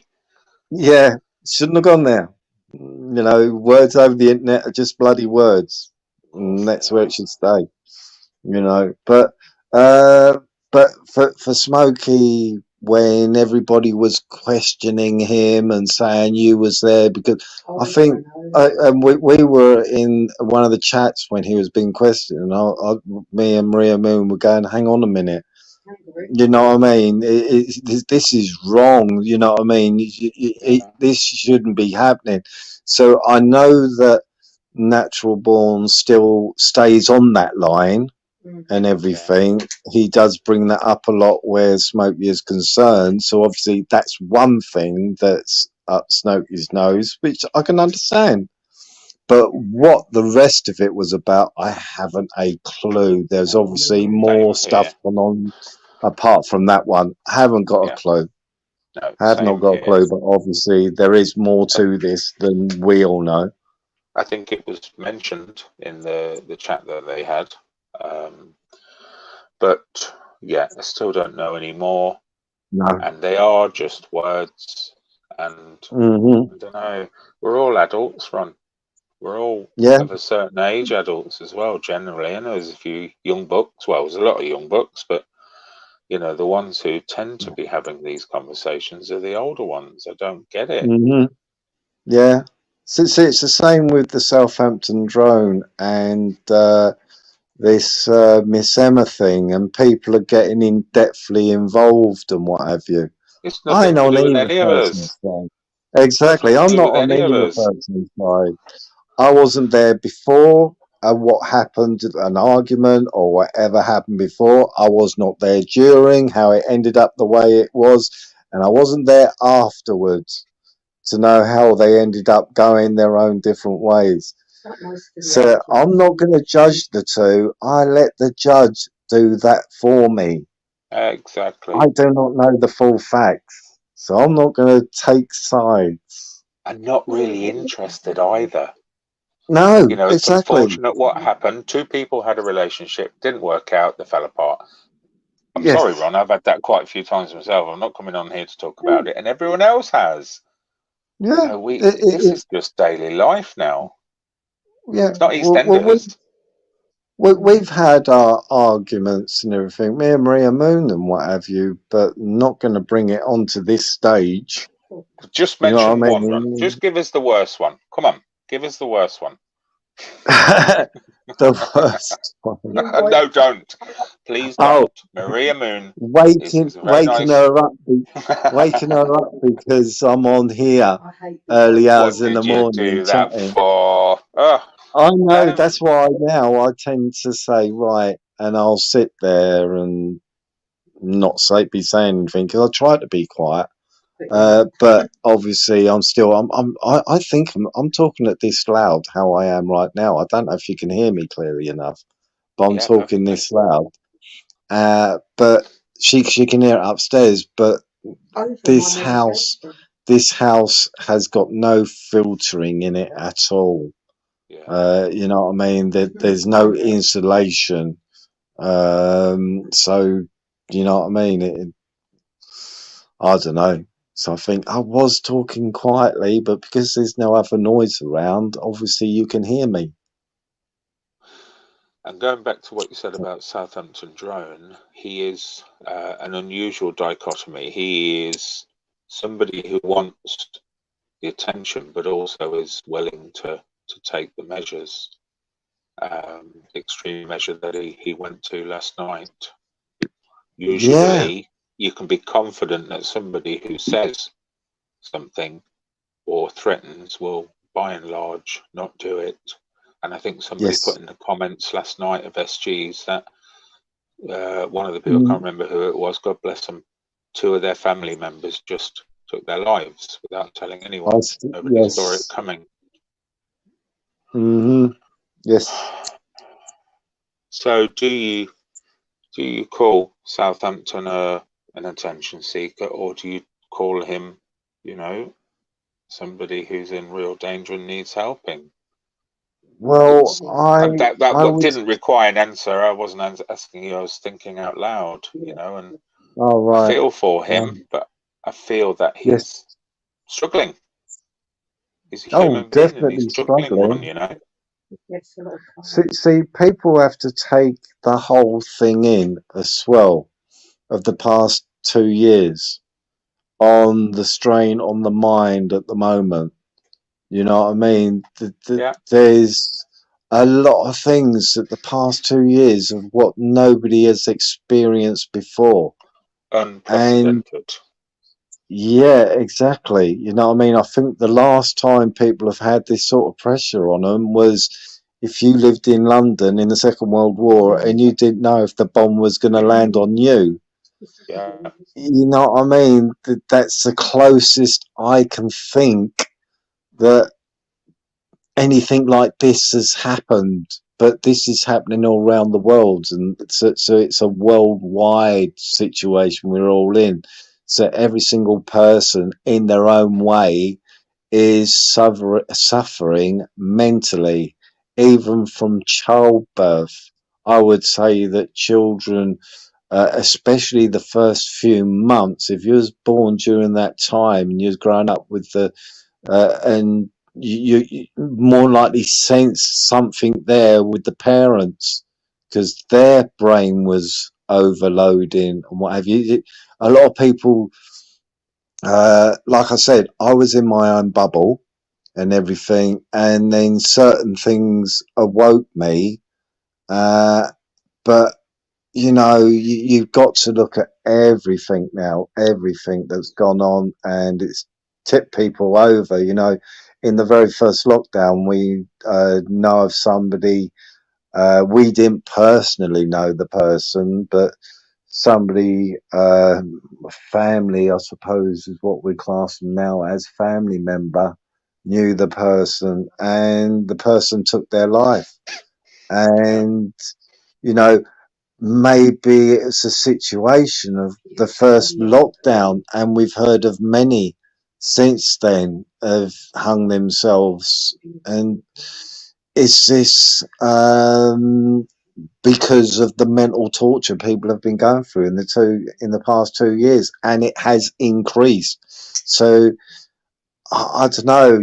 I look at things as a whole, and when you hear about it going on a regular basis now than what we all did beforehand in 2019 and before, it's, you know, people are suffering with mental illness who've never suffered with mental illness before. And I will go back to this. When the country was to be announced that the country was going to be going in lockdown, what's her name now? Comedian, American. What's her name now? She was on the very first Question Time where they were all separated and what have you. She's an American, dark hair, red lips. She'd been in, oh crap. But anyway, she was talking about mental issues because she's got mental issues herself. Ruby Wax, yes, very wise. Yeah, on the very first Question Time, and she said the people which are gonna, many people are gonna suffer with mental problems during this, and she said after this and the aftermath is going to be terrible. She said that when people that have suffered with mental issues are going to find it easier than people who haven't suffered with mental issues because they've gone, they've already had to come to terms and had to dissect things and what have you to come to terms with their mental issues. People who haven't suffered mental issues, but then all of a sudden in that situation start suffering with mental issues, and you're not able to get the help for that mental issue, because let's face it, that is what I mean by hospitals and everything was shut down. They had to cope with it themselves. They had nobody they could talk to. That is a spiraling effect. And she said it at the beginning what was going to happen. And such true words has she turned around and said, because people more likely didn't suffer with mental issues are now suffering with those mental issues. You know? Well, we were in a bad way. We were in a bad way before this even started, Ron. Yeah. You know what I mean? And she was so true. It's just added to a lot of people's load.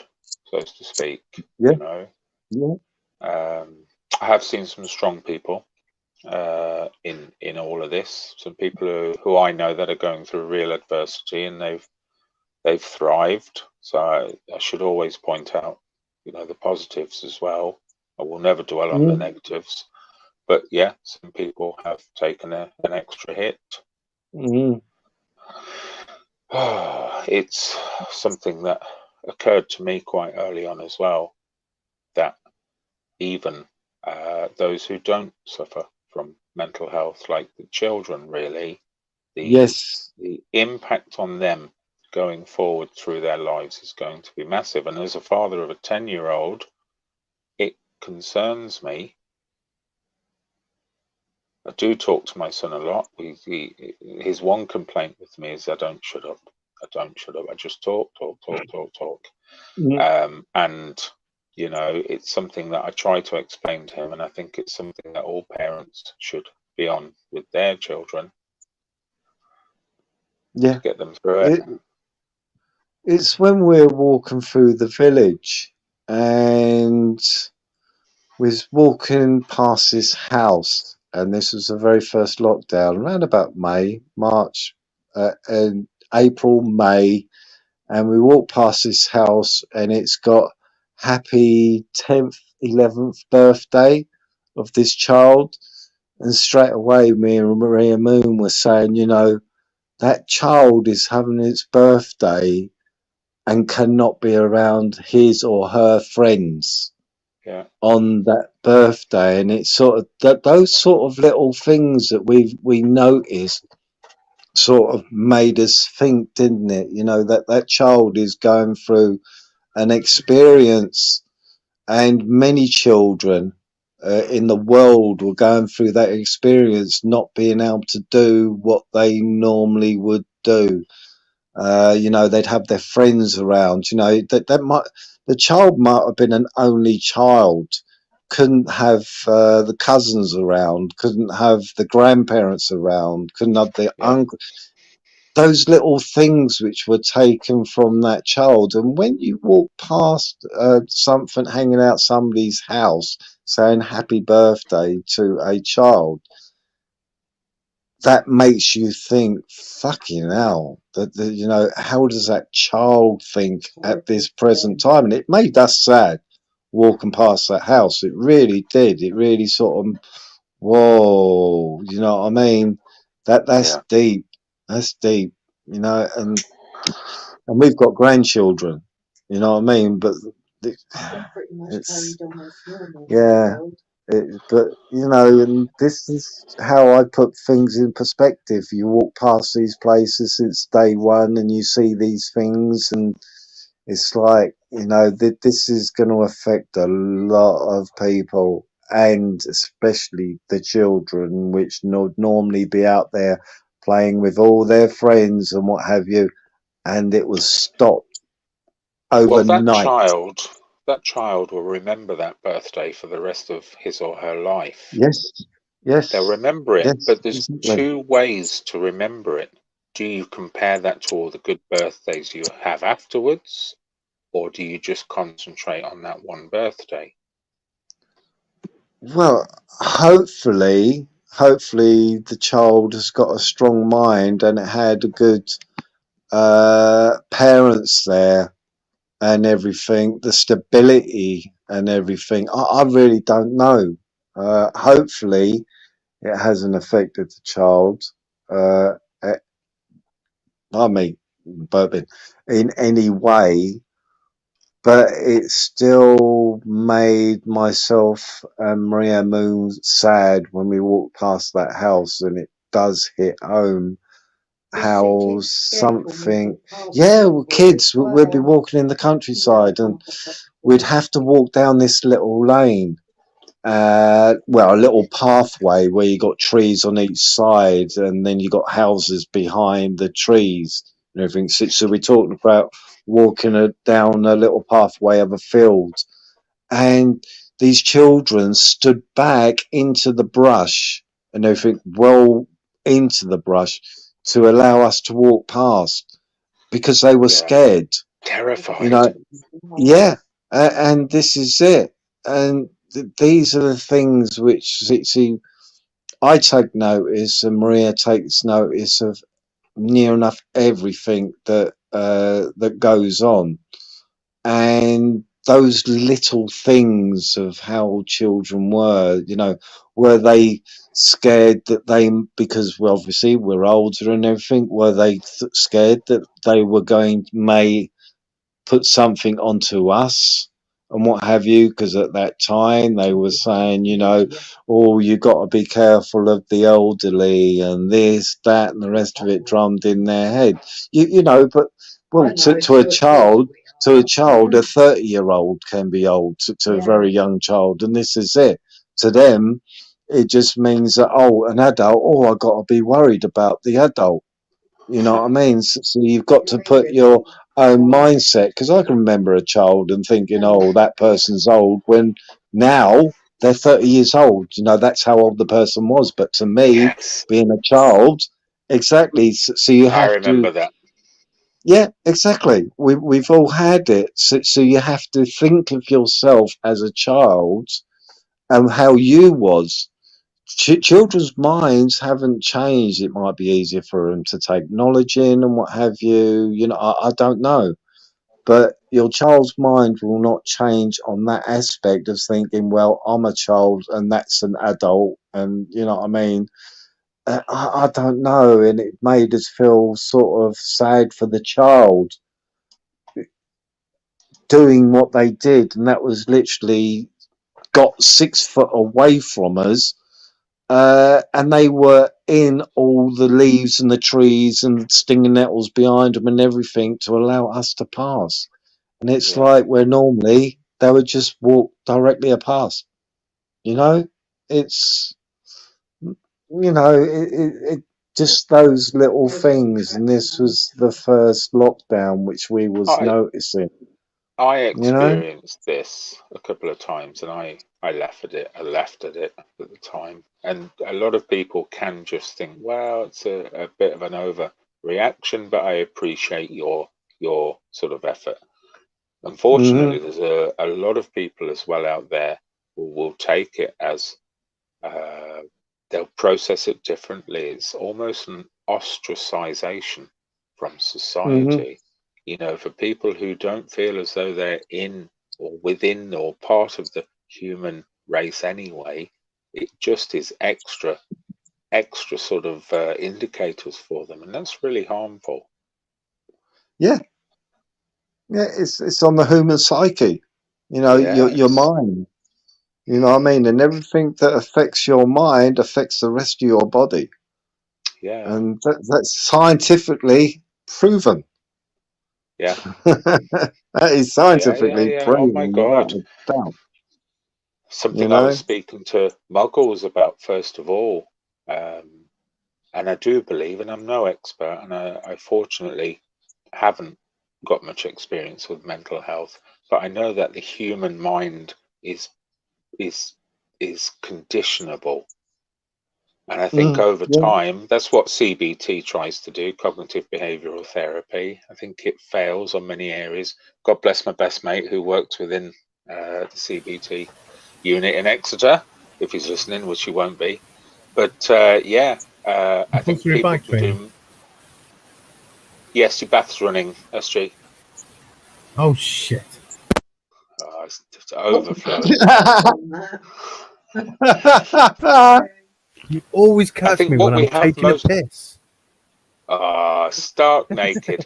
I think the biggest problem is going back to what I said. There's no, there's no TV ads about eating properly or exercising. There's also no TV ads or programs about the power of the mind, which I think is immense. And all of the people I've ever spoken to about addiction, mental health, or suicide, they did it themselves.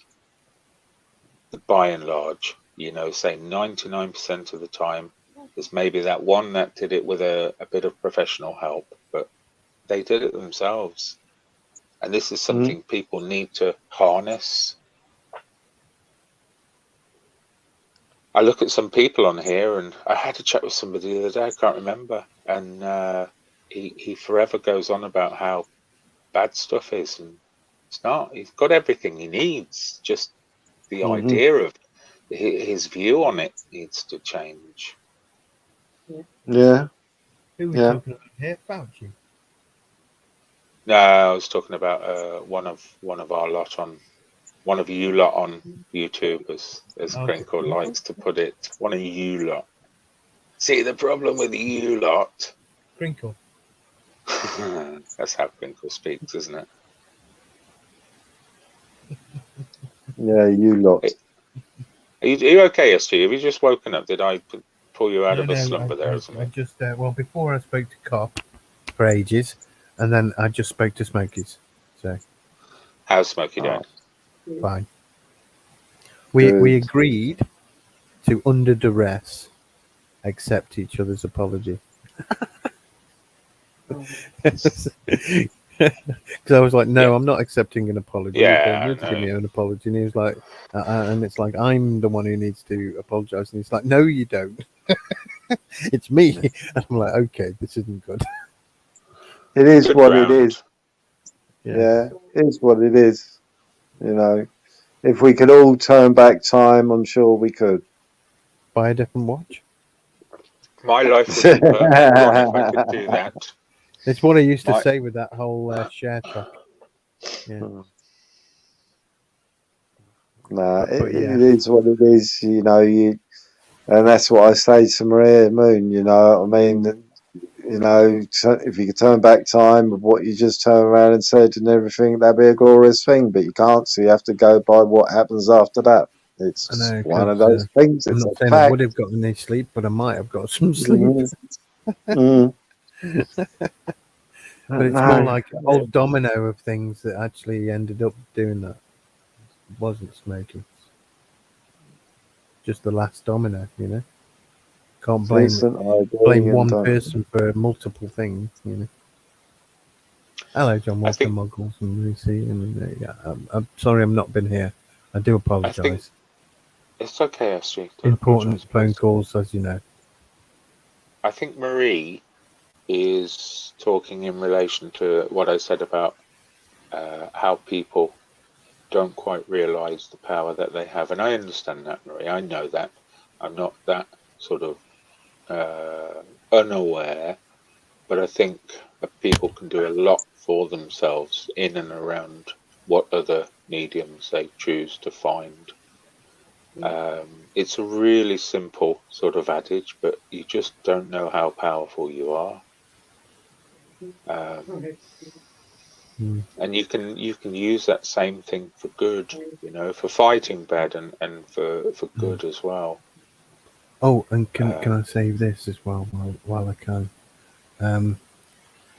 Enjoy the quiet time at the moment. It won't last. Soon you'll have lots of followers and subscribers. Do you know what? I'm It'll not kidding you change. now. It's been so sort of down key. I'm sure people Wait have till been coming in Crinkle's and knocking thinking, on the fucking "Fuck door. that," and leaving. But I like it this way. Well, I'm going to suits try and me. help you get some more subscribers if I can. You bugger. Yeah, just to put me under the same level of pressure that you are. I want to try and help bring everyone who hasn't got as many as me You'll up be to where giving I me am. all the horrible ones. What? No, everyone. Keeping all, We're keeping gonna all the build good everyone. ones for himself. The more people that build up, right, the more people we can get the voice out to, right? Well, Even it's if, important. Go on. and even if, like, you know, obviously there's like everyone becomes a streamer, that will increase the amount of people who can watch. And even if, should I say, you know, you're not always covering all of the exact important subjects. Yeah. The fact that you probably will at some point is the important part, isn't it? Let me just clarify here. So one thing, I'm not aiming to do the same as USG. I didn't know what I was doing. Well, you're an open forum.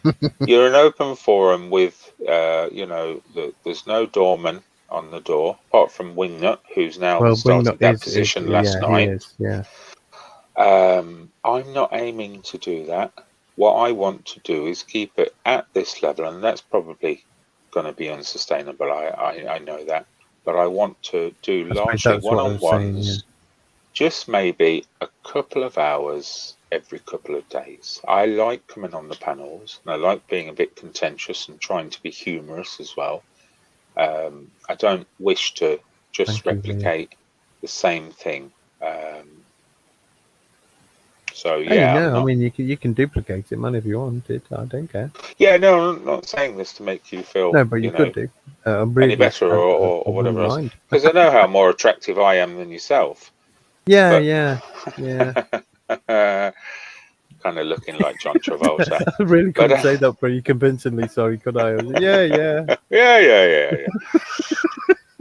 But no, I'm not trying to tell you there's no competition. And what I'm trying to say is I'm not aiming to do that whole talking about all manner of stuff. What I wasn't did aiming with to do that either. Yeah. Or long No. lives. How long were you planning to do it for? What was it? Half an hour?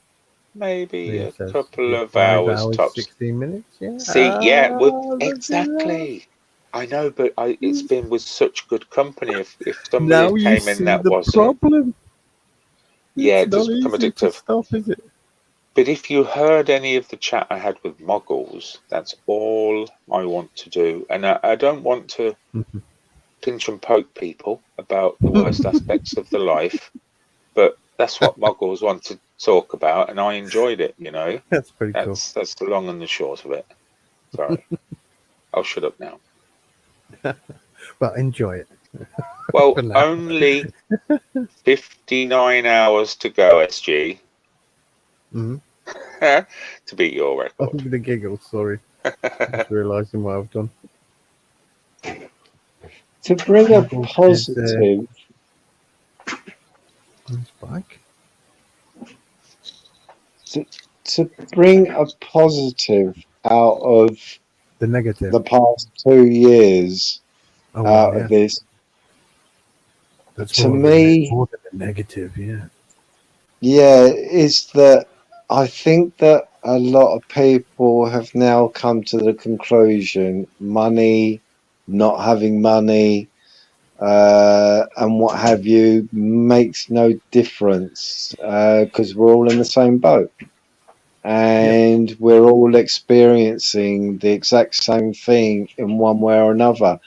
And it may backfire on everything of the governments have done all around the world is to try to create division of people. These people, let's get them arguing with these people. Let's keep these people separate from these people and everything.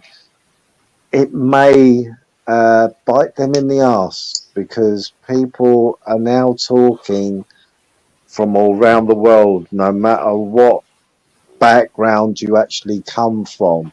Mm. And that may just be the good thing out of all of this, because people are finding that I'm not the only one feeling this way. I'm not the only, Yeah. that it may bite governments in the arse doing what they've done, because it's bringing people a lot closer instead of, because what was it? Back in the day, community was everything. Community got split up basically. We've been started building in this the community, late and it's been 70s. replacing that community. Is that Yes. the point? Yeah. You know what I mean? Late 70s is when the community started to break down. And by the 80s come along, communities was literally gone. The People community watching spirit television. and everything. Exactly. So much to choose from. Yeah. So now No time that to go talk to the neighbour about things. Yeah. Yeah. At the gate or the fence or the wall. hmm Whereas normally Yeah. you would all sort of get together and Yeah. all that sort of stuff. Whereas that wasn't happening. Maybe now, because we've all experienced the same thing and what have you, it comes to a realization is that I don't know. It's looking out for your fellow man. I don't know. Maybe that will come out of it, the positives, because, you know, I don't know. I think there's going to be a positive, and I think that the positive is going to bite the buggers right on the arse of what they've been doing is making people be against each other, jealous, people that look down on other people and things like this, because now we've got something that we're all in common with. I don't know. Yeah. Yeah. You should fucking hope so, that people would consider that. Yeah. If they don't, well, it's fucking obviously that they ain't going to be part of fucking shit that's happening then. You know, okay, the elitists are just looking down on us no matter what the situation is. So that's never going to change. You know what I mean? These film stars, rock stars and everything, you know, they don't really give a shit about us. You know, satanic fucking elitists. You're like, yeah. Look at these ants. I'm going to stomp on them if they don't do what I say. The only one that I've seen actually stand his ground is Djokovic, a tennis player, who's going, no. He's the only one that I know of so far. I don't know. I don't trust anyone. No. Yeah. I don't trust anyone, but he does seem to be saying something. Yeah. That's all I'm going to say there. But yeah, I'm you know, the boat hasn't fully gone out on anything for me. Mm-hmm. But I think my dinner is ready. It's been an interesting conversation. Yeah, thank you for having me on. Get some myself. Thank you for coming, Ron. No, I appreciate it. Big hitter on my first live, my lord. You know, the only way's up. I'm sorry if I've been more involved. I've probably got the two biggest names in the game. Yeah, so I thought I would come in and be an outlier. You see, I thought I would be I'm just going to repeat solitary outlier. I'm sorry I couldn't have been more involved. So I appreciate both of you coming in. It's always wonderful to talk to you as well, Ron. So yeah, I enjoy it. Don't forget me when I get famous. No. If they allow me to have a platform, then that's good. What's for dinner, Ron? No, we're having duck roast today. Oh, bloody hell! I'd love that now.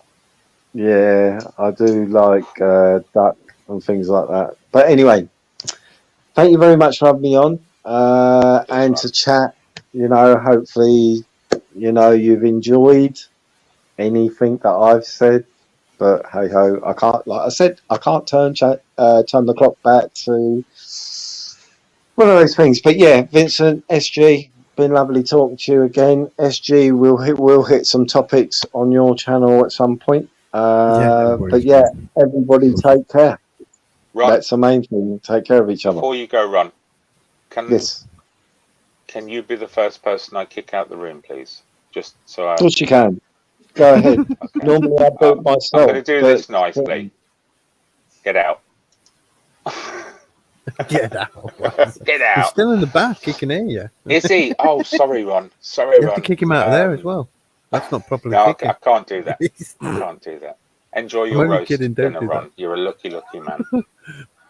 He'll leave the back room, won't he? Yeah. Oh, I think Greggy's got the caps lock on the wrong way around. Master Ron in the house. What a nice guy.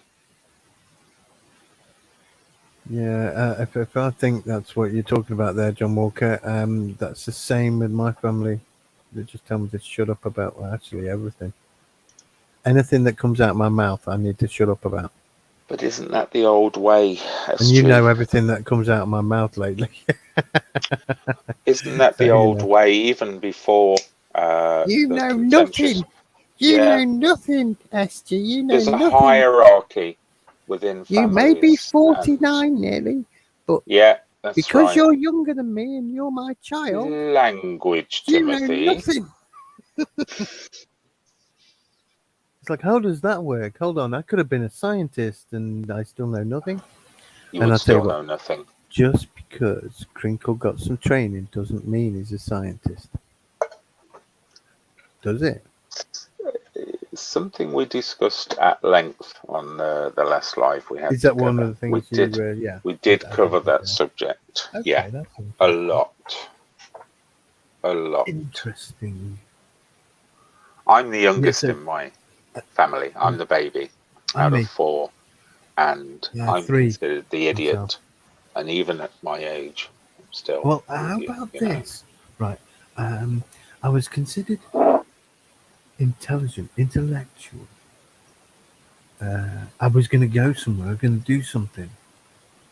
I did nothing. I was just like, I took drugs, you know. And then I started saying things that I thought, and then I was an idiot. Yeah. So you proved them. I proved them, like, I'm slowly proving them wrong. That wasn't deliberate, was it? Eh? It wasn't deliberate, was it? No, well, You the weren't just- thing is, about 17 years ago, I started coming out with conspiracy theories. So like, oh, no, we don't like what you're talking about. We're going to have to dispel everything that you say. We don't need proof. And this is the way it's been. Did you? Were you affected by that? Yes. It's been very hurtful. And we're still in that But not position meant. today. But not meant like that by them. Yeah, no, I get that. I know it's not yet, but still in that But position. yes, it does. It does. today. You know, grind away at the soul type of thing when it's your family that won't listen to a word you say. Unless they want me to do something for them, then they'll listen to a word I say. But some people can look elsewhere for their praise. Mm-hmm. But do you know what it is? And I can put it simply. My parents, they've worked hard their lives. They're in their 80s, you know, and they've had good lives, really. Yeah? Yep. Why do they want to be thinking about something even worse than a This is it. pandemic? Right? Because Yeah. thinking that there's something sinister about it, Exactly. it isn't a good place to go, is it? It's a point I come with a lot. And that's what a lot of this whole system that has relied on. Of course, it's been easy. That's what I said earlier. It's easier to go with Effortless. this difficult pandemic than a more difficult life. But if you had a large group of people that contributed to this community and its jobs, and You've got to you were get them to holding pay the that power, tax, haven't you? you've got to get them to pay their tax. You've got to get them to stick to the rules on the road. It's like You've got to- if you look at it from the viewpoint of the you're right. They've got to stick to everything. But if you look at the Jehovah's Witness, right? 8 million of them. Imagine 8 million of them giving you £10 each. Yeah. But then look at it on a mass global level, and then you see what kind of sinister shit is going on. You know, because it's a damn sight more than £10 that we end up giving them, right? Yeah. And a damn sight more legs moving and making things happen. I had a long and tumultuous conversation with the British Barnacle, who is probably the most confident and outspoken person coming into these lives. And we talked about control, government control. Who And- yeah? British Barnacle. Oh yeah, I like him. I do. Good I do very talker. much. It ended very well, but Mm. during it was very heated. And I fought for, not because I defend our government, I defend their position. And I said, you have to have that. Without order, there's chaos. Yeah, you see, there is an in-between. Anarchy. It is order, but it's almost chaos. Would It's you like want on that to fine live line. in an anarchic world? Well, it depends what you were thinking by anarchic when you asked that question. I was making a statement. Now, In effect, we do live in an anarchic world. no, People are we don't. allowed to No, bend no, rules. no, don't. Unfortunately, we don't. An anarchic world would be basically everyone able to do almost whatever they want, as long as it No, doesn't have a that's detrimental chaos. effect on anyone else. That's chaos. No. Chaos is people doing whatever they want and having an adverse reaction on whoever the fuck they want. Which is what you just described. No. That's different. That's different. Anarchy is going about your daily business without affecting anyone else. So you can do With whatever no you want impact as on long as it anyone doesn't else. affect anyone else That's the world we in a live in. negative way. No, that isn't. People doing shit that affects me all the time in a negative way, you know. But it's like But yeah, the it's whole going back idea to- of it is like that we live in order. You know. but it's you could offence cannot be given; it can only be taken. Yes, yeah, and I can't be held liable for like what I've said. It's only like liable for. Sorry, I can only be held liable for what I've said, not someone's reaction to it. Yep. You can tell I haven't slept much, have I, in the past couple of days? Well, do you not walk down the street and see people doing things which is not the norm and think anarchy? I think about anarchy quite a lot. Yeah. No, Do see, you not it's see people anarchy. bending rules? Anarchy wouldn't allow some randomer to get a load of, say, smoke alarms, rip them apart, get the nuclear radioactive compounds out, yeah, mix them up into a nice little soup, loads of them, loads and loads and loads of them, and suddenly you've got like a makeshift reactor, which won't be safe. It will not be safe in any way. People so do. if somebody do. did that, that would be chaos, right? But if somebody didn't do that and you just go about your business as normal, then that's anarchy. Because as long as you can do it, as long as it doesn't have an effect on somebody else's systems, it doesn't cause them harm, injury, or loss, and that's basically the unwritten natural law. It's all about. You said earlier how you view something, literally a minute and a half ago, how you view it when we talked just before this. And somebody who doesn't follow order is disordered. I think it's long before anarchy. Yes. Yeah, disorder doesn't mean that it can get to anarchy, and anarchy. No, somebody doesn't driving necessarily down the mean- road without insurance or a license is disorder, you know, and will be held responsible under an ordered You government. see, the thing is, it's funny you mention that. There is a very large pool of money that the government has for every single year for insurance claims, and not for your own vehicle, but for other people. Yeah. Right. So if you hit someone and you haven't got insurance, it'll pay for them. It won't pay for you. Yeah. You're in your car, right? But this pool of money is there for those people who aren't insured. Yeah. Why do you think that pool of money is there? It's to pay for the costs of the. Yes, the for those people that aren't insured. Yeah. But why is that there when we have to have insurance? Why do we need that? Because the it's insurance the base. contributes towards that pot in the first place. Yeah, but no. It was Do you there assume- always. It's an allocated.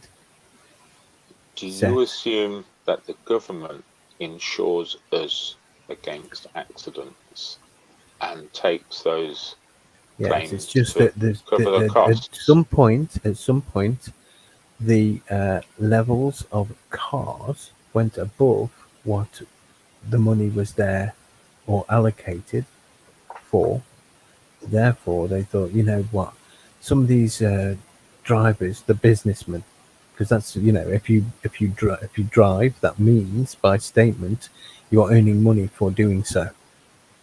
So if it's a business, then you need insurance, right? Yep. And then the levels with the cars, the numbers of the cars exceeded a certain amount, and therefore the allocated governmental funds could not cover the insurance. So then they decided to bring in licenses for everyone. But it's not the law. It's the legal Well, it's fiction. strange you should say that about the government holding the insurance money. Mm-hmm. It's something that Doesn't come up occurred to very me often, but I sometimes remember it. recently, is that by and large, a lot of people involved in accidents don't tend to claim against the person who ran them over. Exactly.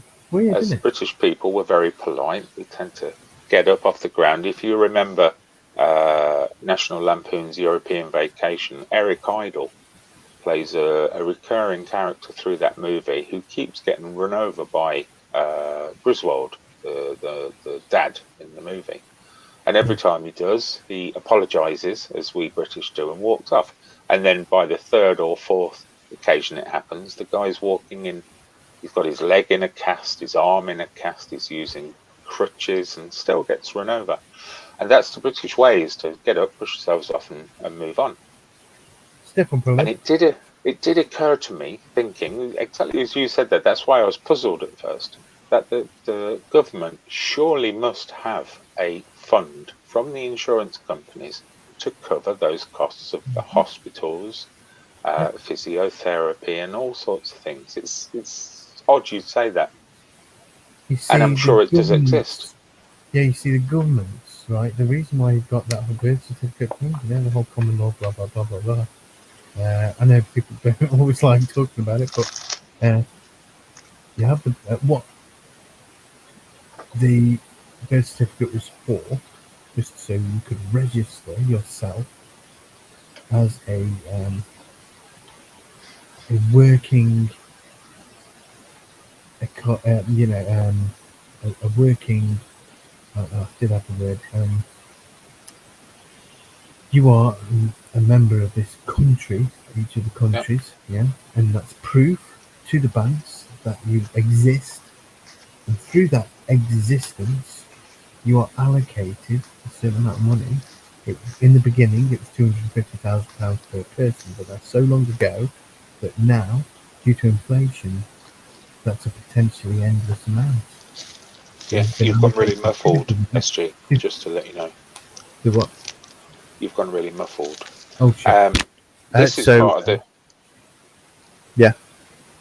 This is part of the conversation I had with Barney, and he said, "Well, do you know when you're born, your birth certificate means you belong to run over somebody it, else, that bit, and, yeah, and you're not your own man, and you can't do this." And I says, "Well," after he finished talking about that, I says, "Well, you're still free to do whatever you want. Go live in a village in Africa if you want to. Nobody's going to pull you back. You can run through the fields naked. You can run through a I've spoke to Barney about all this. You know, we should just like go off and get an island and. Exactly. I know. You're not. We have no chains on us. And again, this is a conversation I had with Peter Pope about freedom. You see, the problem is, my point of mentioning it though is that like these allocations, it's potentially a endless amount, and they should be paying for everything, as long as you're not working for that. You know, like your working pays for your working needs, like a driving license to drive, you know. Yeah. But when you're not working, then you are traveling in your car and you don't actually need a license. Nope. Or a insurance or tax or MOT. I mean, whether you got it or not, you don't need it. Yeah. Right? I understand that. If you crash, then it'll get sorted. But of course, the numbers have exceeded the amount that the allocated money can pay for, right? Yeah. So that doesn't work feasibly because they haven't increased it. But it And should you, be able to because it's virtually unlimited now, right? Yeah. So and he told me it's all painfully, lies. If Yeah. you have a business, you need to pay for electricity, gas, of course, water, right? of Yeah. course. But if you have a residence, you do not need to pay for electricity, gas, or water.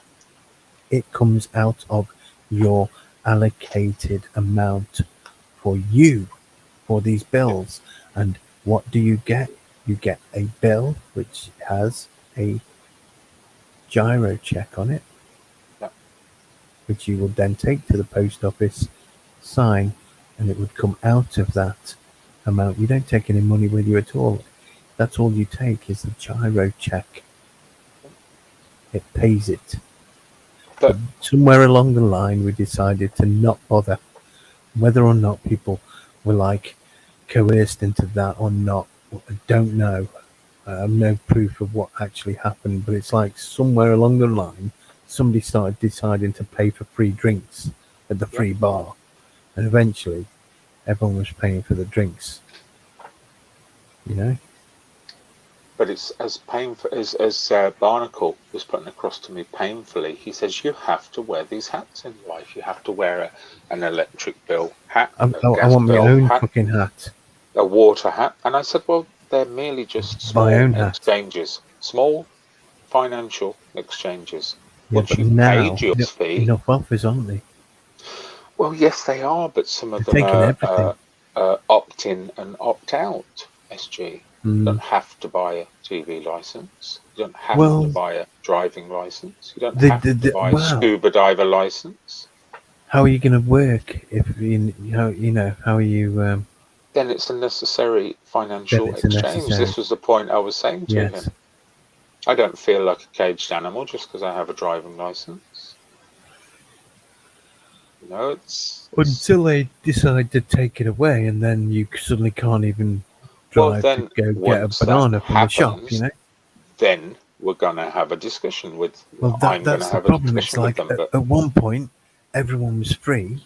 Yeah, it was a right for you to have a dog. Then eventually, you have to register it. But why? Yeah. But why? Needed a license. But why? Exactly. Why? It funded an organisation which sought to limit the number of stray dogs on the street, to have a central sort of list of all of the dogs and their owners, which helps the dog get back to its original home if he does get lost. And that's all it was. It was again just creating some more order in life. Once you get past a certain number of people, there has to be rules. There has to be order. If those rules and orders are the one thing, anarchy is order. Yes, in a way. Of course. That's why I said we live in an anarchic world. Well, I wish we did.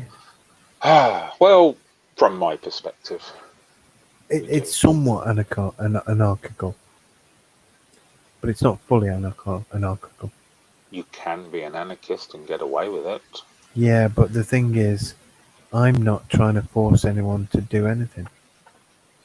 You're not allowed to. I'm not even trying to force them to come to my channel and watch. They flock in. SG, don't you worry about that. No, but you get my meaning though, right? I do. I just want to pick up on Under a Blood Red Skies point. 2 Irish people emigrated to Britain. Millions of Irish emerged. That's exactly how it happened. Just like Adam and Eve, 2 came to Britain, and now we virtually rule the world. There's plenty of us in America, plenty of us across Western Europe as well, and the rest of the world as well. Let's not forget that. But I will add, both of my parents' middle names are Mary and Joseph. And if you know how Irish families are, you're named generally after your father, and then your middle name is used. So effectively, that makes me Jesus. I prefer Jesus. Jesus. Jesus. Yes. But they called me Vincent. Well, you better call me Saul. So good, man. Exactly. That's what SG stands for. Ah, I never knew that. That's my name. Is your name really Saul? It's really Saul Goodman. Yeah. I went to It's pronounced school with a Goodman. Saul. I went to school with a Saul. I can't remember Yeah. his surname. I think there's like about 3,400 Saul Goodmans in the UK. But I can't seem to find that number again. Can you I imagine found it coming one time. across if he was signing something or had to give you his name? First name Saul, second name Goodman, and he stood there. You'd be booking into a hotel with some blonde woman. You tap your nose and go, okay, yeah. Well, let's just say So, I've had a Goodman. few people along these years go like this. And I'm like, huh? And they go, I'm like, oh, I thought you were joking then. I thought was that really your name? Just put it through. Like, You're not one of the 3,400, though, are you? hey? You're not one of the 3,400 in the UK called Saul Goodman, Yeah. are you? I'm not going to show you my passport, but I could. Wow. If your real name is Saul Goodman, you've just gone up in my book. Well, you're nearly Vincent Vega. Yes. Now, I was thinking of Yes. calling my channel Saul Goodman. Yeah, it's a wonderful name. I It's did all toy with Goodman, that. though. I did toy with that, but I wanted to, I suppose, capture my first name. I've doxed myself so many times, it doesn't really matter nowadays. Am I really talking to a Saul Goodman? Yeah. Wow. SG. I'm not worthy. The SG I'm thing, not right? worthy. All it was that when I made my YouTube account, I did it obviously with an email which has my name on it, and it called me Saul Goodman, and I called myself Saul Goodman Saul Goodman Press. I think I chose that wrong, and I went, okay, Saul Goodman Media Press, and then I started going on these live streams and just watching, yeah, and I was commenting, and then a few people went, Saul Goodman, yeah, and I went, oh, again, it just never ends.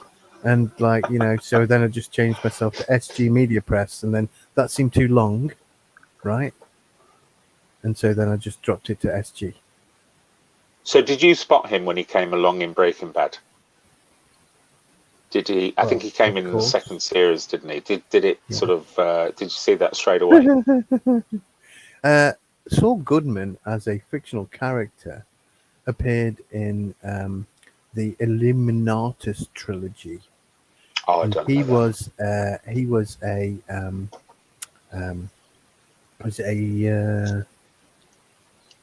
a lawyer. He was a detective. Right. Yeah. Looking into the whole conspiratorial, you know what I mean? And it's it's an old thing. That's quite an old, very old, considering, you know, to like Breaking Bad or whatever. And there's another one, another Saul Goodman, something previously. And what it kind of means is, certainly in the Breaking Bad and the detective, is anything that they have to do is all Goodman. Right. But that's not my philosophy, of course. It's more I'm chilled enough to be like, it's all good, man. So most of the time, good, anyway. Man. Just to butt in there slightly. Under a blood red sky in response to my story about my parents, Mary and Joseph, has replied, Jesus, Mary and Joseph. Yeah, I had a I had doxed. Yes, I know, John. Sorry, I know I did. Doxed myself. It's a fucking happened so many. He's now known as Dragonhead on other channels for my information. That's ace. Oh dear. I couldn't quite work out if you were playing there, but I believe you. So, but surprising, you know. It's, My middle initials are VD, just for fun. is one of them Vincent? No, Ah, okay. That's I'll good. help you. Well, it doesn't matter. Victor. What is it? Victor. Victor. So if you could just give us your date of birth now, I think everyone Fully on enough, here now could Vincent apply for a bank Vega account in your was supposed name. to be Vic Vega, the character out of Reservoir Dogs. Okay. He couldn't play the character, so he actually changed it to Vincent Vega and asked Travolta to play Vic the character. Vega. Who was Vic lined Vega. up for Vic Vega? Exactly who you might think. I have no idea. Mr. Oh, Vig Raymond.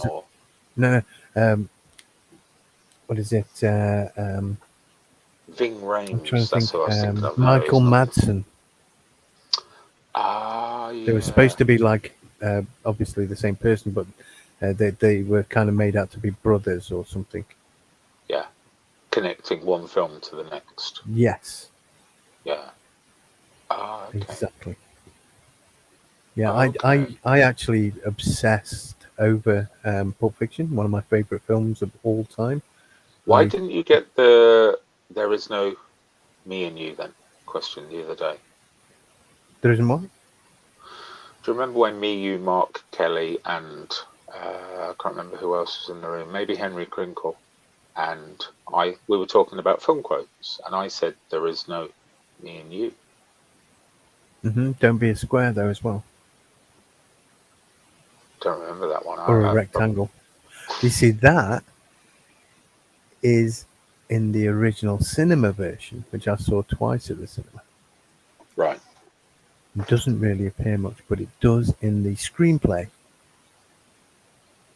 And of course, Extended. they have the extra scene where she quizzes Vincent about whether he's an Elvis or a Beatles man, and she gives him this little quiz to see whether he is an Elvis Really, yeah. or a Beatles man. Yeah, and that's why later on she says an Elvis man should love it. Jack Rabbit Slims. We have David Scott in the room. Hello. Yeah, I love that movie. But yes, I may have missed one. I mean, yeah, I did obsess over it, but I haven't watched many movies in a while, to be honest, the ones that I did. And I actually drove Hondas because of that movie. You know, the white Honda that Bruce Willis drove, of his girlfriend's, Yes. the Civic Mark II. Uh-huh. The 1980 model, which was the pre-facelift. I had 3 of them. Okay. I had about 14 altogether over the years, and I messed around with them myself, worked on them all myself, and a lot of fun. A lot of fun with those Mark II Civics. Some Mark 1s as well. So how long have you modelled yourself on Bruce Willis? No, and not Bruce Willis. That was Tarantino's actual car. Oh. Yeah, you see, it means the lowest of the low financially, economically. Well, it depends how you look at that. Some That's how he people looks I at know it. That's how he drive looks around at it. In America. 30-year-old cars. Yeah, but in America, that's all he could afford. You know, but also Vincent Vega's car was his as well in real life. But obviously, because he could afford a car by then, but he still kept the original white Civic, and he even they crashed the original white Civic into that Camaro ZR1 Right. on the crossroads, you know, where he drives into Marcellus Wallace. Yeah. So it was his car, and he had it fully repaired, and then it made it into, you know, where Pam Grier uses it in Jackie Brown. Jackie Brown. I didn't know that either. It even appears in the car park of Kill Bill. You have to be watching for these things, don't you? Yeah, and I swear I actually saw it in Reservoir Dogs, but it's such a bad bit. It's where Tarantino actually gets shot in the face. He's Right. like, it's all right, I've got blood in my eyes. And then he's Yeah. like dead. Yeah, I'm a bit obsessed with the Tarantino until that recent movie where I didn't think he did a nice deal with Bruce Lee, so I just haven't watched it yet. I will, but there's supposedly some kind of like massively hours-long version coming out if he wants to, so I might wait for that one. This is Once Upon a Time in Hollywood. Yes, correct. That's why I don't say the name of it, because I've got a lot from that film. I enjoyed that film. Yep. The Michael Manson bit was no, not Charles Manson. Sorry, you're saying Michael yeah, I haven't Manson watched earlier. it, so I mean, I've watched the bit with the Bruce Lee, and that's all. But I will watch it. I just haven't got round to accepting it yet because of the Bruce It's Lee. funny. It's entertaining. Whether it's accurate Yeah, or not is. I watched Inglourious Bastards at the cinema and thoroughly enjoyed that. It's I fair to watched say Reservoir Tarantino. Dogs at the pictures. I thoroughly enjoyed that. I watched Pulp Fiction twice at the cinema and thoroughly enjoyed that. And I watched it many times on video. I wore the video out, and now I've got it on DVD director's cut, which isn't really a director's cut. Still Yeah. waiting for the original bits from the cinema version to be included in said film. Even Tarantino himself is like, well, it's not exactly a director's cut, but it's got a bit more in it. Yeah. He seems to be quite flagrant with his movies.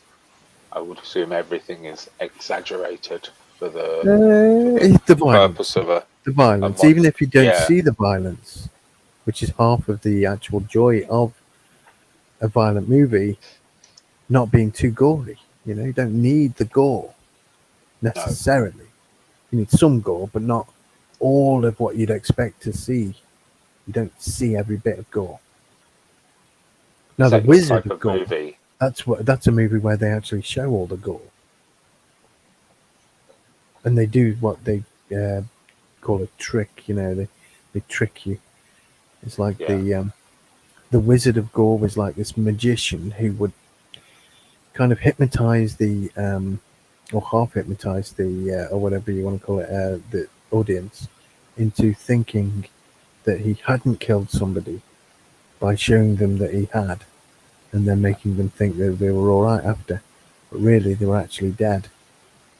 So they'd show you the gore, say something mushing up a human body, and everyone's like, oh my god, and then they're like, oh no, he's all right, yeah, he's all right, when really he was mushed up. So like they show you the gore, but then they say no, it's not real, and then it was real. Quite an interesting, you know, way of tricking the audience in the movie and the audience in the cinema.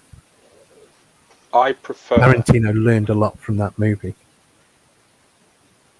Yeah, I don't get a lot from Tarantino movies. Pulp Fiction I like, but I don't get a lot from them. There's I a prefer lot in subtle- the subtleness, is what I was about to say. It's all subtle. movies like Cinema Paradiso. I love. Midnight Cowboy is Yeah. one of the movies yeah. I adore because of the undercurrent. You know, I'm not professing to be any deep thinker in any way whatsoever, but just the simplicity. Yeah, appeals but if me I was more. to say the path of the righteous man is beset on all sides by the inequities of the selfish and the tyranny of evil men, Blessed is he who, in the name of charity and goodwill, Yeah. shepherds the weak through the valley of darkness. For he is truly Casablanca. his What a keeper film. and finder Humphrey of lost. Bogart delivered those And I will lines strike down perfectly. upon thee those who attempt to poison and Furious destroy my anger. brothers, and I will. You messed me up, but yeah, you get it. And he played it so well as well. He played it so well. He did. I really liked Samuel L. Jackson. There was how about this, right? There was a premiere. I think it was the premiere, and there was they watched the movie, yeah, and they're in like the foyer, and there's this woman who said, "I didn't like that film at all. It was trash. Not one part of it was in any way affecting, and all this." And then Tarantino looks at Samuel L. Jackson. Samuel L. Jackson goes, "The path of the righteous man has been set," and this woman starts looking horrified. And it's like, "Oh yeah, it did affect you, honey." Yeah. Yeah. David, do you want to pop in, David? So I'm going to probably finish soon, but we can get a bit more of a crack at what we talked about last night. That's really good because I do have to go. Yeah, I'm not going to hang around for long if We've David's just done not 6 hours. fussed. Yeah, it only came on for half an hour. I have a question for you. thought it was 15 While minutes. was it 15? Yeah. Oh, actually, no. I answered the question. You know, if I this is a StreamYard question. If I, as I did, joined on my PC, but I'm talking through my phone because I haven't got any headphones for my PC there in the Czech Republic. If I join on my StreamYard on my phone in the same name, does it still add 2 people? Yes. Well, as I found out, it didn't matter to me anyway because I came in as another person. I sat in the back room and I didn't add myself, obviously, but it gave me the control of StreamYard on the PC now. I was using it directly from the phone initially, Yes. but now I have all of the options in front of me on StreamYard on my PC screen, and then I'm sort of obviously talking Mine- through my phone. My microphone doesn't work on my laptop, but I plug one in. And go through your It laptop. sometimes works, but it doesn't most of the time. You need a better. I need a better microphone. microphone than it. Yeah, This is just like one of those clip on your lapel. I thing. think we lose a lot of your beautiful voice through not hearing. Yeah. Well, all I'll of probably it. plug one in and it'll be like this. It'll go, "Oh, okay, here's SG," and it'll be like, Oh, Hi, how are you guys? hey! What's happening? Well, you don't know whether that works or not. You know. Well, no, I don't really. When I've seen streams of 150, 200 people watching some fella sleeping on a bed, or 400, 500 people watching rain of an evening, you know, there's no set formula for whatever might work here. Mhm. It's to be found. So everyone has a voice, even squeaky voices. "Yeah, it's nothing against squeaky voices." I wasn't actually. No, all other voices are available. Yeah. Other voices are But available. of course. Okay, then we'll finish off the next. Hugo Stiglitz.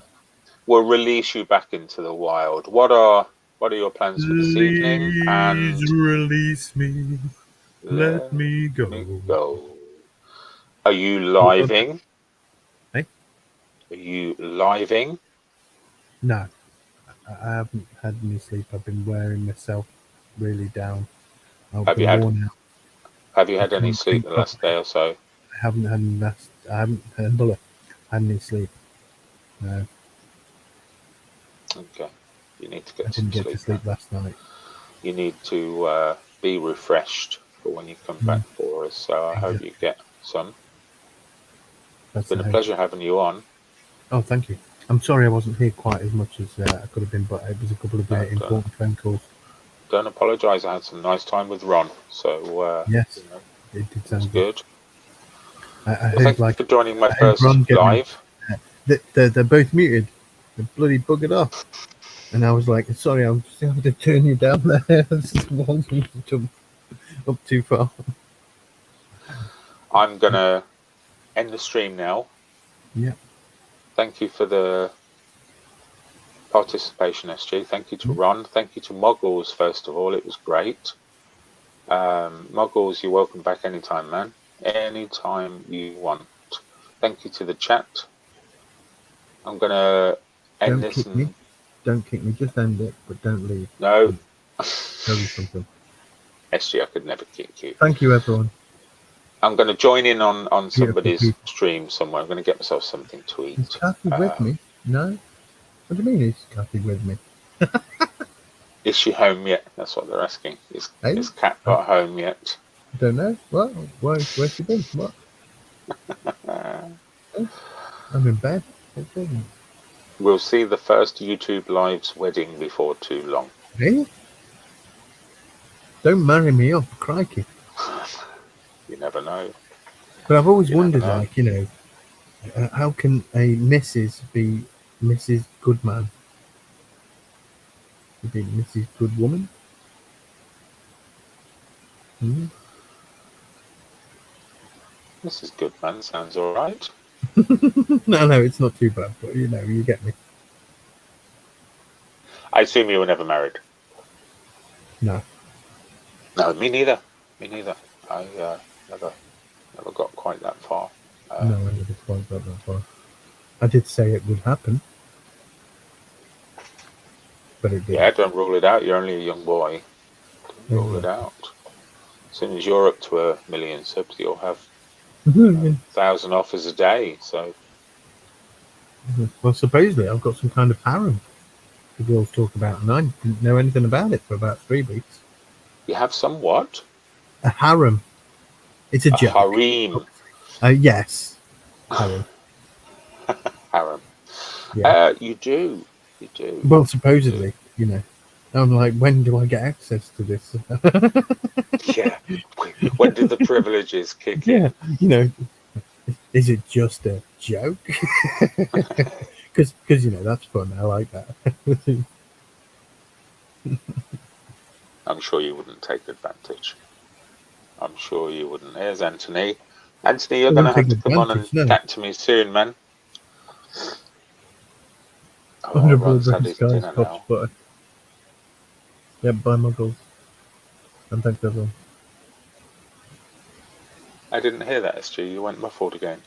Yeah, it's that damn microphone. It's like directionally. It has to be directionally perfect or something. Yeah, I said thank you, everyone. Okay, let's end it then. SG, thank you. Chat, thank you. Good night, all, and I will be on the next live, so I'm going to end it now. I know SG's never going to leave. SG doesn't want to leave. Nope, I'm not leaving. My finger's hovering. You ready? No. Ready for ejection? No, don't do it. Just end it first.